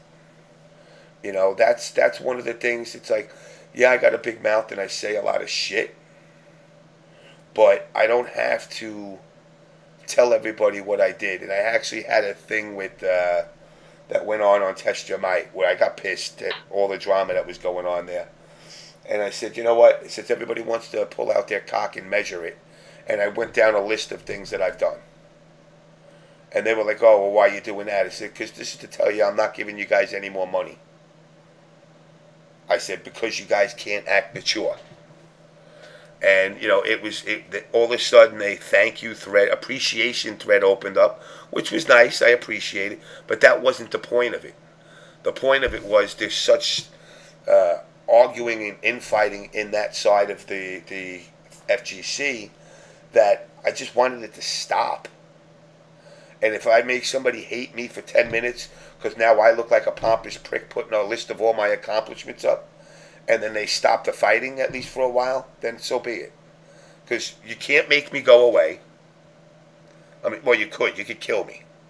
But this is the FGC, so it would be a virtual death headshot or some bullshit. But you know, it was to stop the fighting that was going on and kind of get everybody to go back to like a time where it was easier, where people weren't so dicky to each other over such petty shit. You know, over streaming equipment, over a 4G. They complain over a 4G card in brackets. You know, and it's like, look, I don't care that, you know, if everybody's a fierce competitor, oh shit, my stream is fucking like picture on top of picture on top of picture. My bad. You know, but what was the name of that porn? Real 3D right now. But you know, I like to see the community grow, not for esports, for itself. You know, I would love to see the community grow with more women. Unfortunately, women don't take the initiative as much as guys do to come to events. It's hard enough getting guys there. You know, it's hard enough to get the numbers to grow for guys. Now, Evo had a number close to 10,000 people show up this year. That's a great number. Summer Jam had about 1,200 this year, and that's the smaller of his events. You know, viewership, you know, bounces between 50 and 100,000 depending on the game. And it's like the numbers are growing, but are they really growing, or were they always there and just people are now slowly starting to reach out to it? You know, I mean, it used to be like for MK, for example, it was 3-man tournaments. You know, now, you know, at West Coast Warzone, they had 33 people enter Injustice. 33. That's horrible. And I'm sure people go, oh, but it was the quality of players. No, it was 33 motherfuckers. That's it. I don't care if all 33 were named Justin Wong. 33 players sucks. You know, and I've yeah, bitched number-wise. And I've bitched about this nonstop. That you can't complain if you're not willing to do the work, to put the work in needed to get to an event. You know, I'm not putting this person on blast, but he knows who he is. You live 10 minutes from the venue, you talked all highly about it, and then you don't show up. Damn. How does that happen? You know, you know, boy. no, I don't. Wow. Again, I don't blame the person if, you know, if be that he had something else he was going on, or, you know, he didn't have the money. But it's like you can't stoke about it, about how great an event's going to be, and then you yourself don't show up, and you live 5 minutes from the venue. You know, it's just poor judgment in my, I would say. You know, I try to go to as many events as I can. Have I gone to West Coast events? No. Reasoning why, the West Coast don't love me. You know, and I to be honest, there's only 3 events there. Northwest Majors, NorCal, SoCal Regional. West Coast Warzone was gone, it's back. But, you know, I don't think that missing out on the East Coast is beneficial compared to the West Coast. Yeah, I agree with you. You know, now, what's ironic about it is the fact that the West Coast is where all the top players are. But yet the East Coast is the one where all the events are. You know, and I know people don't consider CEO. Listen, if the Atlantic Ocean touches it, it's East Coast. But you got from, you know, Toryukin down to CEO, you got, what, about 8 events, 9 events? On the West Coast, you got 3. No, 4, including West Coast Warzone now. And then Umacon's still we got Evo, that's West. Yeah, well, Evo too, yes, obviously. But I mean, I'm leading up to Evo is what I'm more hitting on. You know, Evo, if you don't go, you're fucking up. Oh, you should go to Evo at least once in your life to experience it, especially if you're into the games as a competitor. You know, or if you just want to go fucking just to get to Vegas. I had a ball. You know, I've never had a bad ball time. Never had a in bad July. time. I had a ball. You know, I've never had a bad time at an event, to be honest. I mean, I've heard guys bitching and moaning about events and certain things, and I'm like, I never had a bad time. You know, I mean, actually, I'll correct myself. There was one time. Ones I've been to. There was one time I went there sick, and I had a bad time. So that was probably the only, but that was because of me, not because of the event or the venue or the people. You know, but I mean, like that video showed, it's not to be malicious. And I got hate. I mean, I did a video I called Diego Un Suarez, and you would have thought I killed the Pope. You know, and it was like, it was a joke. But everybody takes so much serious here that it's got to change. It definitely has to change. It's taking the fun out of everything. Like everybody either clicking up or they not trying to have fun while they playing. They worried about how long or if they gonna play on stream, what the pot is, all this type of stuff that's taken away. Like Summer Jam 8, I had a ball. Like I have a ball at every event I go, but like when I go to Big E's events, it's always at least one moment that's memorable that really happens, and I never forget it. In this case, the moment that happened there was being able to have a crack session with NYC Tekken, and it was literally everybody. Even they got Spirogen to come out of hiding. And somebody I thought I'd never get to play, I got to play him, and he still pretty much still got it. But I got to play with him. I got to play with Fernando. I got to play GM. I got to play Bloodhawk, all in New York. And let me tell you, it was fun. We played till like 6 in the morning. That was too fun. I didn't wake up till like about 1 or 2 the next day, but it was fun. It was definitely fun. Like, and I learned a lot. You know, I was already cool with like NYC, but you know, that made us even cooler. So like, and you know, the finals day where we was in there yelling our heads off, and was that me and you, James? We took that picture. Yep. And it was just like it's fun, like it's too fun, and I go to these events to escape my IRL stuff. Like if I'm stressing, like that's one reason why I was pressed to make Summer Jam 8, because there was a lot on my plate in real life, and then I knew this was gonna be like my last like traveling event for a nice while. So I said, well, I want to make it out, see everybody, say what's up before I go on this little hiatus. So, and then I went out with a bang. It went out with a bang. I had a ball.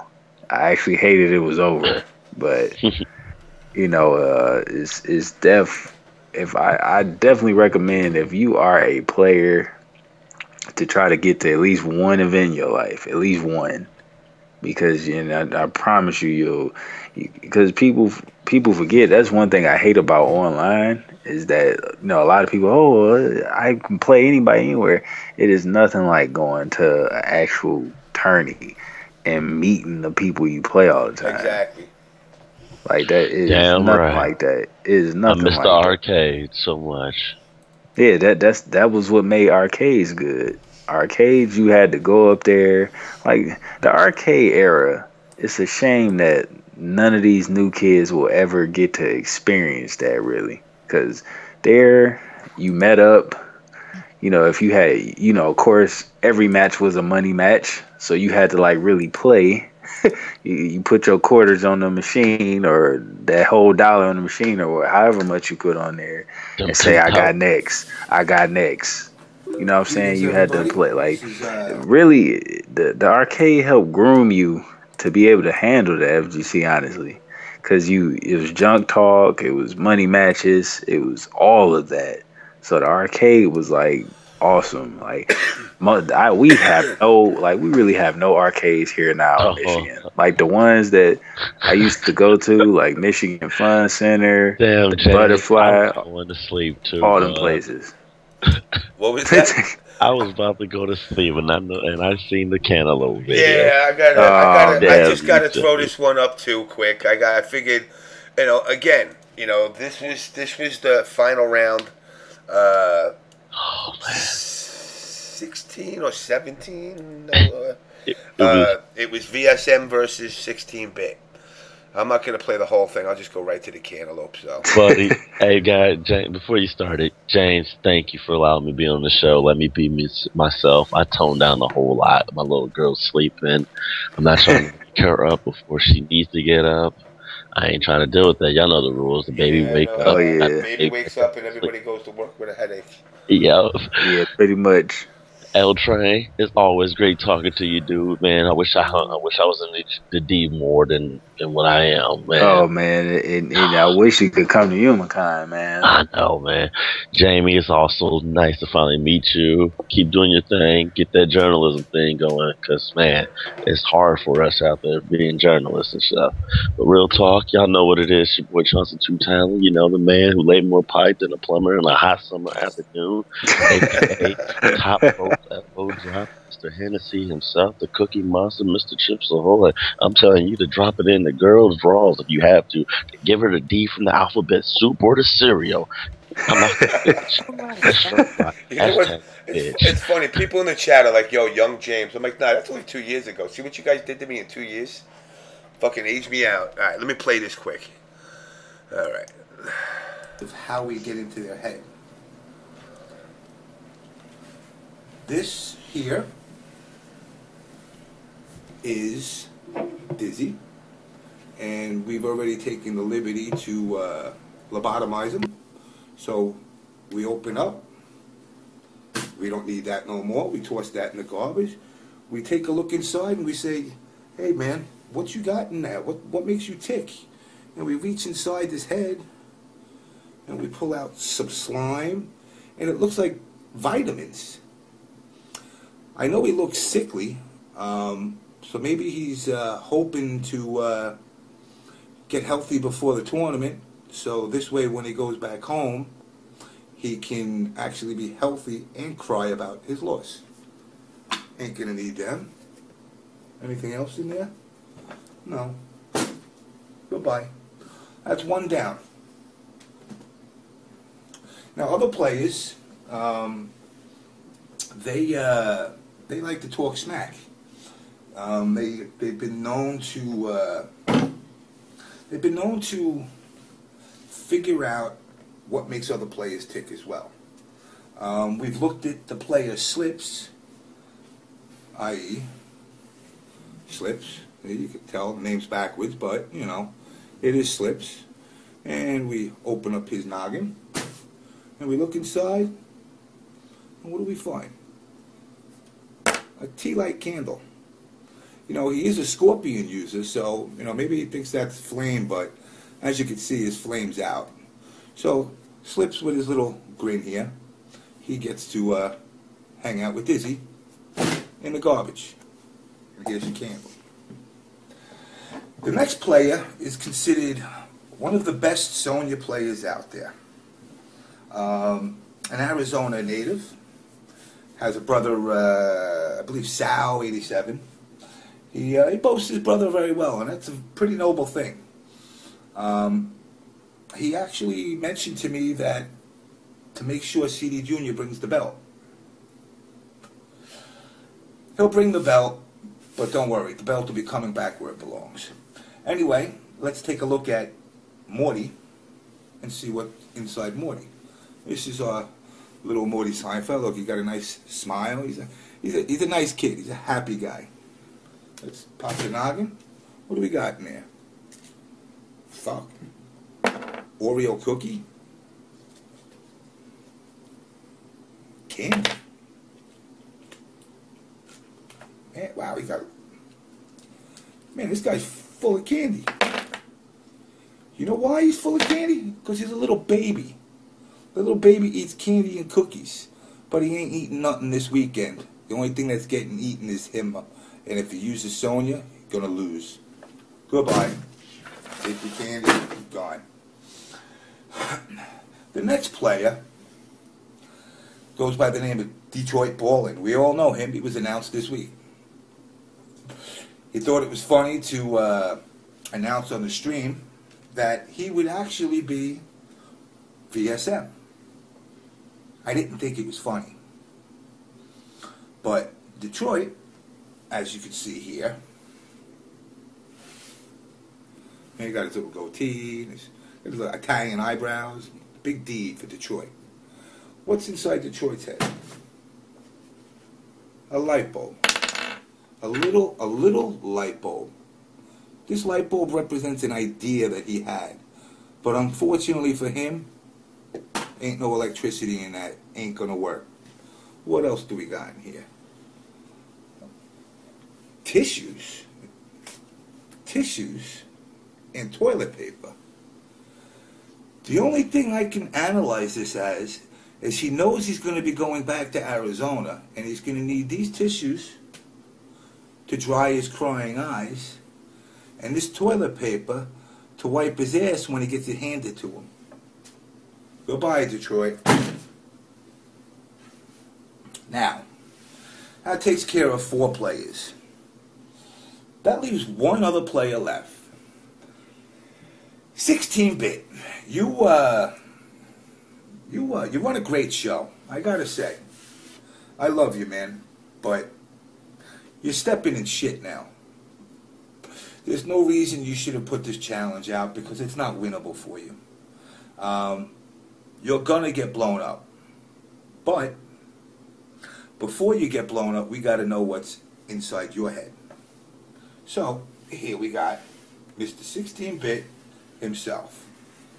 And see, you got the beard, you got the glasses. He also got a nice smile. And, you know, he's got that full beard going on. He looks kind of like Grizzly Adams. Anyway, let's take a look. What the fuck?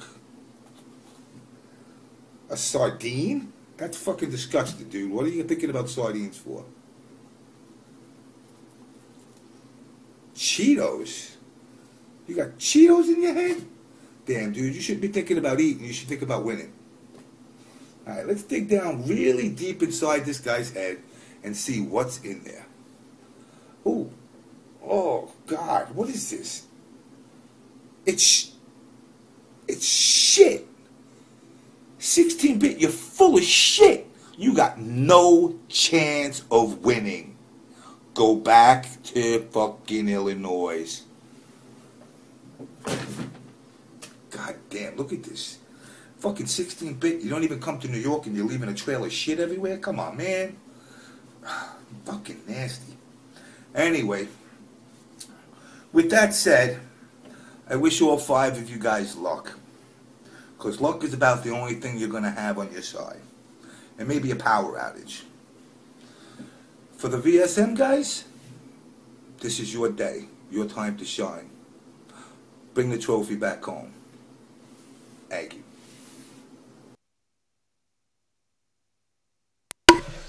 See, so now back to what I was saying. Now that wasn't made to hurt feelings. At the end, we all got along. You know, but that it was fun.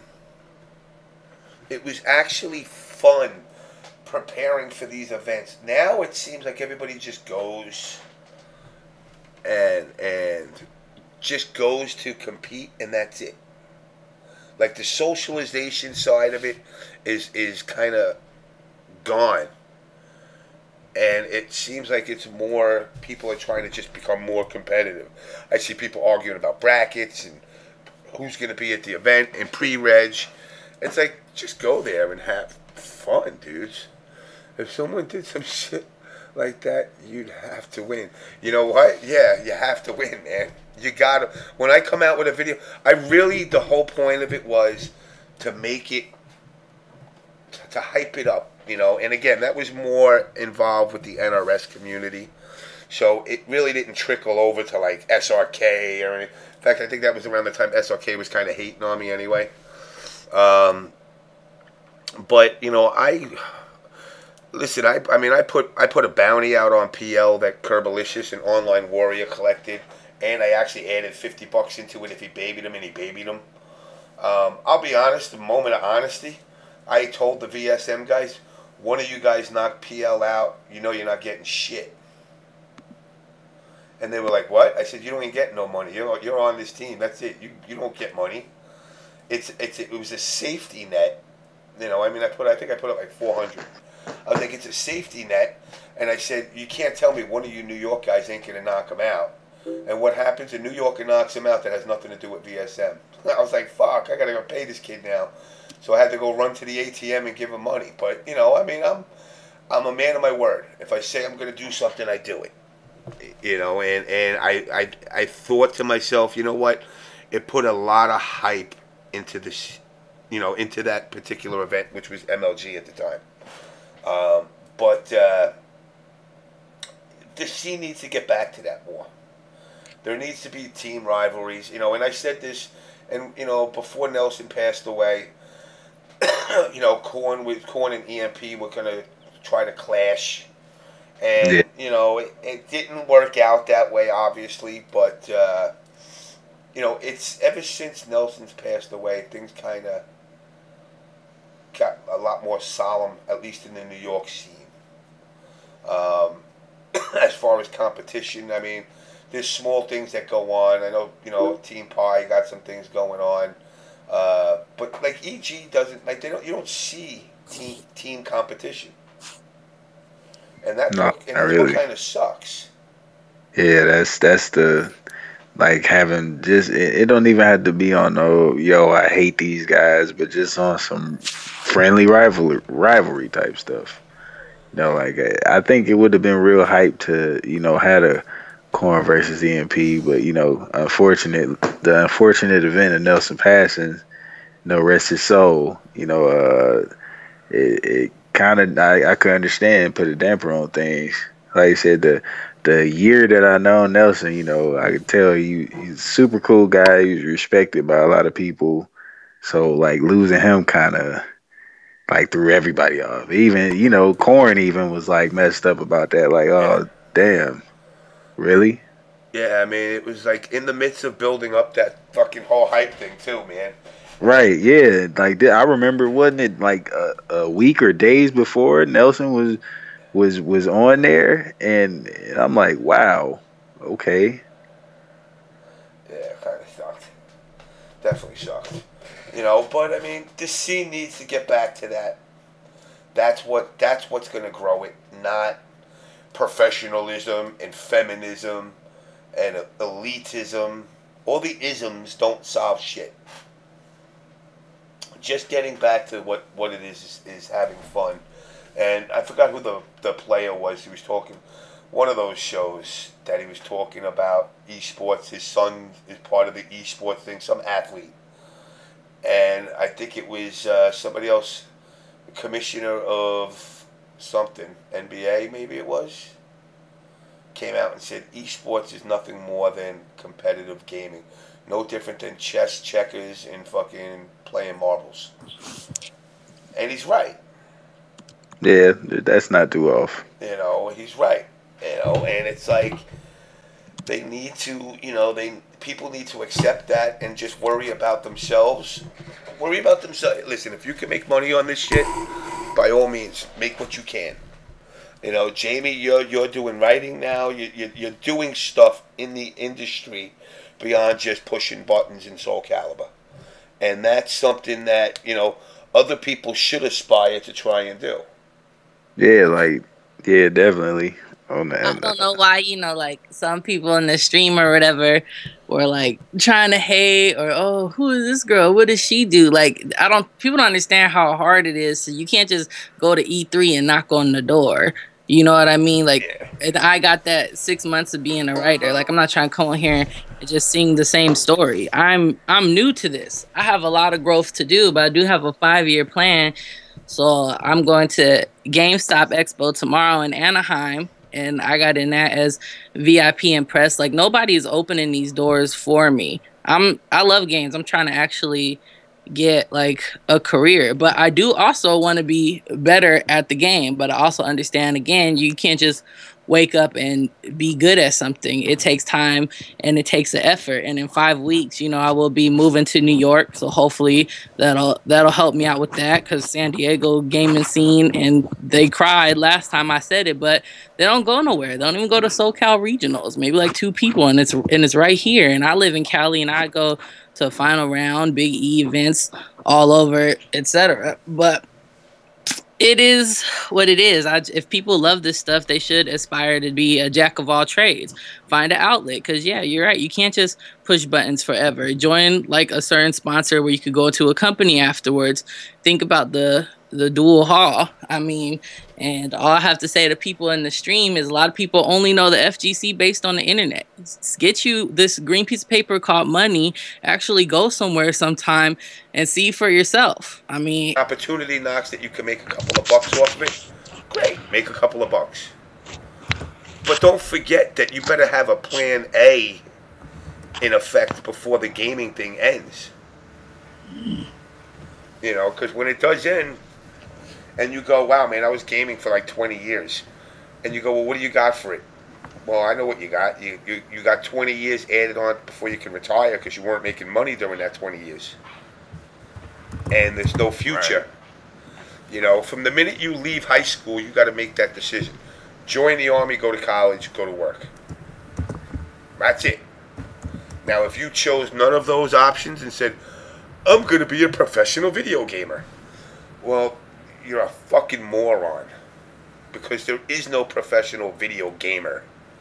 You could go work for a company, testing games, pushing buttons for them, but you can't make money in the FGC just playing games and sustain a life where you can retire from it. Justin Wong eventually is going to have to stop. Chris G is eventually going to have to stop, and it's not going to be at 65 years old. Yeah. You know, so at that point, what do you do after? You hit that YouTube up, you throw the motherfucking tutorials up, and hit the motherfucking at 30 seconds into my video, at 5 minutes of my video, that's what people don't understand these days. Yeah, put your ad blocker down, bitches. And that's another thing, you know, people in the community wanted to grow, but then they block everything.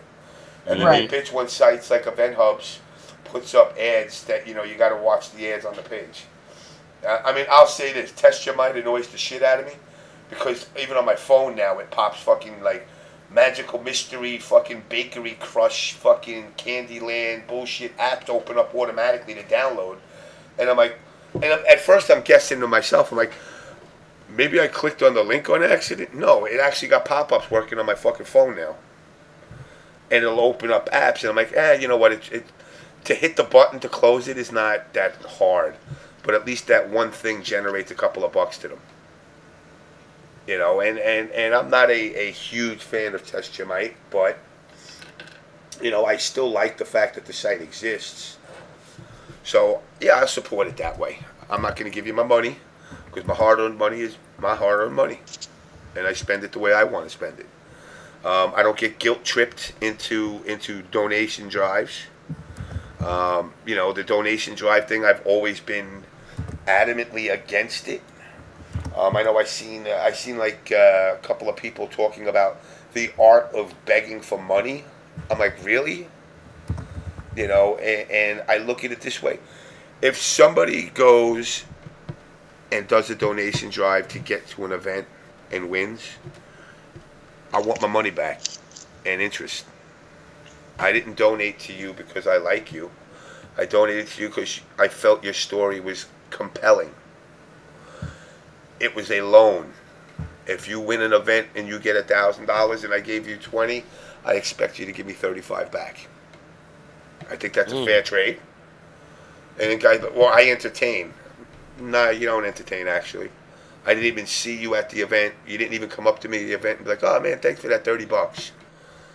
You know, it was like almost as if I'm supposed to feel obligated to make sure you get to an event when it's your own job to do. And that's, you know, that's one of the things that, as far as the FGC goes, this you know, it comes back to that ego, where people think, even if you're a top player, even if you're a top 20 player, the ego meter used to be top 8. Now it's like, motherfuckers, well, I'm a top 32 player. I'm like, what? Top 32? What happened to number 1 and that's it? Yep. I mean, 52-week challenge that bitch. Save that dollar each week, up that increment. If you came in second place, that just means you're the first loser. That's it, because you didn't do the job you were supposed to do. You know, and it's sad that we've gotten, you know, away from what was actually the reason we all gamed, hype and fun. You know, and I had people breaking my balls when you know, during the Cantaloupe video. Oh man, he's making his WWE shit. Yeah. You think I hate Perfect Legend? No, I like Perfect Legend. You know, but the fact that I walk around with a fucking paper belt on my chest, calling him a paper champion, you know, it was actually, it was fun doing. You know, it was kind of like how when me and CD Jr. really got together and started doing shit together. And it was entertaining. You know, in fact, you know what? Fuck it. Let me see if I can find that video. I haven't played that video in a hell of a long minute. Oh, shit. Let's see if I can find that. I'm about to laugh. God damn. Hey, James, yes, and everyone else. I have to get up early in the morning. But I just wanted to say thank you so much. Thanks, L Train. Thanks, everybody else in Corn. Thank you, Chauncy, Talon, and Jamie. And everybody else, and Rashean, and that motherfucker exit stage left. Yeah, he did. Was a Megatroid, straight snaggle-pussed on our ass.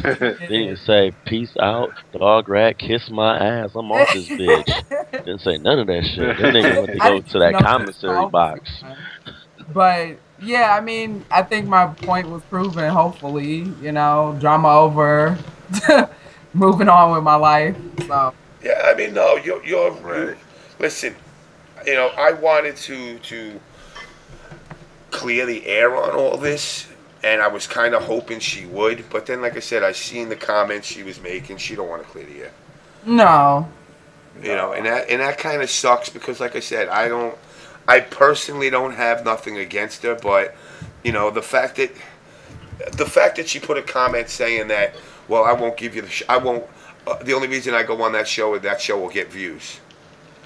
Oh wow! Yeah, and I just kind of said, I just got to let that rock. I'm not gonna go in on it.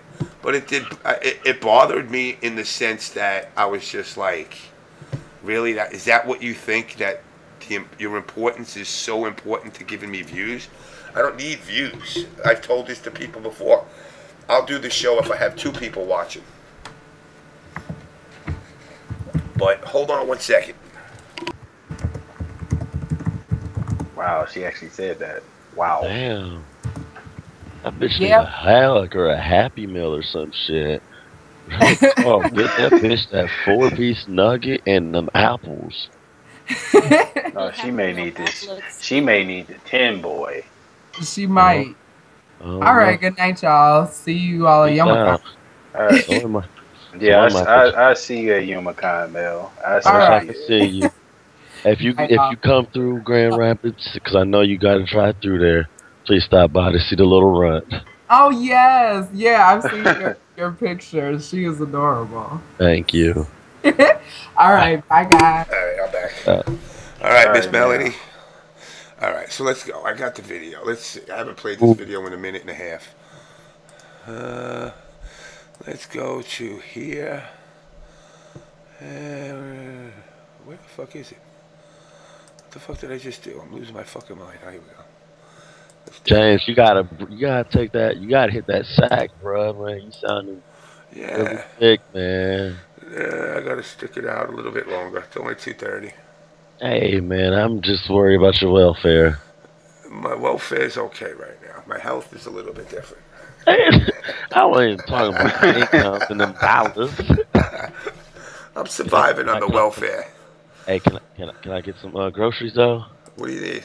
Hot pockets. You damn right. All right, let's see. Here we go. All right, let's put this in. Where the fuck are you? Let's remove this one. Remove Leatherface. All right, why the fuck did it not open up? What the fuck? Alright,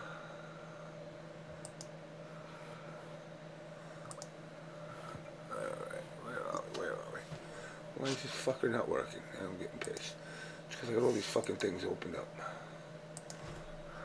Alright, rewind.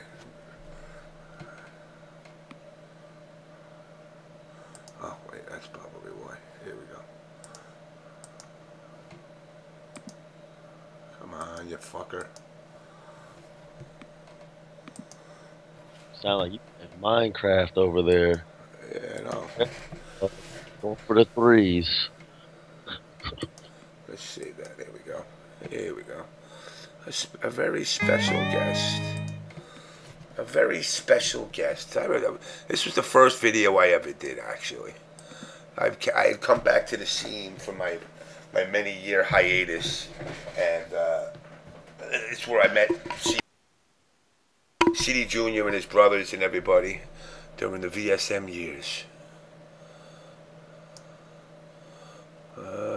Why is it not fucking loading? There we go. Well, we try. Couldn't be downloaded. There we go. There we go. The video being combative. Yeah, it's kind of odd. Let's see. Yeah, yo, what the fuck's going on here? Now I'm getting a little pissed. Let me go back. Let me go back a little bit. It might have been. I might be downloading one of my commercials instead.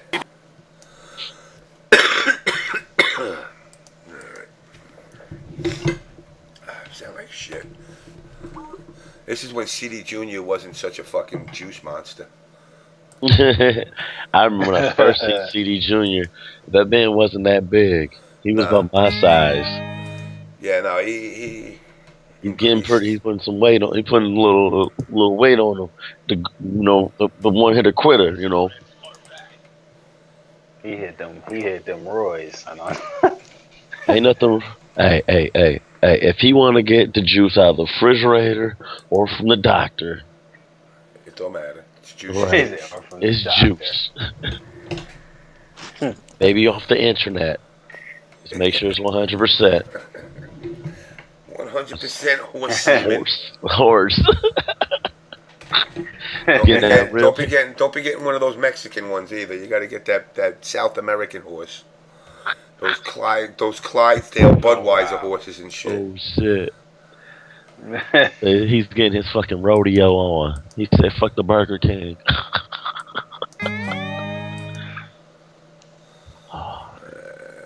Come on. That really. What the fuck did that? What the fuck's going on with me trying to download this shit? It's kind of getting on my nerves.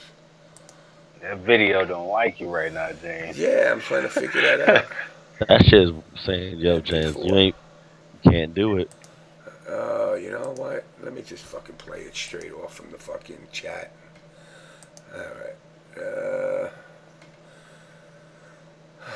You fucker. Let's see. Let's try this again one more time. There's that. And let me get that out of there. And what is this picture of? Oh, God. Fucking...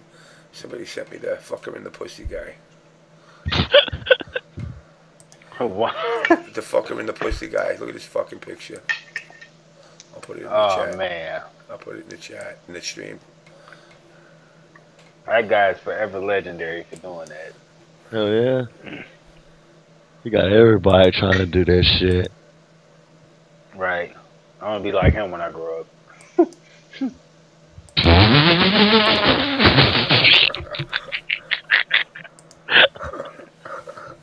Oh shit! Why he look like he's about to work on your car? Look, sir, this is the reason why you got a leaky manifold in here. Right. You ain't doing nothing correctly, sir. Man. go to the 360. Let's go to a lower fucking... Oh, come on, you fucking piece of shit. Damn, James, that sound like that shit came from the heart, dog. James gets bodied by that video. It's annoying me because I know I had the fucking thing set up right. It's just not fucking save as. That 10-0 matchup, video 10, James 0. Damn, James, I had $1 on your ass too for the first hit too. Thought I was gonna get it. It's not fucking viewing the download. Let's see. Let's view the downloads. Open. Oh shit, that's another thing too. Y'all forgot about that shit. That's one of the things people don't see. All the stuff that happens before tournaments and shit. During tournaments, people be setting up motherfucking setups outside of the event, like off of car batteries and shit, generators and shit. Alright, let me just play the fucking thing. I'll do a fucking whatchamacallit. I'll just do a screen region. Fuck it. Come on, piece of shit, close. Alright, here we go.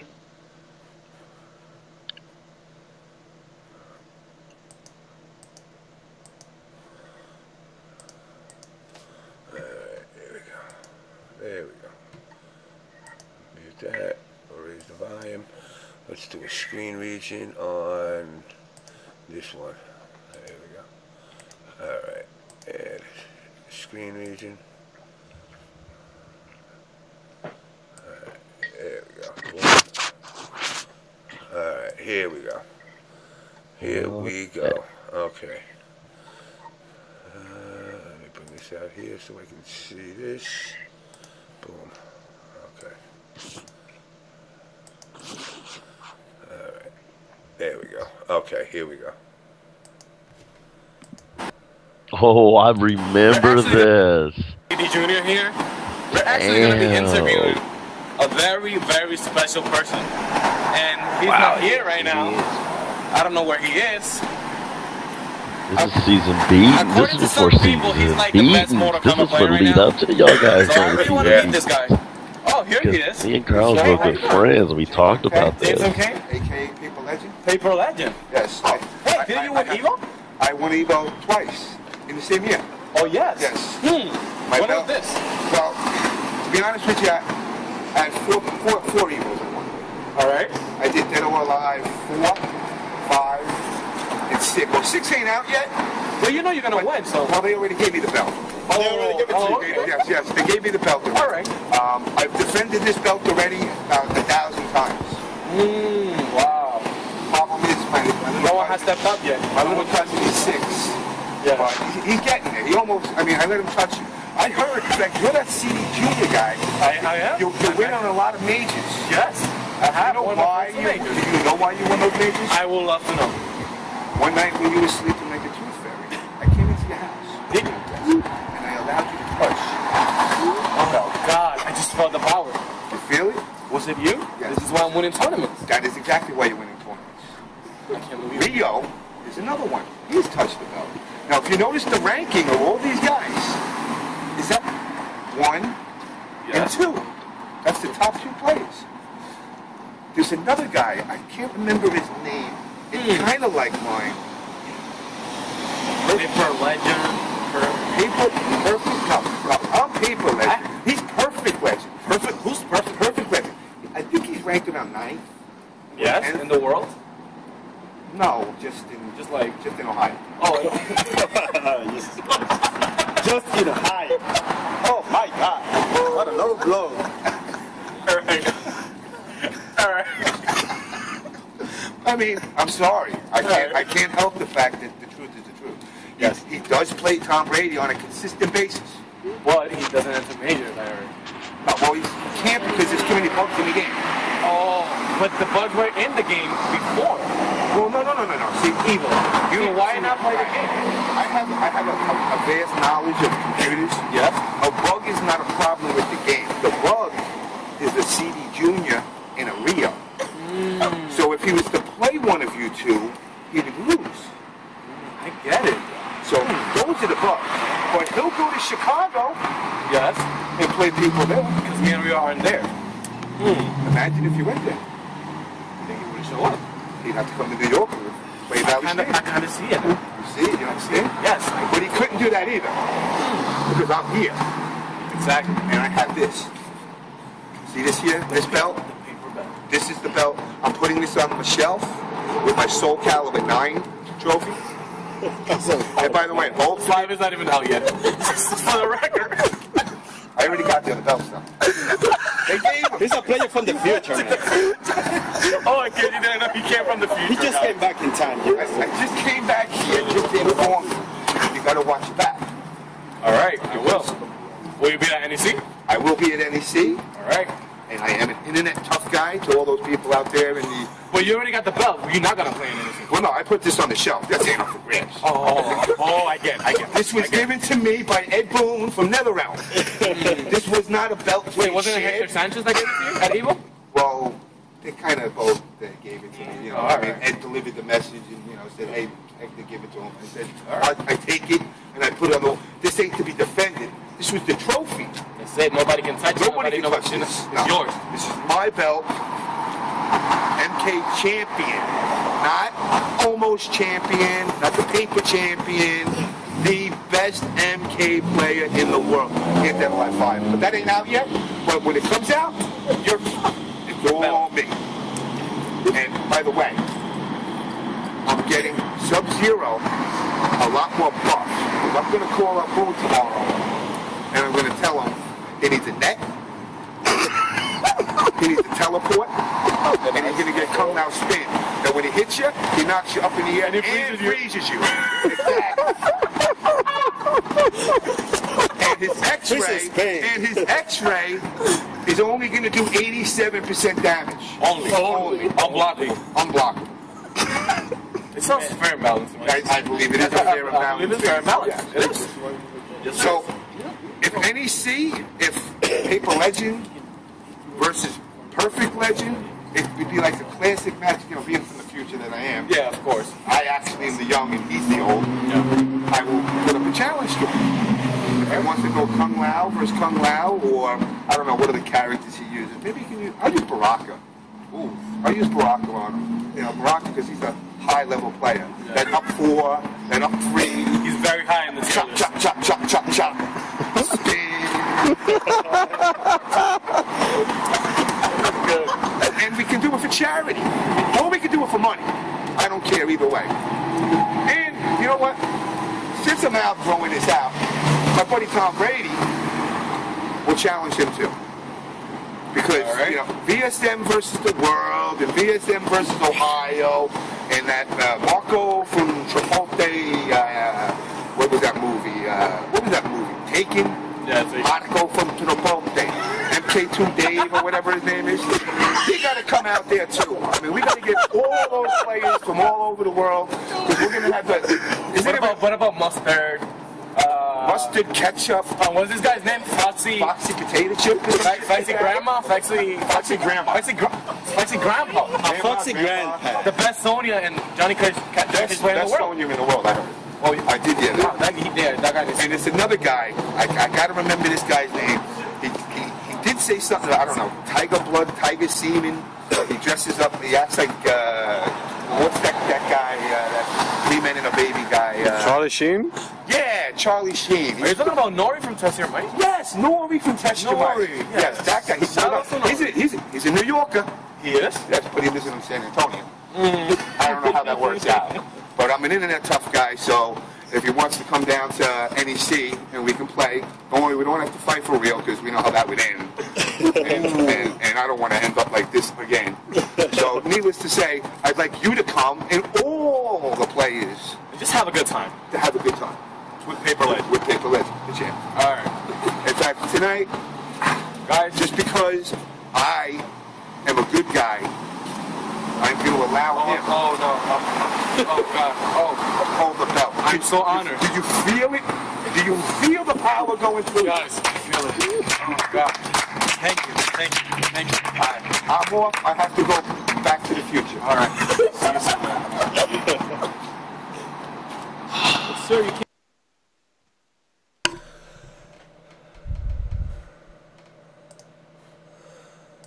See, now that was all in fun. See, that was all in fun. There was, you know, and it was not jabs. You know, it's jabs, but it was competitive jabs. I don't want Perfect Legend to get hurt. I don't tell him how to live his life. You know, I just wanted to bring. If you notice at the end of it, I'm saying I just want everybody to come and have a good time. And it's been that same message I've tried to give since day one. You know, that's really what it comes down to. You know, I don't know, maybe I'm on some Michael Jackson level or some shit, but I like to see, like, I see Carl at Summer Jam this year, and all right, he's a little bitch mode for drinking milk in a bar, but hey, whatever floats your boat. But you know, I've watched him go from his Evo, you know, when he won Evo the first time to now, and I see the maturity level slowly build. You know, he used to be in super emo mode 90% of the time. Now he hits it like 40. And I see him developing into a dude that's just trying to have fun now. And, you know, I find people play better when they have that attitude. But when people have that attitude, I got to win, I got to place, I got to do this, and they go into the labs, when they lose, it's a big letdown if it doesn't work out the way they intended it. If you go in there with more of a casual attitude, obviously be competitive. Don't go to an event to compete. And, I mean, I'd be lying to say, you know, I entered Injustice at Summer Jam, that I didn't have a delusional thought in my head. How great would it be to make top 8 with a 22-minute Grundy? But the point is, I knew realistically that wasn't going to happen. But hell, if that happened, I'd be happy as a motherfucker. You know, and that's one of the things that, you know, people don't. A lot of people have lost interest with, not lost interest isn't the word I'm looking for. They lost sight of why they are even competing, because there's this shoved down your throat of esports, and the potential for money and sponsorships. You know, there are no sponsors, not really. You know, and I've said this many times on the show. You know, there's teams. There's not sponsors. Sponsors pay your bills. You know, and if there are some that do pay some of your bills, you know, if your bills include going to events and they cover your events and your hotels, that's nice, but it's not profitable. You're not making anything. You're getting sent to events for free. You're not seeing no income. Yeah. You know, you're not seeing income off of it. Exactly, and that's, you know, and that's something that, you know, guys just don't, you know, they don't gravitate it. You know, that's no lie, because I was a PR manager of the Fighters Alliance, and people really do think that, oh, what's his name is sending you out to this tournament. Why do you think that? Because you're sponsored by this company. How you know that they sent us that? They could be our product sponsor. They could be our shirt sponsor. They could be this sponsor, that sponsor. People don't really have the business background of stuff. They don't know. They hear that you get picked up by a team. They think that you're getting sponsored. You're getting paid to do this. People don't understand. And you gotta represent the brand well too. Yep. You know, just wearing I mean, too many people think that they're just giving you money because, you know, you got their logo on. That's not enough. Because if you don't talk about the product or have a knowledge of it, then what good is it? I need you to talk about it, and I need you to do it, you know, opposite of MLG, what MLG did with shoving Pizza Hut commercials down your throat. You know, you make people resent my product by doing that. You know, if I come to watch the Mortal Kombat or Injustice stream, and all I see is non-stop Pizza Hut commercials, when I'm really there to watch the thing, I'm going to start hating with Pizza Hut. I'm going to go, these fuckers must have paid a lot of money to get them on there. And instead of 10 hours of Injustice, I got, you know, 1 hour of Injustice and 9 hours of Pizza Hut commercials. You know, and it's you know, there's different levels of sponsorship as well. It's simple as that. All right, well, I got some Ask FM questions, of course. Realistically speaking, what has your loyalty to the FGC and NRS community gotten you after all these years? Good or bad? Was it, and is it still worth it? Yeah, because I got friends. That's what I got. I wound up getting out of this, and that's all I'm looking for out of it. I'm not looking to make $1 million. I'm not looking for a record deal or nothing. It's just for friends. If you could resurrect only one of the following, which would you choose? Remix, Wing Zero, Lucky the Guinea Pig, Hitler, Jesus. Answer this, you pussy, or ignore and be a bitch. Well, I'm not going to ignore it. Wow. And I would go with Lucky. The others are humans, and Hitler's fucking kind of not a human, but... Actually, no, correct myself. I would bring Jesus back and then tell him to raise everybody else. There you go. Took care of that one. Do you answer Ask FM when moving your massive bloody bowels on the toilet? No. I'm more focused on dropping deuces. You should tell DarKNaTaS to take on classes to talk clearly as one should. Okay, I'll let him know that. Do you like vodka pasta? Yes. How do you feel about video games now in this era as opposed to the games in the 80s and 90s? 80s and 90s graphically were way inferior, but they made up in complexity. And challenge. Yeah, challenge. You know, they've gotten much more easy. These new games are too easy. Can you please tell your partner in crime, DarKNaTaS, to check his Ask FM and answer the questions the people would like to know the answers from? Thank you, video game buddy. What's up with obese-sized Teespring shirts, James? I need my 5XL T-shirt.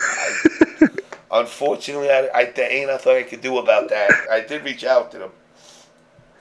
When will you demod He No Good? Nobody likes that motherfucker. He's nothing but a waste of a wad of cum. Wow. Whoa. I have no issues with him. If you had the gay Spanish guy on tonight's OBS show, make sure to turn down his mic. He overtalks everyone and his gay Latin voice and laughing. It's not fair to anyone on the show. I don't know who that is. OBS should be your first priority. Wow. That one tells me to tell you to go fuck yourself. Not my mother. They're crossing the line on that one, folks. James, I don't want to donate money to cancer charities. That would be as useful as burning my money.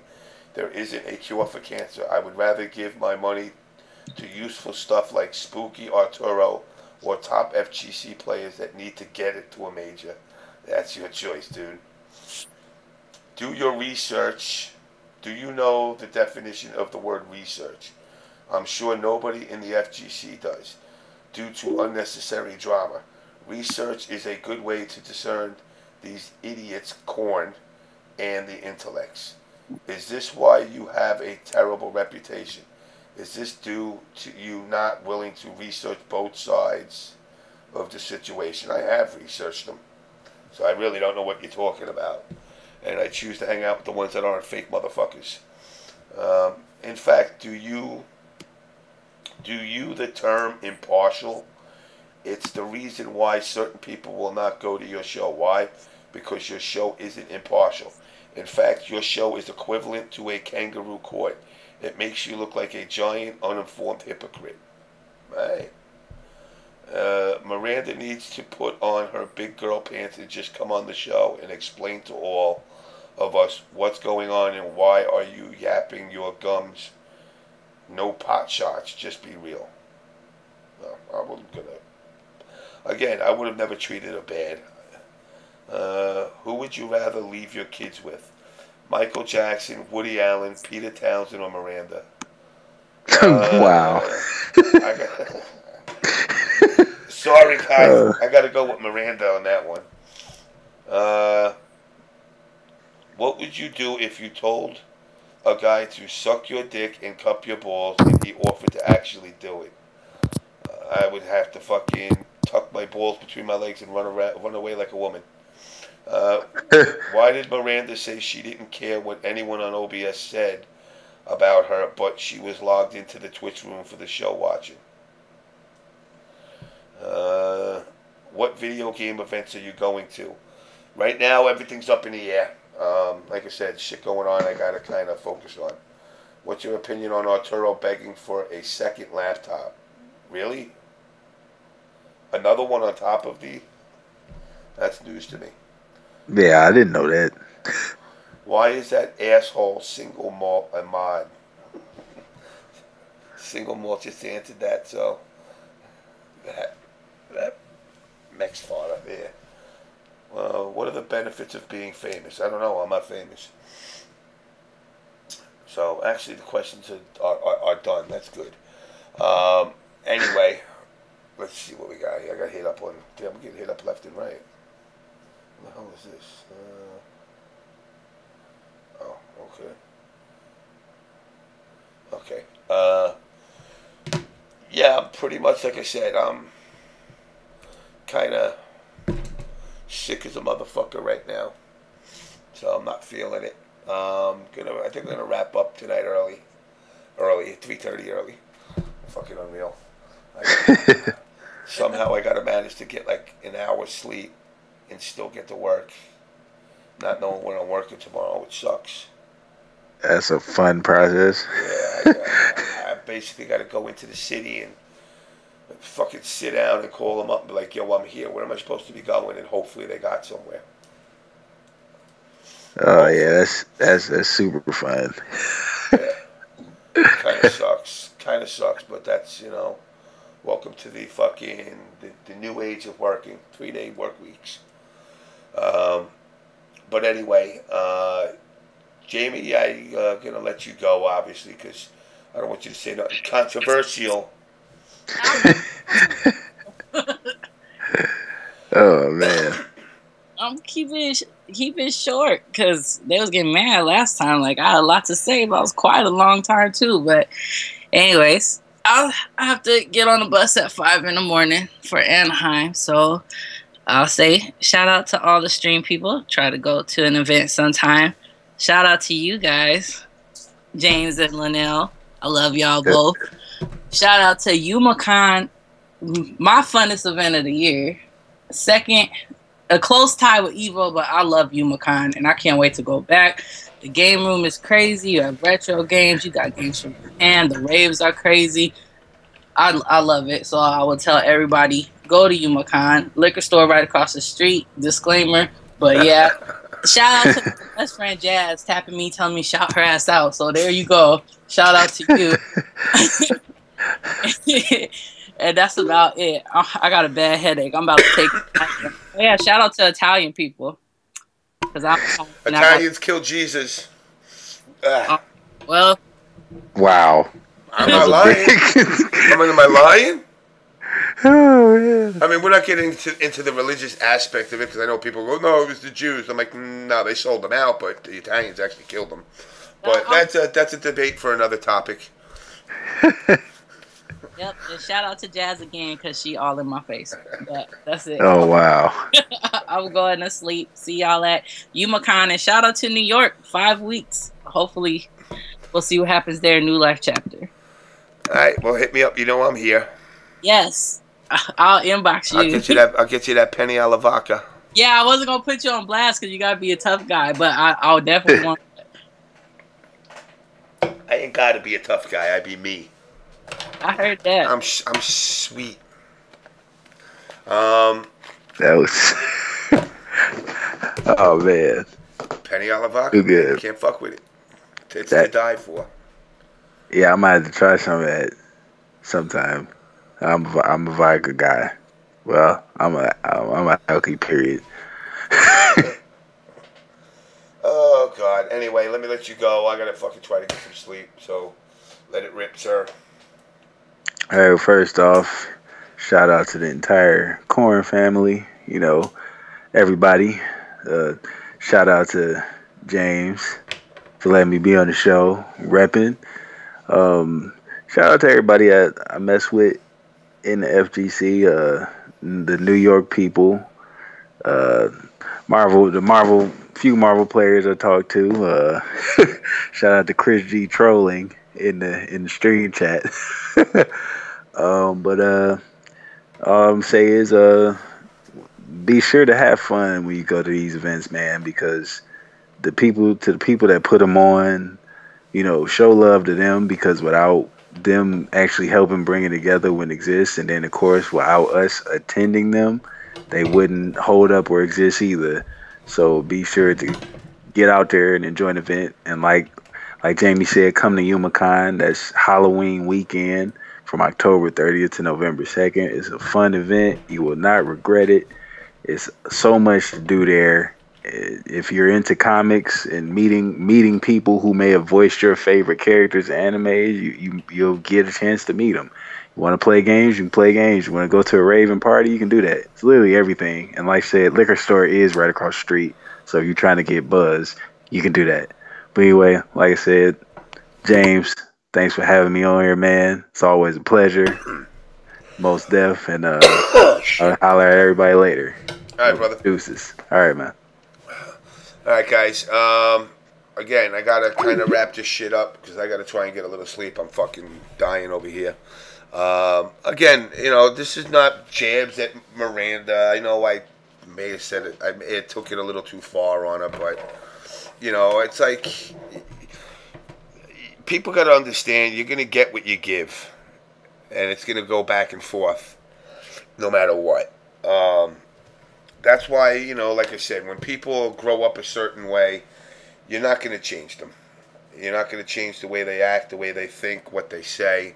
But as a community, we kind of gotta take an attitude to be a little bit smarter to each other, and don't just automatically assume somebody's a dick for the sake of being a dick. There could be something out there that maybe it pisses them off, maybe they just don't agree with you, but that doesn't mean it's wrong, especially if they all got their own opinions. Yes, I'm gonna fucking make sure I get better, man. I gotta fucking go take some NyQuil now and conk out if I could for an hour. Shout out to all you guys that continually come down. Single malt, Mr. Chris G in the chat there. Firewall, LPZ the best, Tylenol, Live HD. I don't know how you guys come out with some of these fucking names though. It's baffling. Super Soaker, CypherX, who else? Sudden Death, Ankoy Shot, DBZ 55. Guys, like I said, just Swagger and Foxeye too, man. You guys are always quiet in here. I don't see you talking much these days. But again, keep in mind, guys, one more time, as far as the shirts at the bottom go, all the money goes to the person that gets drawn to go to Japan.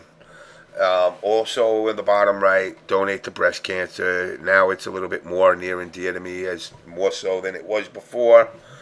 And it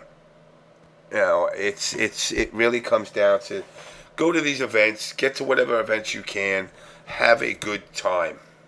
That's all you really can ask for. And then Firewall, you're in. If you bought it, you're in. But